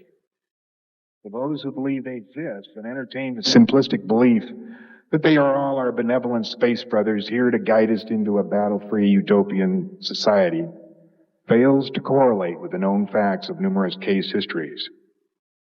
Here's what one Navy captain involved in the cover-up said to Ray Stanford, eminent UFO researcher, after he caught Stanford with a piece of an extraterrestrial craft, which incidentally came from the Socorro incident. He says, "You have no right to that dynamite. What do you want to do? Blow up the whole economy, the entire social structure, and every other institution worth keeping? Those in a position to know are under no delusion. They know the facts. People are not ready to know the facts, and they have no need to know the facts. They could, half of them. Half the people maybe go off the deep end." So Stanford asked the captain if those in the know had cracked up after learning the facts. "I doubt it," he was told, "but those men are trained to meet and accept crises. They are capable of rational judgment in the face of the unexpected. Their decisions are based on experience in considering the welfare of larger groups of people. That provides experience and discernment that the average man, not even the UFO researcher, ever has. Well, isn't that special?" Giordano Bruno got burned at the stake in the year 1600 for daring to say that the sun does not revolve around the earth. Even though he was correct, people did not want to hear it. The church did not want to hear it. And the fact that the earth revolves around the sun was successfully suppressed for another 200 years. It eventually caused a major upheaval in the church, government, and thought, a realignment of social and traditional values. Today, I'm telling you that a small group of military and civilian thugs, usurping the constitutional authority of the Senate and the Congress, entered into an illegal agreement with an alien nation in which, under the cover of national security, human lives were traded for highly advanced technology. The enormous cause involved in this cover-up and production of the technology was financed by the importation of massive amounts of drugs from Southeast Asia. Fortunately for my efforts to get the truth out, all I'm getting is a little ridicule. But let me tell you my story, and you can make up your own mind whether or not it's true. In its effort to protect our democracy, our secret government made a deal with this alien nation. But we were double-crossed, and the government believes that it's vitally important that you don't find anything about it until they can get things under control. But the situation now is so far out of hand at this point that there is very little chance of that. And I believe that you have the right to know the truth. It's your right as an American. It's your right as a human being. What I'm going to tell you now is true beyond a shadow of a doubt. It's not important that you believe it now. Just listen and file it away. The next few months, maybe even years, you'll wake up one fine day and say to yourself, my gosh, the son of a gun was right. Of course, by then it'll be too late. So listen up. Number one, the United States government, since July 7, 1947, has collected and has in its possession at least 15, but probably closer to 25 extraterrestrial flying saucers belonging to at least 3 different alien civilizations from far beyond our solar system. At least 5 are undamaged, and the Air Force has flown these under a secret program known as Project Red Light, which is continuing to this date at the Nevada test site, and I'll show you exactly where in a few minutes. Number 2, the United States government has in cryogenic storage at least 30, but maybe closer to 100 alien bodies representing as many as 3 different civilizations from far beyond our solar system. The bodies were or are kept at Wright-Patterson and Homestead Air Force bases, and there is an alien corpse display at the CIA facility in Langley, Virginia. At least 3 of the aliens were captured alive, and 1 is still living up at Groom Lake, Nevada, and I'll show you exactly where. Number 3, at least 1 million Americans, and probably far more, have been abducted since the early 1940s. These abductions last about 2 hours and are carried out for 3 purposes. The first purpose is to insert a tiny transmitter the size of a BB, or in some cases much smaller, into the brain of the subject in order to monitor certain biological functions, the specifics of which are unknown to us at this time. The transmitters are implanted into human beings first at the age of 4 or 5. They are picked up again and checked out at the age of 10 or 12, and at about the age of 18, the implant is sometimes removed. The second purpose of the abduction is to program the individual through post-hypnotic suggestion. On the basis of some of these cases, we believe that some sort of enormously important event may occur within the next 1 to 4 years. And the abductees have been post-hypnotically programmed to proceed to a certain place and perform a certain function during that event. In some cases, the abductees have been shown what appears to be similar to a TV channel changer and advised that at the proper time they'll remember what the unit was for and how to work it. Under our best hypnotic techniques, we are unable to find out when or what. The third reason for the abductions is interbreeding, experiments where we've been crossbred with the aliens. In his book, Intruders, Bud Hopkins tells us about his 2.5-year investigation of Kathy Davis of Indianapolis, who was inseminated by aliens and produced 7 crossbreeds. Number 4, during the past 13 years, over 14,000 cattle throughout the U.S., Canada, and South America have been mutilated in a completely grotesque manner. The mutilations have been investigated by many state and federal agencies, including the FBI, and was the subject of the Emmy Award-winning production, A Strange Harvest, produced by Linda Moulton Howe for the CBS affiliate in Denver. The government issued several press releases blaming the mutilations on predatory animals. However, it was proven that the mutilations were performed using advanced laser surgical equipment which actually cut between the cells of the tissue, a process presently beyond our technology. The animal's genitals, rectum, reproductive organ, and eyes were removed, in most cases while it was still alive.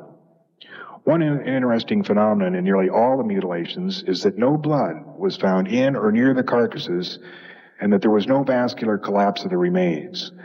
The mutilations have occurred as far north as Canada, where mutilations are classified top secret by the government, and as far south as Brazil.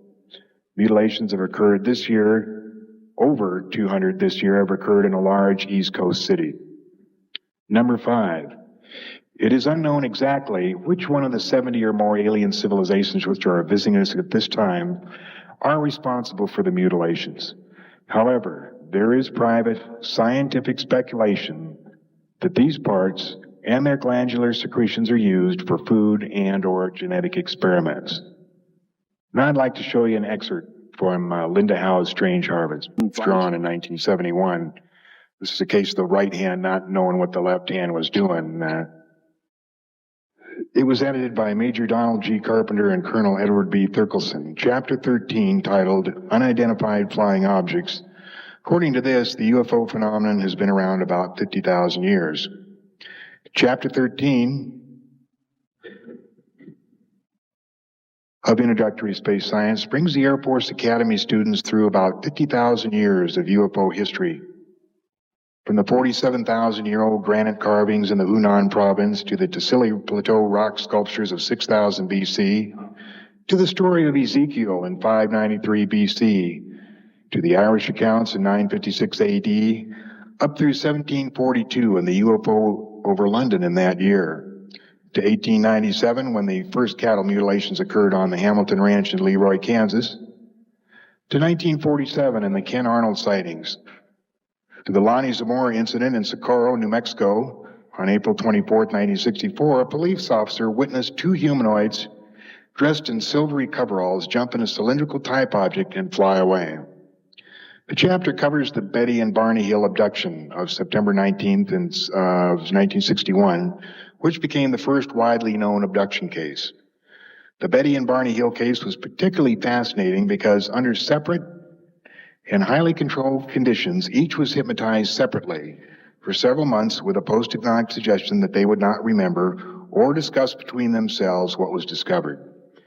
At the conclusion, their stories matched perfectly.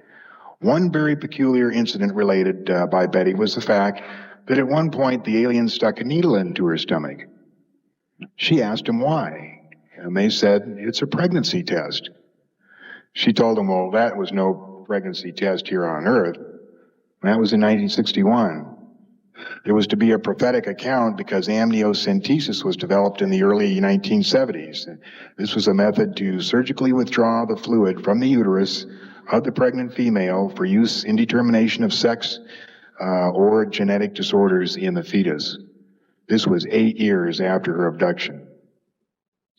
On page 461 of the Academic Physics book, this surprising statement is made. The most commonly described alien is about 3.5 feet tall, has a round head, arms reaching to or below his knees, and is wearing a silvery spacesuit or coveralls. Other aliens appear to be essentially the same as Earthmen, while still others have particularly wide wraparound eyes or mouths with very thin lips. There is a rare group reported as about 4 feet tall, weight of around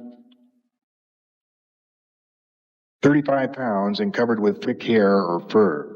Members of this last group are described as being extremely strong.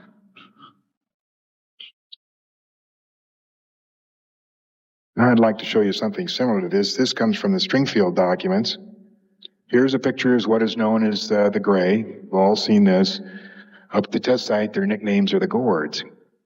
They call them the Gourds because of the shape of their heads. At least that's what the guards call them. They probably come from a star system known to us as Zeta Reticuli 1 and 2, about 37 light years away from us. As you can see, the relative portions are of a 5-month fetus. These drawings were made with the help of a CIA informant and a surgeon who performed an autopsy of a Gray in the late 40s. Here's a detail of the head.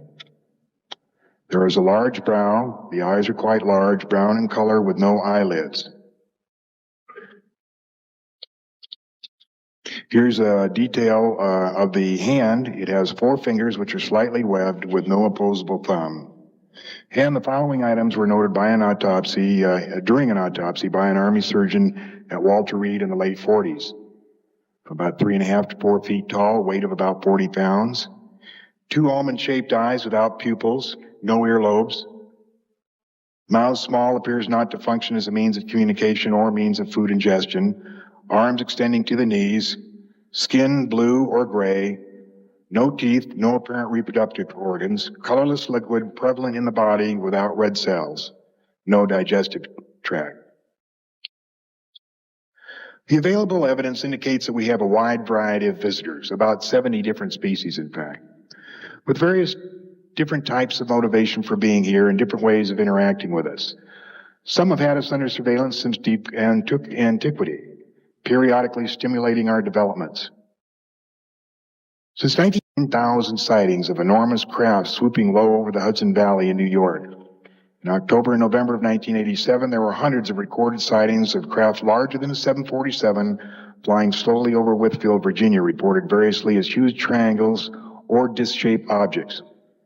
In the past year, human and animal mutilations continue unabated in New York, Nevada, and the Midwest. Abductions are continuing nationwide. The Foreman, Arkansas sightings of huge objects have started again. The Oklahoma sightings of February 1st, 1989 were a dazzling array of unidentified flying objects seen by more than dozens. Then there were the sightings in Key Largo, January 12th, and continued sightings in Illinois, Wisconsin, Kansas, Washington, Alabama, Pennsylvania, and nightly sightings in Central America, particularly Guatemala City. On March 4th, 1988, the ABC affiliate in Pensacola, Florida, presented a 30-minute documentary showing 36 clear photos and 1 minute and 38 seconds of an extraterrestrial craft, and these sightings are still continuing. Let me show you. They proudly thought of themselves the most powerful nation on Earth, having recently produced the atomic bomb and won World War. They had built jet aircraft that would exceed the speed of sound in a few months. They had built bombers with intercontinental range that could carry weapons of enormous destruction. The post-war era had brought economic prosperity and the future seemed bright. Now just imagine what it was like for those same leaders, all of whom had witnessed the panic of the Orson Welles broadcast of the War of the Worlds in 1938, just 7 or 9 years earlier. Thousands of Americans had panicked at a realistically presented invasion of Earth by beings from another planet. Imagine their horror as they actually viewed the dead bodies of the real aliens, frightening little creatures with enormous eyes, reptilian skin, and claws at the end of their fingers. Imagine their shock as they attempted to determine how the strange saucers were powered and could discover no part even remotely similar to components they were familiar with.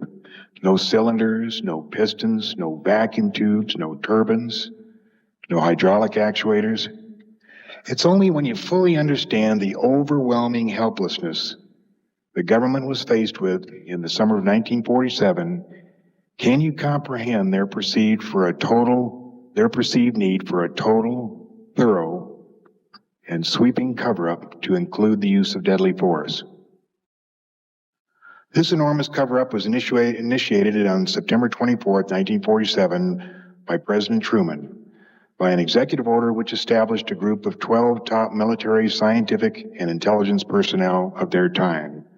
They were known as the MJ-12. Although the group exists today, none of the original members are still alive. Gordon Gray was the last member to pass away as original member. As each member passed away, another was appointed to fill the position. The group today is composed of more members than the original 12, and among those who are thought to be current members are Dr. Kissinger, Dr. Ed Teller, General Lou Allen, head of space technology, and Admiral Bobby Inman. On November 18, 1952, President-elect Eisenhower was briefed on Majestic 12 and the cover-up by Admiral Roscoe H. Hillenkotter. Hillenkotter was MJ-1 and had been the director of Central Intelligence Agency from May of 47 to September of 50. Sometime during the latter part of 1953 or the early part of 54, President Eisenhower was rushed from a vacation in Palm Springs to Muroc Dry Lake, which is now called Edwards Air Force Base, and witnessed a flying saucer. According to some sources, Eisenhower told the aliens that the world was not ready for them, and that's where the matter rested for about 10 years. Incidentally, one of our well-known astronauts witnessed that saucer landing at Muroc Dry Lake.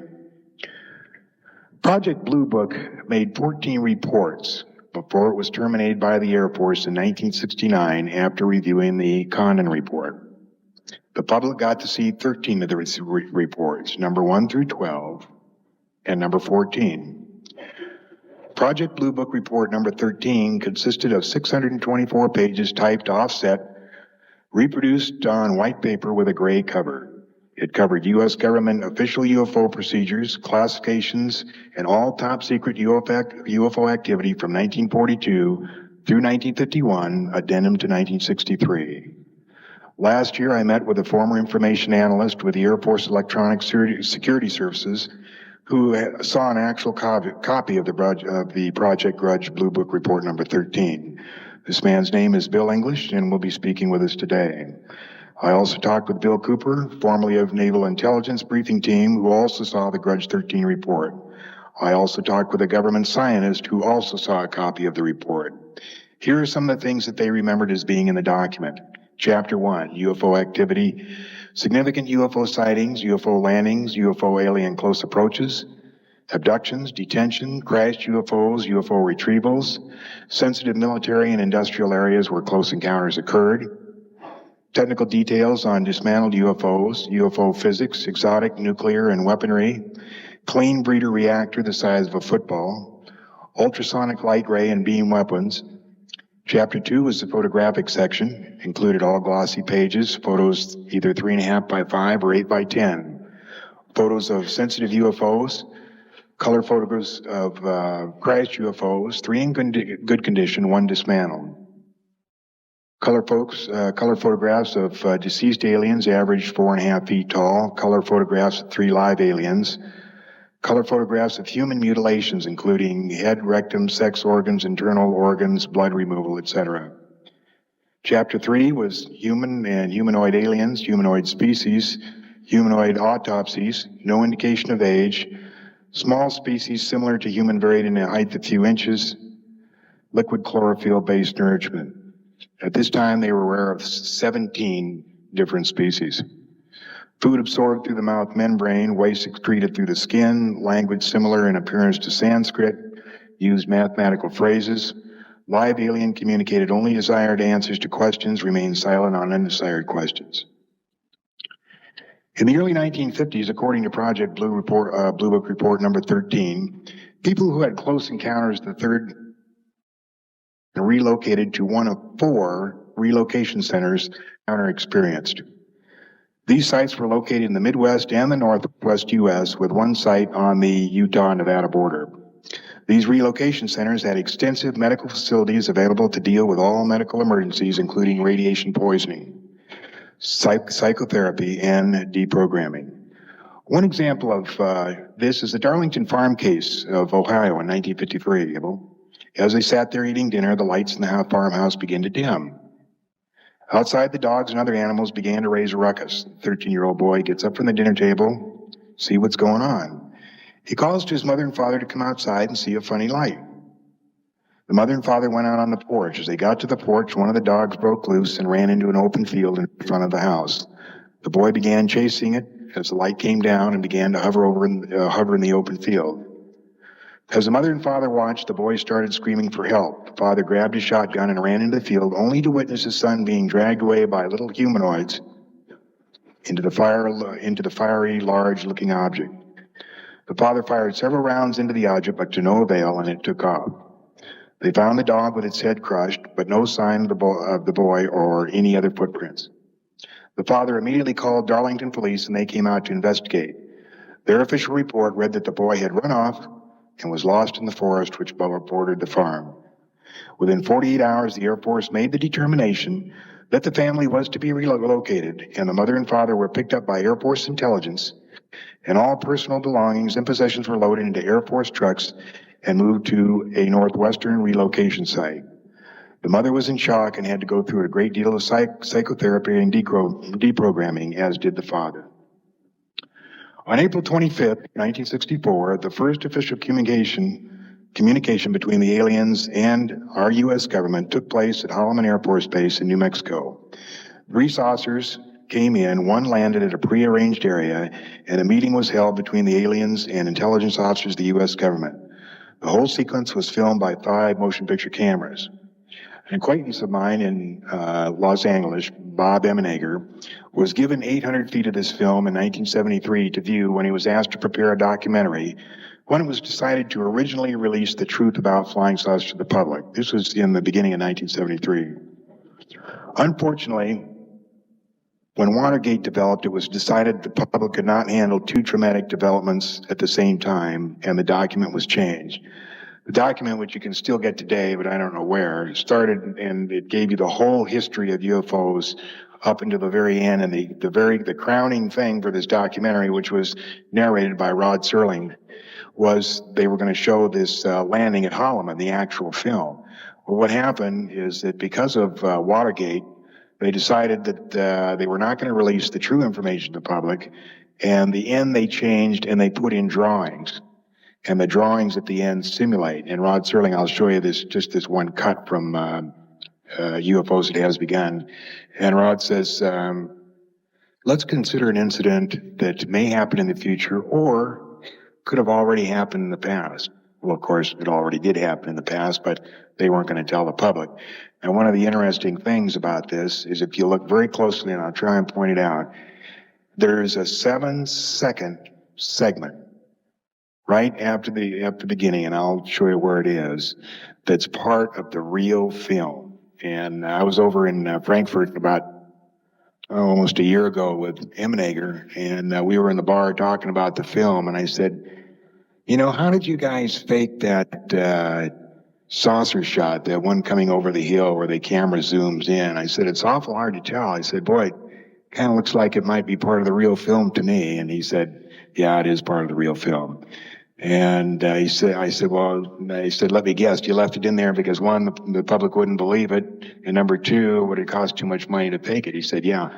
He said, that's exactly right. The public would not believe it. It's too short a segment. You can't really tell. And it saved us a lot of money trying to fake it. So I'll point out that 7 segment, and that is part of the real shot coming in. That will be made. Let's look at an incident that might happen in the future, or perhaps could have happened already. The premise is that contact is made by extraterrestrial beings with representatives of the United States Air Force at Holloman Air Force Base in the deserts of New Mexico. The day is clear. It's about 5:32 a.m. at Holloman Air Force Base. Traffic light. One recon plane is on the field ready for takeoff when Sergeant Mann is given a report of an approaching unidentified craft. Yeah, Bill, no, nothing on the wall. I'll repeat it again. Unidentified approaching objects on coordinate 49er, 34 degrees southwest following Can I go northeast down with the Army helicopter? Probably a stray civilian, maybe. Keep me informed. 142, turn left. I see him over there. Check with Edwards. Make contact with him, Bill. This is Holloman Air Force Base Control Tower. Identify yourself. What's your tail number? We're encroaching on military airspace. Warning, identify yourself. You're in a restricted military air corridor. Call the base commander. Base commander's office. Sergeant Whitmore speaking. Yes? Yes, hold on. Colonel, for you. This is Colonel Horner. Yes? Can I go north? Yes, an unidentified vehicle. You warned the aircraft again? 142, turn left. What's its shape? Radar contact. Check Edwards. Civilian patrol? Okay, all right. Sound a red alert. Unidentified craft approaching. Hey, Bill, give me a quick check with Glide Patterson Intelligence. There may be an experimental craft from somewhere, I don't know, here. Alert the fire chief and security and safety.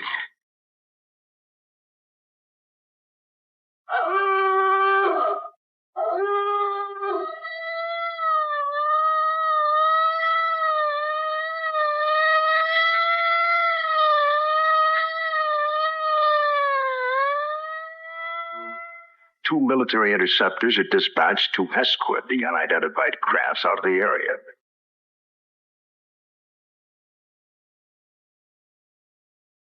During a routine photographic mission, a tech sergeant and staff sergeant of the base photographic team were aboard a helicopter at the time and run off several feet of film of the three objects, one of which breaks away and begins a descent. A second high-speed camera crew on the ground runs off approximately 600 feet. The cameras continue to roll as the extraordinary vehicle comes into view. It hovers, almost silently, about 10 feet off the ground for nearly a minute and yaws like a ship at anchor, then sets down on 3 extension pads. Commander and 2 officers, along with 2 base Air Force scientists, arrive and wait apprehensively. A panel slides open on the side of the craft. Stepping forward, 1, then 2, and a third, what appear to be men dressed in tight-fitting jumpsuits, perhaps short by our standards, with an odd blue-gray complexion, eyes set far apart, a large pronounced nose. They wear a headpiece that resembles a rope-like design. The commander and the 2 scientists step forward to greet the visitors. Arrangements are made by some sort of communication, and the group quickly retires to an inner office in the King 1 area. Left behind stand a stunned group of military personnel. Who the visitors are, where they're from, and what they want is unknown.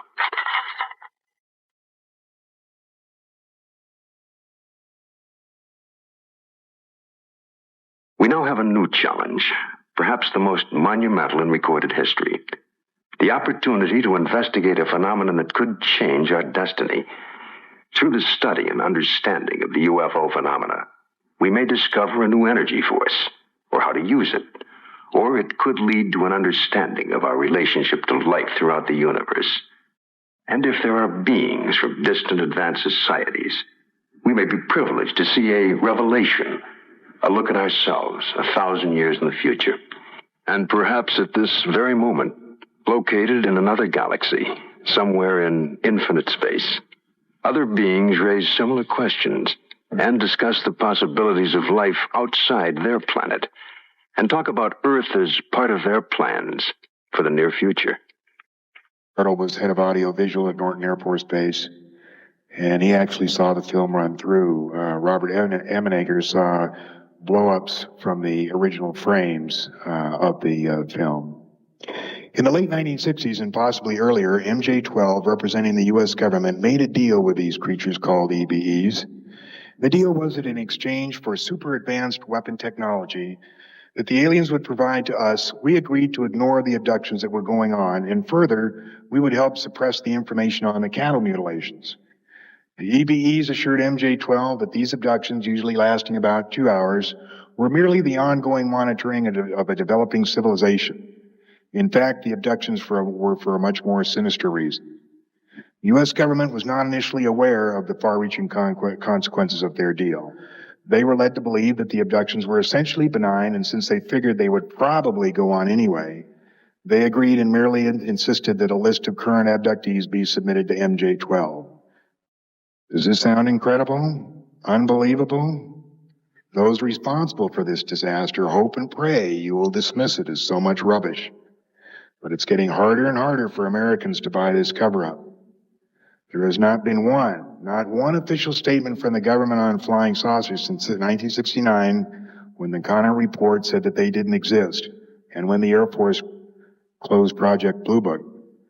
Not one government official has uttered a word about flying saucers except President Reagan. What did President Reagan say? Well, in the last 2 years of his presidency, he made 4 references to a threat by invaders from outer space. The first one was on December 4th, 1985. You can get a copy of this statement. The Remarks of the President to the Paulston High School students and faculty, wherein he says, I couldn't but, one point in our discussions privately with General Secretary Gorbachev, when you stop to think that we're all God's children wherever we may live in this world, I couldn't help but say to him, just think how easy his task and mine might be in these meetings that we held if suddenly there was a threat to this world from some other species from another planet outside in the universe. We'd forget all our little local differences that we have between our countries, and we would find out once and for all that we are really all human beings here on this earth together. Then, September 21st, 1987, text of remarks by the President to the 42nd General Assembly of the United Nations. He said, in our obsession with the antagonisms of the moment, we often forget how much unites all the members of humanity. Perhaps we need some outside universal threat to make us recognize this common bond.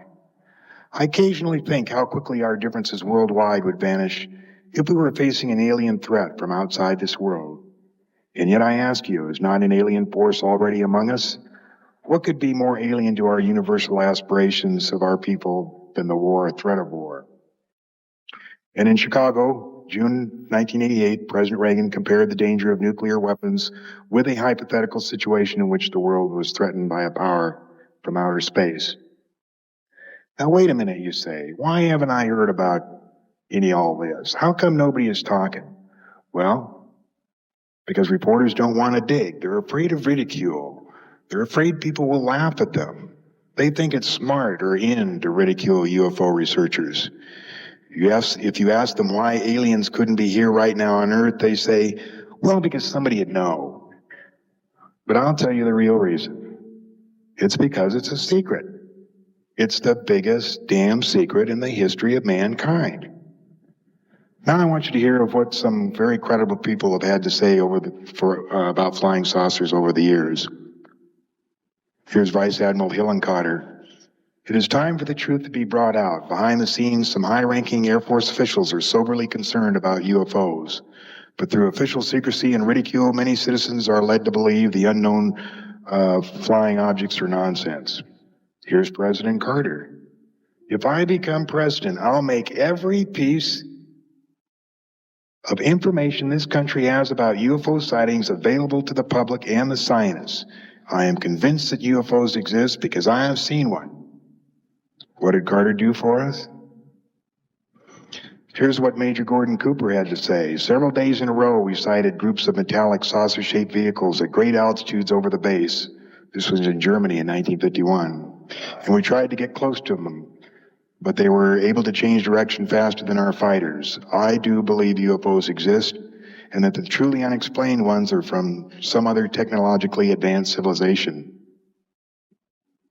Here's what General Nathan Twining had to say. The phenomenon reported is something real and not visionary or fictitious.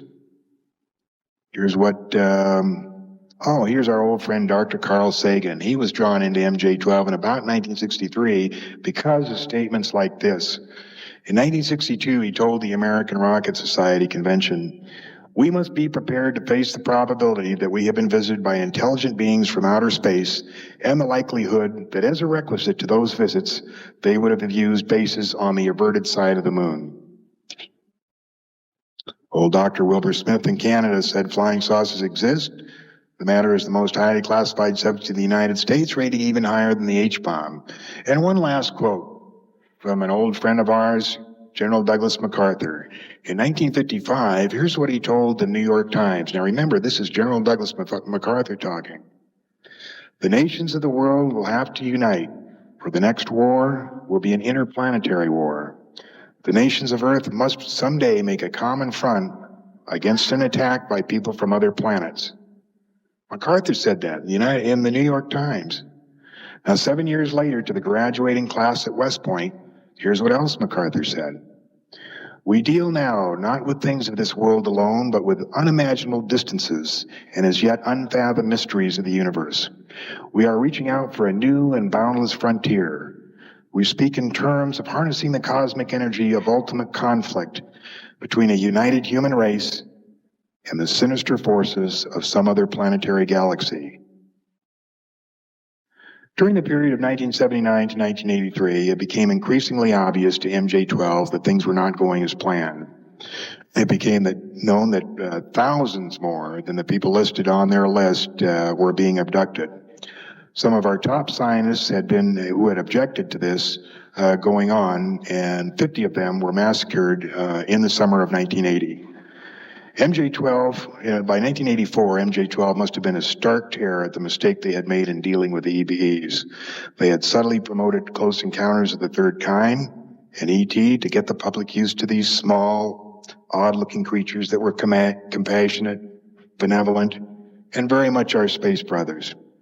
MJ-12 sold the EBEs to the public, and we're now facing the fact that quite the opposite was true. In addition, a plan had been formulated in 1968 to make the public aware of the existence of aliens on Earth over the next 15 years, to be culminated with several documentaries to be released in the 1983-1985 period of time. These documentaries would explain the history and intentions of the EBEs, and the discovery of the grand deception put the entire plans, hopes, and dreams of MJ-12 into utter confusion and panic. Meeting at the country club, a remote lodge and private golf course, comfortable sleeping quarters and working quarters, and its own private airstrip built exclusively by and for the members of MJ-12. It was a factional fight of what to do now. Part of MJ-12, which had become now military heavy, wanted to confess the whole scheme and shambles it had become to the American public, beg their forgiveness, and ask for their support. But the majority of MJ-12 argued that there was no way they could do that. The situation was basically untenable, and there was no use in exciting the public with a horrible truth. The best plan was to continue the development of a weapon that could be used against the EBEs. Unfortunately, towards the end of last year, 1987, whatever that weapon was, to contain the EBEs failed. A new program has been suggested, but it's going to take about 2 years to put in place. In the meantime, it's essential for MJ-12 that nobody finds out what happened or is going on, and the use of deadly force is authorized. Now you say to me, John Lear, this is all very interesting and extremely entertaining, but it just can't be true. It can't be true for one simple reason. The government never has, nor will they ever be able to keep a secret. And I will say this to you. If you truly believe that this government cannot keep a secret when it wants, then I have some swampland in Florida I need to talk to you about right after this meeting. But you say, John, surely somebody would have talked. One of the astronauts who saw the strange objects on the moon, or one of them who saw the huge piece of mining equipment on the backside of the moon on Apollo 8. Yep, a few of them tried to talk, but they were silenced, most notably Gordon Cooper. They are silenced by JANEP 146, which is an order that prohibits members of the armed forces from discussing UFO incidents or sightings on penalty of 10 years in jail, $10,000 fine, and forfeiture of all pay and or pension. You have to understand that this is the biggest secret in the world. Now you say, okay, John, you've told me a lot of stories and interesting anecdotes, but what is your best evidence that what you say is true? Well, here's a few things. Let's start out with what a staff physicist who works at S4. I'm going to show you these maps a little bit later. Well, maybe I'll show them to you now. This first map is a map of the test site, Nevada test site. Goes all around there. That's the MOA, the military operating area. This area right in here is a restricted area. You can't fly over it, nor can you go on the ground. This area right here, little kind of a 1, 2, 3, 4, 5-sided figure there is the Tonopah test range, and that's where they fly the stealth fighter, the 117A. If you want to drive up there, you drive up the road toward Reno, follow it up there like that, get to Tonopah. When you get to Tonopah, turn right, follow the road all to here until you see you'll see a rocket ship, and it says, I think Tonopah Test Range or something, and you take that road all the way down to the fence right here, and then you turn right at the fence, and you can go along this fence here and take pictures all day long. We have some beautiful ones of the stealth fighter we're taking right along there. They also keep our MiGs up there. The United States Air Force has one of, or more of every MiG that is produced by the Russians, except the MiG-25. That's where they kept. This area down here is used by the Department of Energy to test atomic weapons, underground tests. This area around here, like this, is used for red flag exercises. That's the military aerial training that the Air Force uses for it's the Air Force version of Top Gun. And this area right in the middle here is called Area 51. It's also called Dreamland. It's also called the Ranch. It's called a number of names. Anyway, this is Area 51. There's a 35,000 foot strip right here. There's a number of hangars there. And this is where most of our top secret projects go on. The U-2 was assembled there. Actually, the U-2 was built in Bakersfield, but assembled up here. The SR-71 was built in Burbank and assembled up there.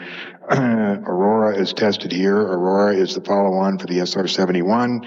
It's a Mach 6 to 7 airplane, 250,000 feet, 3-man crew. It operates from there, has been operational for about the past 2 years. But the place that we're interested in is right here. Right to the south here, 10 miles south, it's called S4, and that's where the government keeps the flying saucers. And you get there by bus. Incidentally, this whole area, you get there by airplane in the morning when you go to work. You drive up to Hughes here, and you go through a security check, and you get into a little 737, white with a red stripe. If you're driving out of town, you can see them parked off to the left there. And they take you in by air. That's how they control the security up there. And when you get out of there, there's very few people who work down here, but down at S4 where they keep the saucers is, they take you the bus down there, and the bus has blacked out windows so you can't see where you're going. So let me show you what this physicist had to say, and the date was May 15th, so it wasn't too long ago. He said this on the 5 o'clock news on Channel 8.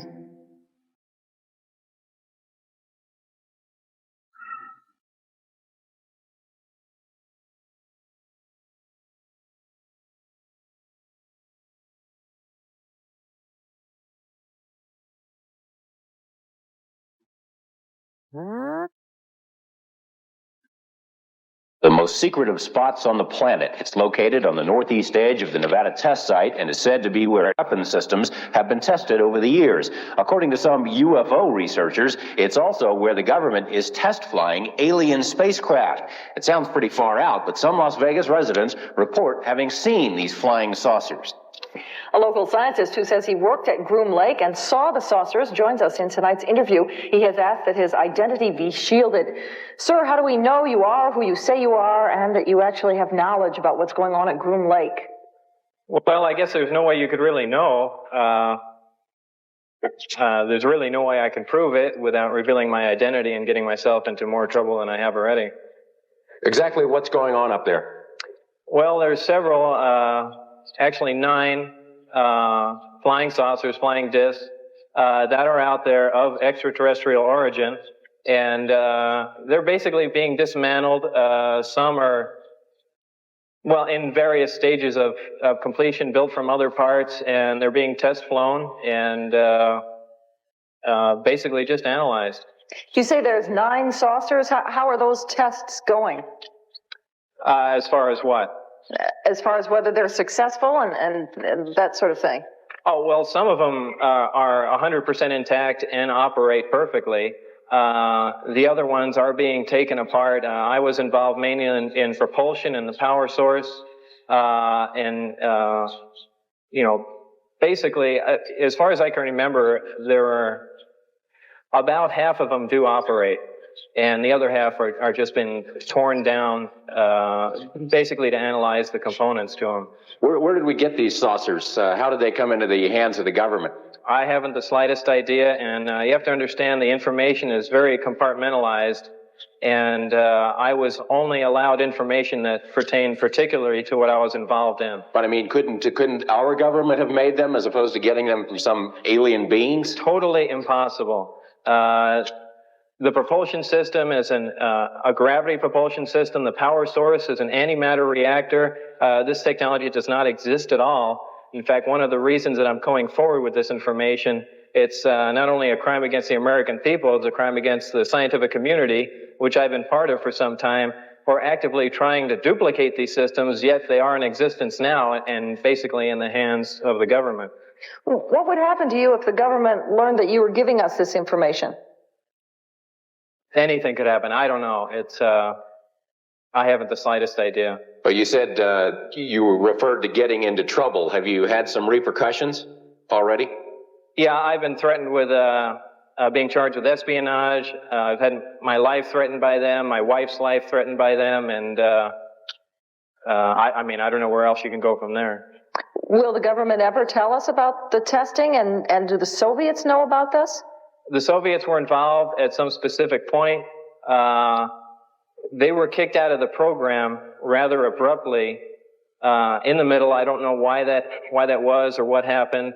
They're not very happy about it.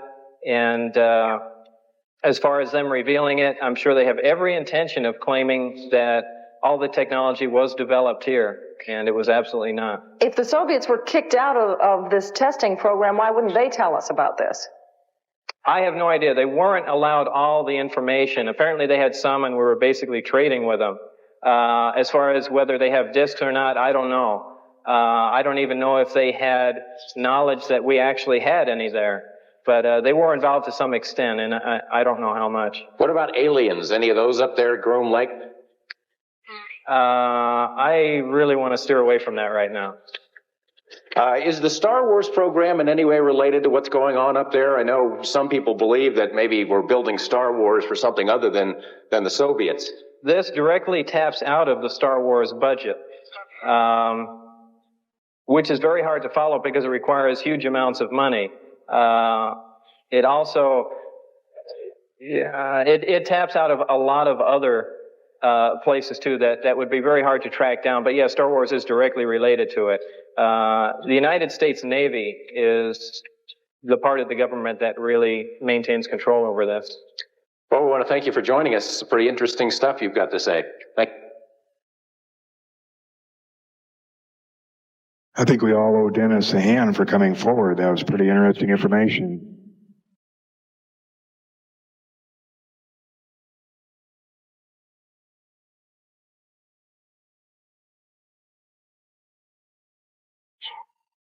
A couple of weeks ago, we found out one of the nights that the government was going to fly one of the saucers. So we were told when and where to stand, and we went out there, and we got some on videotape. It's just a blob, but I just want to show you this quick videotape we made after with the thing went down, and we're standing around.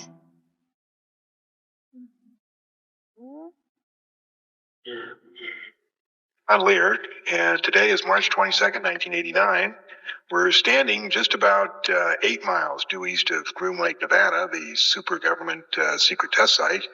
And just a few minutes ago, we saw one of the government extraterrestrial UFOs fly over there. We all watched it for about 7 or 8 minutes. Right here I have my Celestron scope. It's 8 inches, and I had it focused in for about 15 seconds and saw for myself that in fact it was a disc. We're going to stay here for another couple hours here to see if we can show you folks an actual extraterrestrial flying saucer being flown by the government. So if you just stand by, and we'll be looking over that mountain, which is where they are. They also come over here, which is over at Bald Mountain. There's some lights over there which you can't see, but there are a number of trucks. We don't know whether they're looking down here or what they're doing up there, but we managed to get in here. We're standing on public land. It's completely legal where we are. And if you'd like to come here later in the show, we'll tell you exactly how to get here.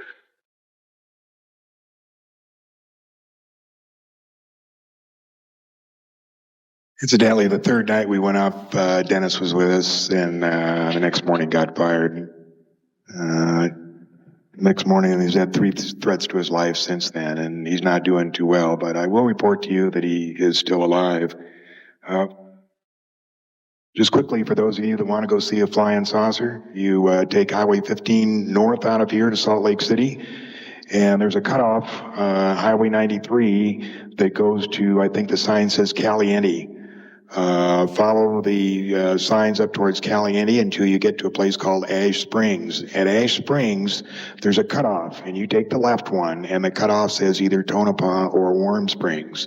And you follow that road up through the mountains here, and you'll go up through a pass and come back down through the mountains. Now, just as you get out of the pass, right there, not any further, you'll see a long dirt road. It's about 8 miles long. Get on that dirt road. That's the northeast entrance to Groom Lake. Now, you can't obviously go all the way to Groom Lake because it's a classified facility. But what you do is get on that road, and let me explain a little bit. This map up here, and they'll be available to you later if you want to look at them real closely. Groom Lake is printed right on there by the BLM. These are restricted areas, these yellow or these red areas here. And this area marked in black right here was part of what was known in 1986 as the famous Air Force Groom land grab. And what they did was they grabbed some BLM land here because they didn't want people standing on top of that mountain and watching the saucer fly in there, or whatever they had flying in there.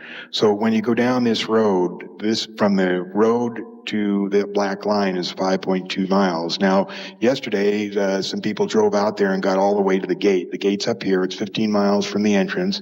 And as long as you do that in daytime, they probably won't bother you. But it'd be pretty risky to try it at night. They might, no telling what they might be doing. There are soldiers out there. They have no name, rank, or serial number. They drive blazers in camouflage uniforms, as I say, with no rank or serial number. If you're going at night, be sure you stop there because then you're not getting into the area. But if you go any farther than that, you do so at your own risk.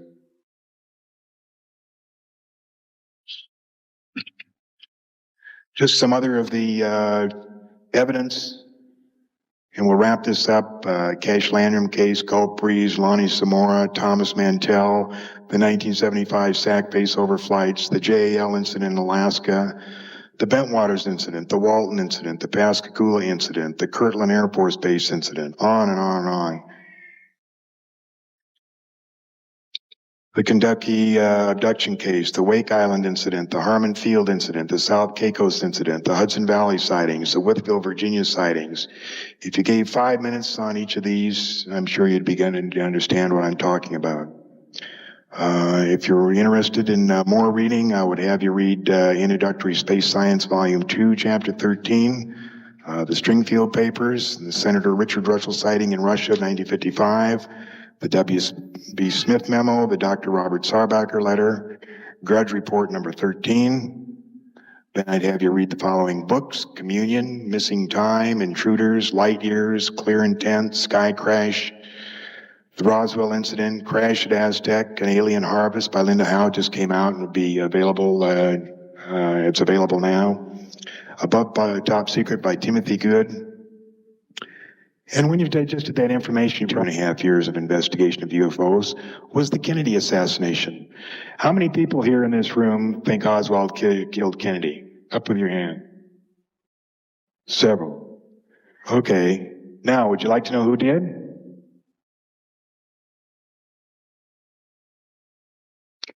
Nearly 25 years ago, the people of the United States and the world were shattered by the impact of an assassin's bullets upon the helpless, unsuspecting young President of the United States, John Fitzgerald Kennedy.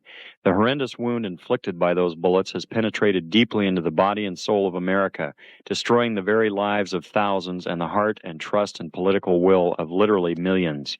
In the years that have passed since this tragic event removed from the world stage perhaps one of the most promising human agents of peace and progressive political development, we have been fed one officially sanctioned lie after another, beginning with a blue ribbon cover-up commission to a castrated Senate Select Committee seeking to shed light upon an event deliberately enshrouded in deception, concealment, and outright falsehood.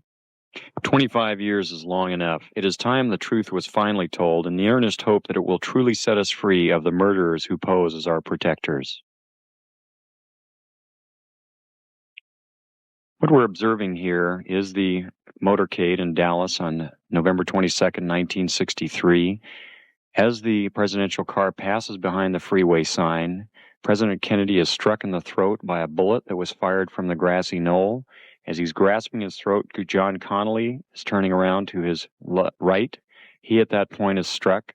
You notice the the passenger of the car turning back to see what has happened to the president. As he turns back to the front, the driver of the car turns with his left arm over his right shoulder with a pistol and fires. You see the 45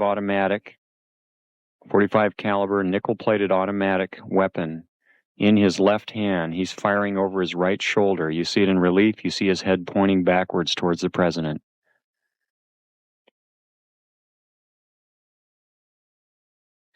In this enhanced close-up, you see the impact of the bullet upon the president. The force of the shot drives him violently backward against the back of the seat. You see Mrs. Kennedy react in horror. The ugly gaping wound, which is evident here, according to many observers at the scene, was actually created on the print. This was not the actual nature of the wound. But you notice that Mrs. Kennedy wasted no time in trying to exit the vehicle because she clearly was able to determine exactly where that shot had originated, and it was her personal bodyguard, Clint Hill, another Secret Service agent, who attempted to keep her in. What the arrow is indicating here is what appears to be the outline of a man, a hat, and his rifle. The arrow is pointing to the rifle barrel of the man in the bushes who possibly was the rifleman on the grassy knoll who fired that shot. Another view taken by another photographer. Again, you see Mrs. Kennedy trying to exit the vehicle from behind, being pushed back in by her bodyguard. Number of witnesses on the scene rushing towards the vehicle.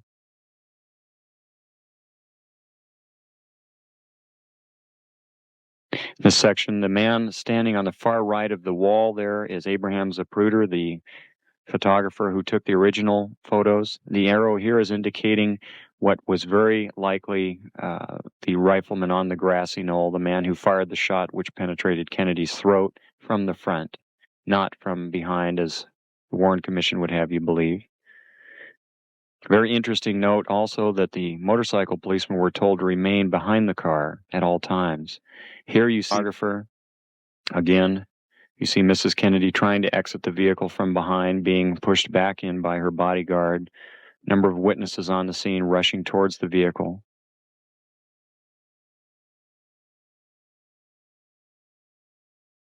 This section, the man standing on the far right of the wall there is Abraham Zapruder, the photographer who took the original photos. The arrow here is indicating what was very likely the rifleman on the grassy knoll, the man who fired the shot which penetrated Kennedy's throat from the front, not from behind, as the Warren Commission would have you believe.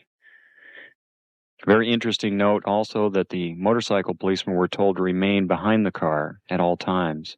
Here you see the passenger in the front turning back, looking at the president. Instead of jumping back to assist him, he turns forward. The driver's now rotating. The weapon comes into view and he fires. You'll see this repeatedly in these sequences. Kennedy's been shot in the throat. He's leaning to his left. The driver now begins to rotate. His left arm comes over his right shoulder and he fires now. Again, you see the driver rotate. You see the weapon come into view. He's rotating again. The weapon is in view. He fires. You can clearly see his head turning and his arm and the weapon extending into view over his right shoulder. Many of the witnesses indicated that the car slowed almost to a virtual halt. Government lie. After all, they lied to you about the Pentagon Papers. They lied to you about Watergate. They lied to you about Iran-gate. But surely they wouldn't lie about flying saucers. Surely they would have told you if they had recovered an extraterrestrial vehicle. Surely they wouldn't be giving you 1,001 reasons why flying saucers aren't real if they were. And the government is aided and abetted by Carl Sagan, James Oberg of NASA, Bob Schaefer, Phil Klass of Aviation Week and Space Technology. Remember these names well, for they are known as the keepers of the hoax. What hoax? The hoax that flying saucers do not exist, that ETs are not among us, that Roswell did not happen.